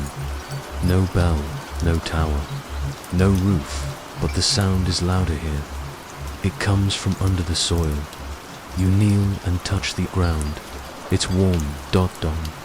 The chime pulses through your bones now, each one slower than the last, like it's counting something down. You whisper, unsure why I'm here, and the bell stops. Silence stretches out, wide and wet. You listen for breath, birds, wind, anything, but nothing answers. Then the ground shifts. Not much, just enough. The soil trembles slightly beneath your fingers. You press your hand deeper. The dirt is soft, loose, like something was recently moved. You start to dig. The rain does most of the work. The earth parts easily beneath your hands. You don't know what you're searching for, only that the bell brought you here, that your name is somewhere in this dirt, and then your knuckles tap wood, a box dot small, smooth dot. You lift it out, it isn't locked, but your fingers hesitate at the edge. The sky rumbles faintly above, and for a moment you think you hear a hymn, carried on the wind. Faint voices, familiar dot. You open the box. Inside is a bell, small dot, polished, still warm, and beneath it, folded neatly, a piece of cloth. You unfold it. It's a church robe, torn, burnt at the edges, with your name stitched carefully into the collar. Not just your name, your title. Reverend. You drop the cloth, it doesn't fall. It clings to your hands, damp and cloying like old guilt.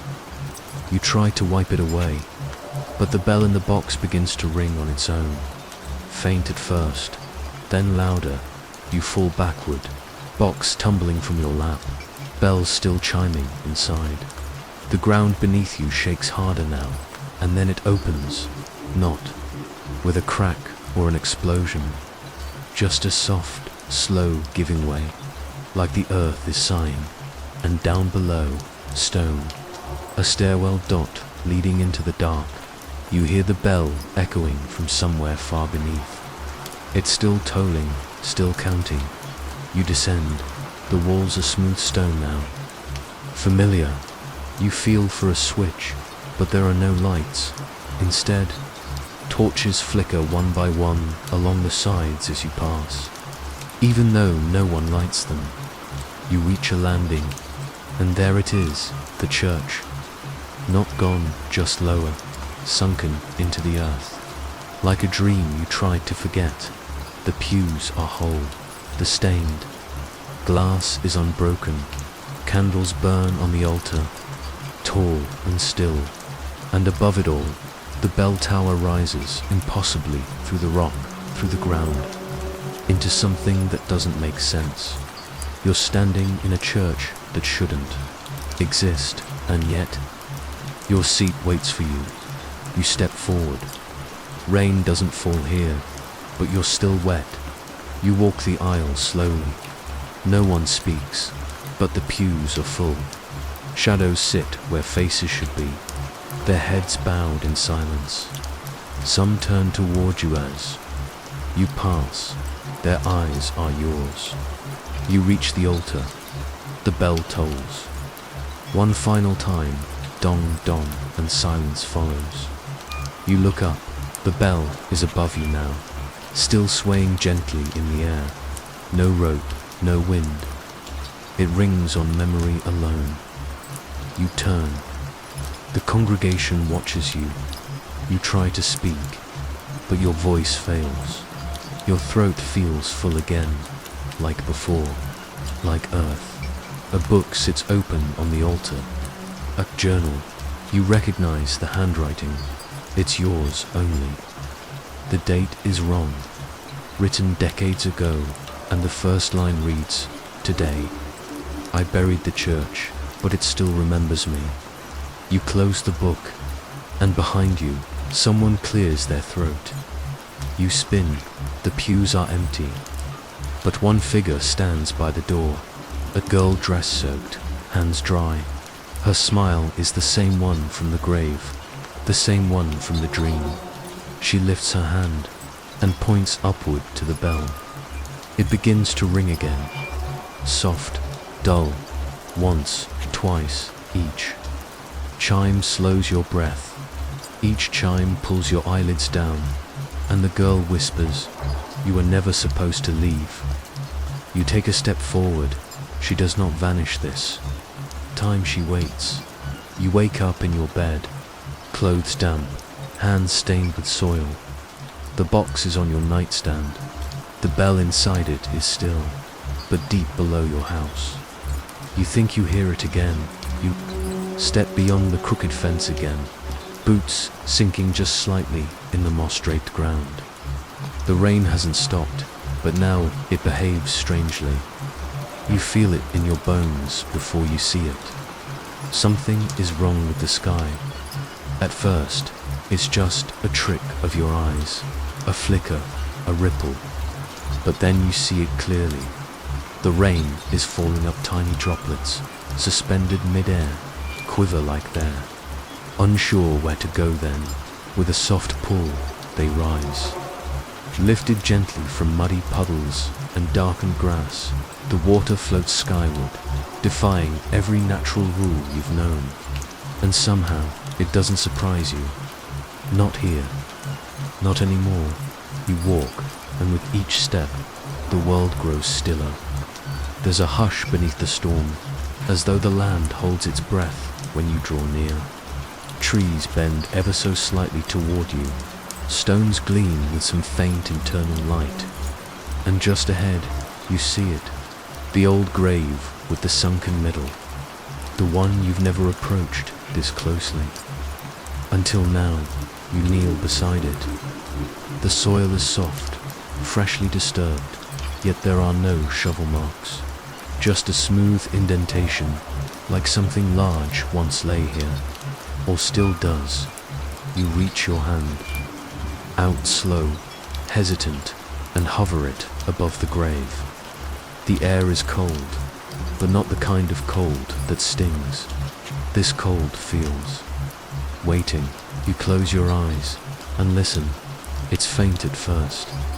A low, rhythmic sound, almost too slow to be a heartbeat, too steady to be the wind. It pulses from below, matching your breath, then matching your thoughts, then leading them. You breathe in, it breathes in. You breathe out, it breathes out. And above you, the rain continues to drift upward. You lie on your side, not sure why, but it feels right. The moss beneath your cheek is damp and cool. You feel the ground humming, a low vibration that isn't sound but memory. In your mind's eye, you see the grave how it used to be, before the rain started falling backward, before the fence rusted away, before they buried what shouldn't have been touched. A woman stands in the vision, her silhouette trembling as though caught between moments. She's dressed in black, but her veil is lifted, and you see her eyes, not sad, not afraid, just knowing. She places something in the grave, not a body, not a coffin, a bundle, swaddled in cloth and silence. You try to speak to her, but your voice doesn't belong here. It drifts up with the rain. The woman fades, but the bundle remains. You feel it in the ground, warm despite the cold earth, breathing perhaps, or dreaming. You shift slightly, the wet leaves brushing your arm. There's a weight in your pocket you don't remember. You reach in and pull out something wrapped in waxed paper. A small photograph, long worn, edges curled. Your face, but younger, mud on your chin. A worm clutched in one hand, and behind you, a headstone with no name. You stare at it. The memory slips between your fingers like the mist curling through. The trees. You remember the day, the feeling, the song she sang. The rain continues its strange ascent. You sit up slowly, the photograph pressed against your palm. The grave remains quiet now, as if watching, waiting. There is no wind here anymore. No sound but your own heartbeat. But you can feel something brushing the edge of your thoughts, like a whisper underwater. You rise and begin to walk again, though you're not sure where the path leads. The world feels upside down, backward. Even the trees tilt the wrong way. Their branches stretch into the sky, but their roots seem to shiver near the surface. Reaching out, you follow a trail of moss-covered stones, each one etched with faint letters too faded to read. They hum as you pass, not noise, but something softer, something deeper, as if they remember every name ever carved into them, even the ones erased by time. You stop at a low arch, half buried in ivy and shadow. Beneath it, the path continues downward, deeper into the hill, into silence. You hesitate. The lantern in your hand, the one you never lit, flickers. Its flame pulses once, twice. Then CT.I. It's .U take the first step, then the next, and the world above begins to blur. Rain floats around you, orbiting like lazy fireflies, glowing faint blue in the gloom. You feel lighter, not in body, but in thought, as if something you carried for too long has finally been laid down. The descent is not steep, but it feels final. Important, at the bottom, there's a small wooden door. It's damp, warped, ancient, but it opens easily under your hand. Inside, the space is round, circular stone walls covered in soft weeping, moss, and at the center, a mirror. You approach, slowly. The air smells of turned earth and lavender, a strange, calming mix. The mirror is cracked, warped, but you see yourself clearly, except, not quite. In the reflection, you're not. Standing, you're lying down, eyes closed, breathing barely. You lean closer. The version of you in the mirror is in a coffin, soil pressed against the glass from the inside, and your lips, they move slowly, humming, you listen. The tune is the same one from the vision, from your childhood, from the grave. You don't remember the words, but you know them. You whisper them under your breath, and your reflection smiles, a soft, knowing smile, peaceful, not asleep. Not afraid, you touch the glass. It's cold. Too cold. A drop of water, or is it sweat, slides down your temple, then floats up. You back away. The mirror dims, the reflection fading like fog. You breathe in, and the air tastes like rain soap, leaves and something sweeter, something familiar. You step outside again. The world is unchanged, but it feels different now, lighter, sadder, quieter. You look back at the door.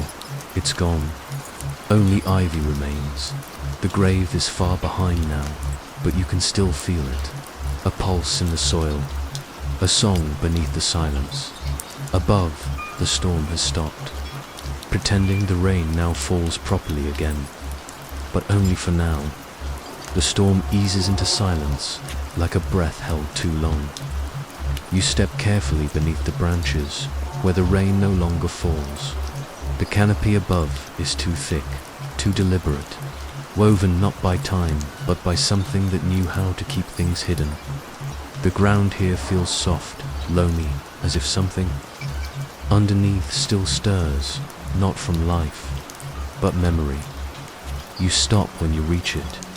The tree doesn't look old, but it feels ancient. Its trunk twists like a body that never quite relaxed. The bark isn't rough, not like you expect. It's smooth, faintly warm, and when you press your palm to it, it gives slightly like skin, and beneath that surface, a rhythm, a gentle thudding, almost inaudible, but steady. You don't pull away. The beat is slow and oddly familiar, like something buried inside you is remembering it. Roots stretch out around its base, like veins. They pierce the soil with such precision, curving in and around a shape that doesn't belong to trees. Not stone, not clay, something skeletal. You crouch down, brushing aside leaves, slick with mist, and there it is, a rib, curved and smooth. The root wraps around it protectively. You swallow, though your throat feels packed with dust. The wind moves, but only around you, never through. The storm doesn't touch this place, and yet it watches. You can feel it hovering at the edges of your senses, like a face just beyond the window, waiting for you to look. There's a hole in the trunk, not wide, but deep. Inside it, a dim glow pulses, not firelight, not decay, something colder, softer, a lullaby made into light. You lean closer. The hum begins low inside the bark. It travels from your fingertips into your chest. The tune is simple, repetitive, the kind you'd hum without thinking as a child. But you don't remember learning it. Still, your lips part, and before you even realize, you're humming back. The tree answers. The hum grows louder, vibrating the soil around your feet. Roots shift, pressing outward, making room. You step back, instinctively, but the rhythm doesn't stop. You turn, about to leave, but a branch lowers beside you, slow and deliberate. It curls gently, almost pleading, not to keep you here, but to show you something. You follow it. Around the back of the trunk, the ground dips slightly. Not a full grave, but the beginning of one. A shallow dent edged with moss. Inside it lies a stone, small, carved with a shape, not a name. A ribcage, stylized and symmetrical, like a sigil. You blink. The shape glows faintly, not from the stone, but from something beneath it. A pulse, faint as a memory. Your knees bend before you think to resist. Your fingers move toward the stone, but then you stop. Not because you're afraid, but because you feel watched from the tree, from above, from below, especially below. The hum returns, but fainter now, like it's waiting for your decision. You press 2 fingers to the symbol. A low vibration travels up your hand, into your shoulder, settling like warmth behind your eyes. Visions don't come, but sensations do. The damp earth, the chill of rain on bare skin, the pressure of soil packed against your chest. You know this feeling. You've been here before. You whisper, but there's no sound, just the tree humming steadily, just the storm, silent and patient. You stand slowly, above you. The leaves sway despite the still air, and then you see it, high in the branches. Something swings gently. Not a fruit, not a lantern, a necklace, a locket. Its chain is looped loosely around a branch, like someone hung it there and forgot. But as you stare, the locket creaks open. A soundless hinge, a tiny glint inside. You climb. Each step feels like walking into your own memory. The bark presses warm against your palms. The tree supports your weight with care. When you reach the locket, you hold your breath. It's tarnished with time, but it opens to two tiny portraits. On one side, a girl, hair wet, eyes too wide, lips parted mid-home. On the other side, you, not now, not older, younger, barefoot, covered in mud, smiling. You don't remember the photo, but your bones do. The hum wraps tighter around your ribs. You take the locket. The branch releases it willingly, and as you descend, you feel the tree shiver, not from wind, but from memory. You stand at its base again. The roots feel closer now, the ribcage beneath them clearer in shape. You step back. The rain at the edge of the clearing trembles, unsure whether to fall or rise. Your fingers curl around the locket. The girl in the picture. She looks like someone you once tried to forget, or bury, or become. You walk, not away from the tree, but around it. One slow circle. Each step brings the hum lower, softer, like a breath easing into sleep. You find another root. It's cracked, split by something sharp. Beside it, a sliver of bone, a tooth small, childlike. The storm sighs above you. The clouds don't part, but the light shifts. Not brighter, but more awake. The tree watches, and so does something beneath. You kneel once more, not to pray, but to remember. Your fingers touch the dirt. It feels warm, like breath. You whisper the lullaby, and this time it doesn't echo back. It finishes the tune. You rise, you don't speak. There's no need. The locket rests against your chest. The hum has faded, but its echo remains in your ribs. The tree doesn't move again, but its leaves rustle once, like a sigh, and the next time you blink, the roots have covered the ribcage, completely, like it was never exposed at all, like it was only ever yours. The sky is soft with cloudlight, diffused and grey like ash held in the air. Rain trickles in long, gentle strands, touching your shoulders like fingers that remember you. You're walking without knowing why, but the path isn't new. The gravel gives beneath your steps like breath held too long. The trees don't sway, but they seem to lean inward, closing around you like pages of a book waiting to be reread. You're going back, the plot, that open grave behind the crumbling stones and crooked fence, has changed. You know it before you see it. You feel it in your chest, the way one feels a room already occupied before the door opens. The air is thick, not with damp, but with something older, expectant, listening. The grave isn't empty anymore. There's no headstone, no marker, just disturbed earth, settled slightly, with no flowers, no offerings, no footprints, as though it was filled by the sky itself. You kneel beside it. The rain doesn't touch this patch of ground. It falls around you, brushing against your arms and cheeks, but never onto the soil. You reach out. Your hand hovers over the grave's surface. You don't know what you expect to feel, warmth, maybe, or cold. But instead, there's only recognition. The kind that blooms in your bones, like an old lullaby, half remembered. You'll lower your fingers to the ground. It feels like time, soft, packed down, but alive, not pulsing, not moving, just ... Aware, you press gently, and something responds, not pushing back, not rising up, but sighing.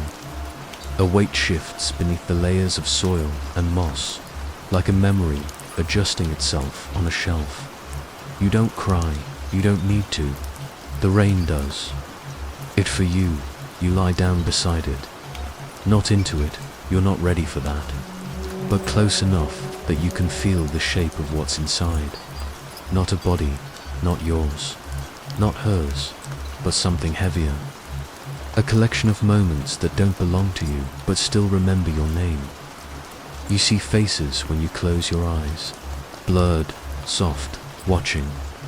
They don't speak, they don't need to. You know them, even if they never belonged to any photograph you've seen. They smile like old friends. Their mouths never move, but you hear them anyway.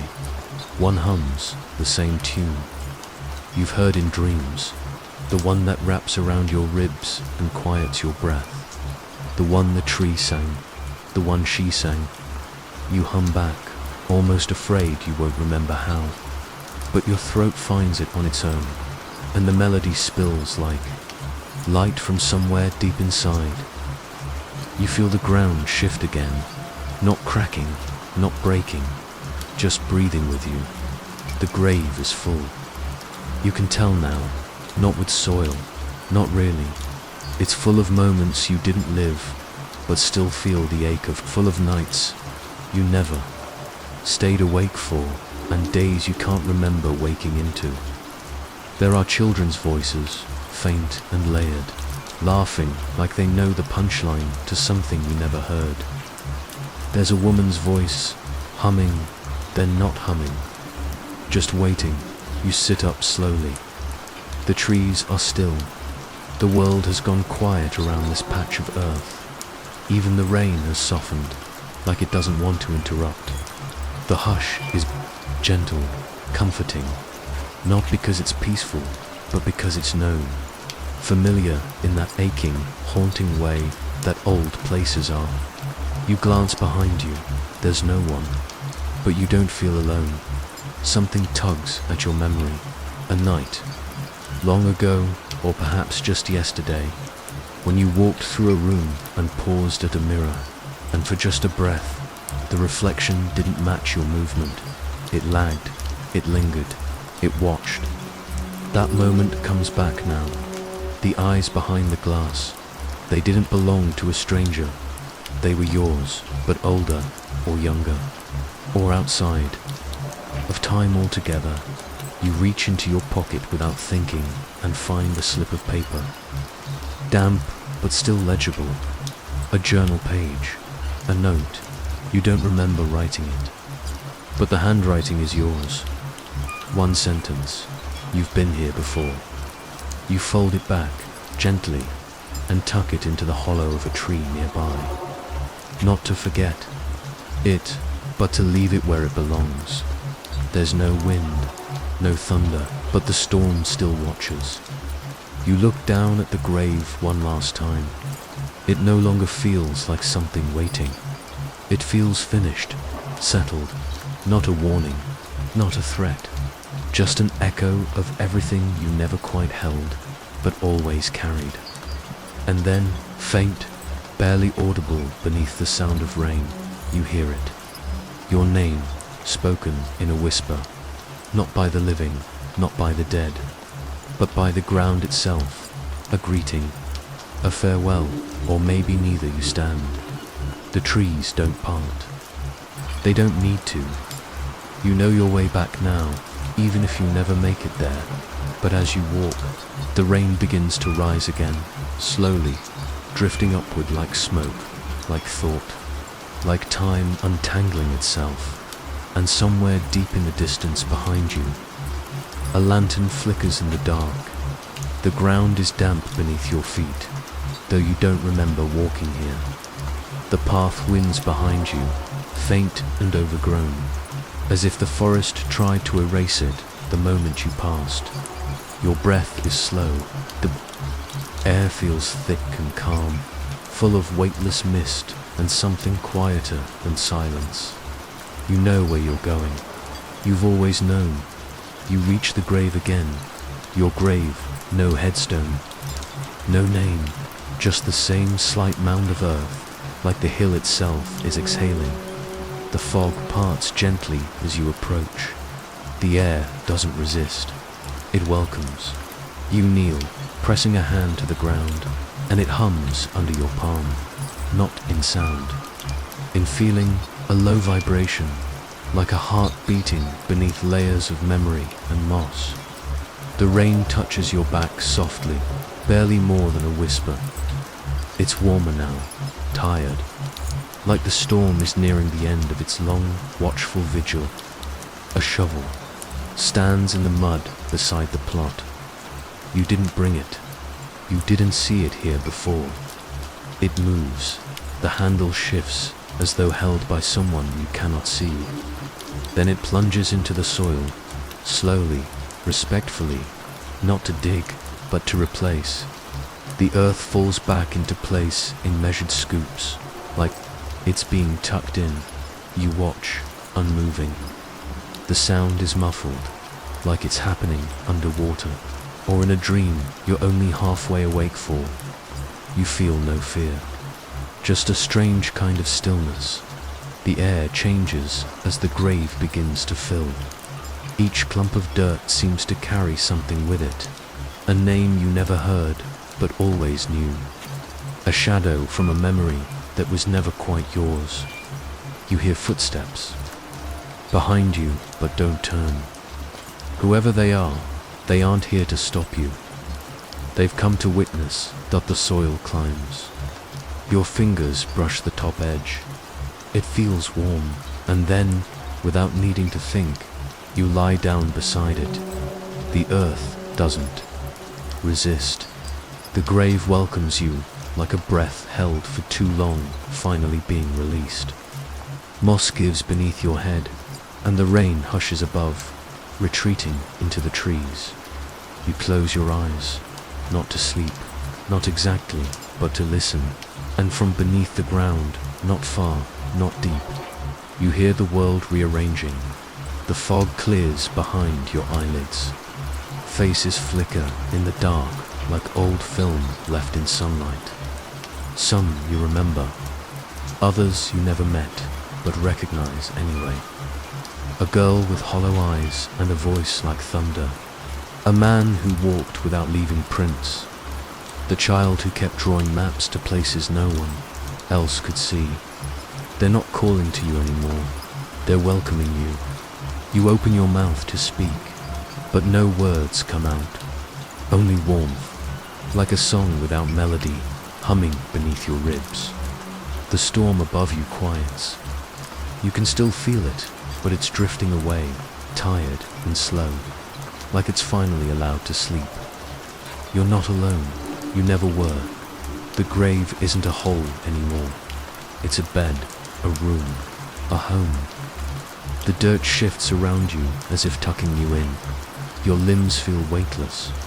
Your thoughts don't scatter like they used to. They settle, sink, as if pulled gently toward something soft and deep and known.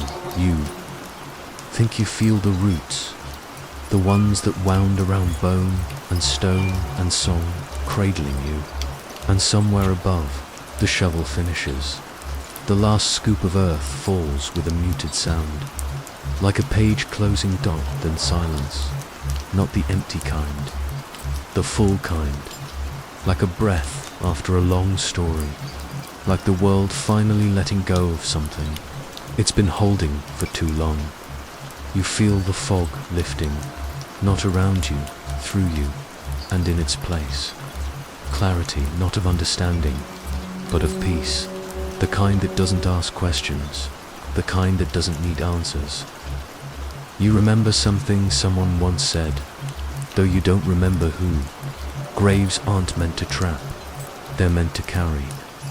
Now you understand, because you are being carried through memory, through story, through the soft, wet earth of something deeper than sleep.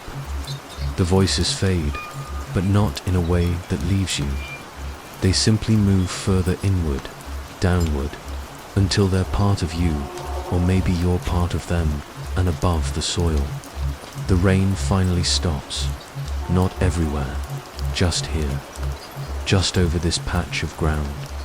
The storm has moved on, content, the way a mother might leave a room after watching her child finally drift off. The trees lean back, the roots settle, and the wind carries no name. Now, not because it's forgotten, but because you've returned. You are not gone, you are remembered.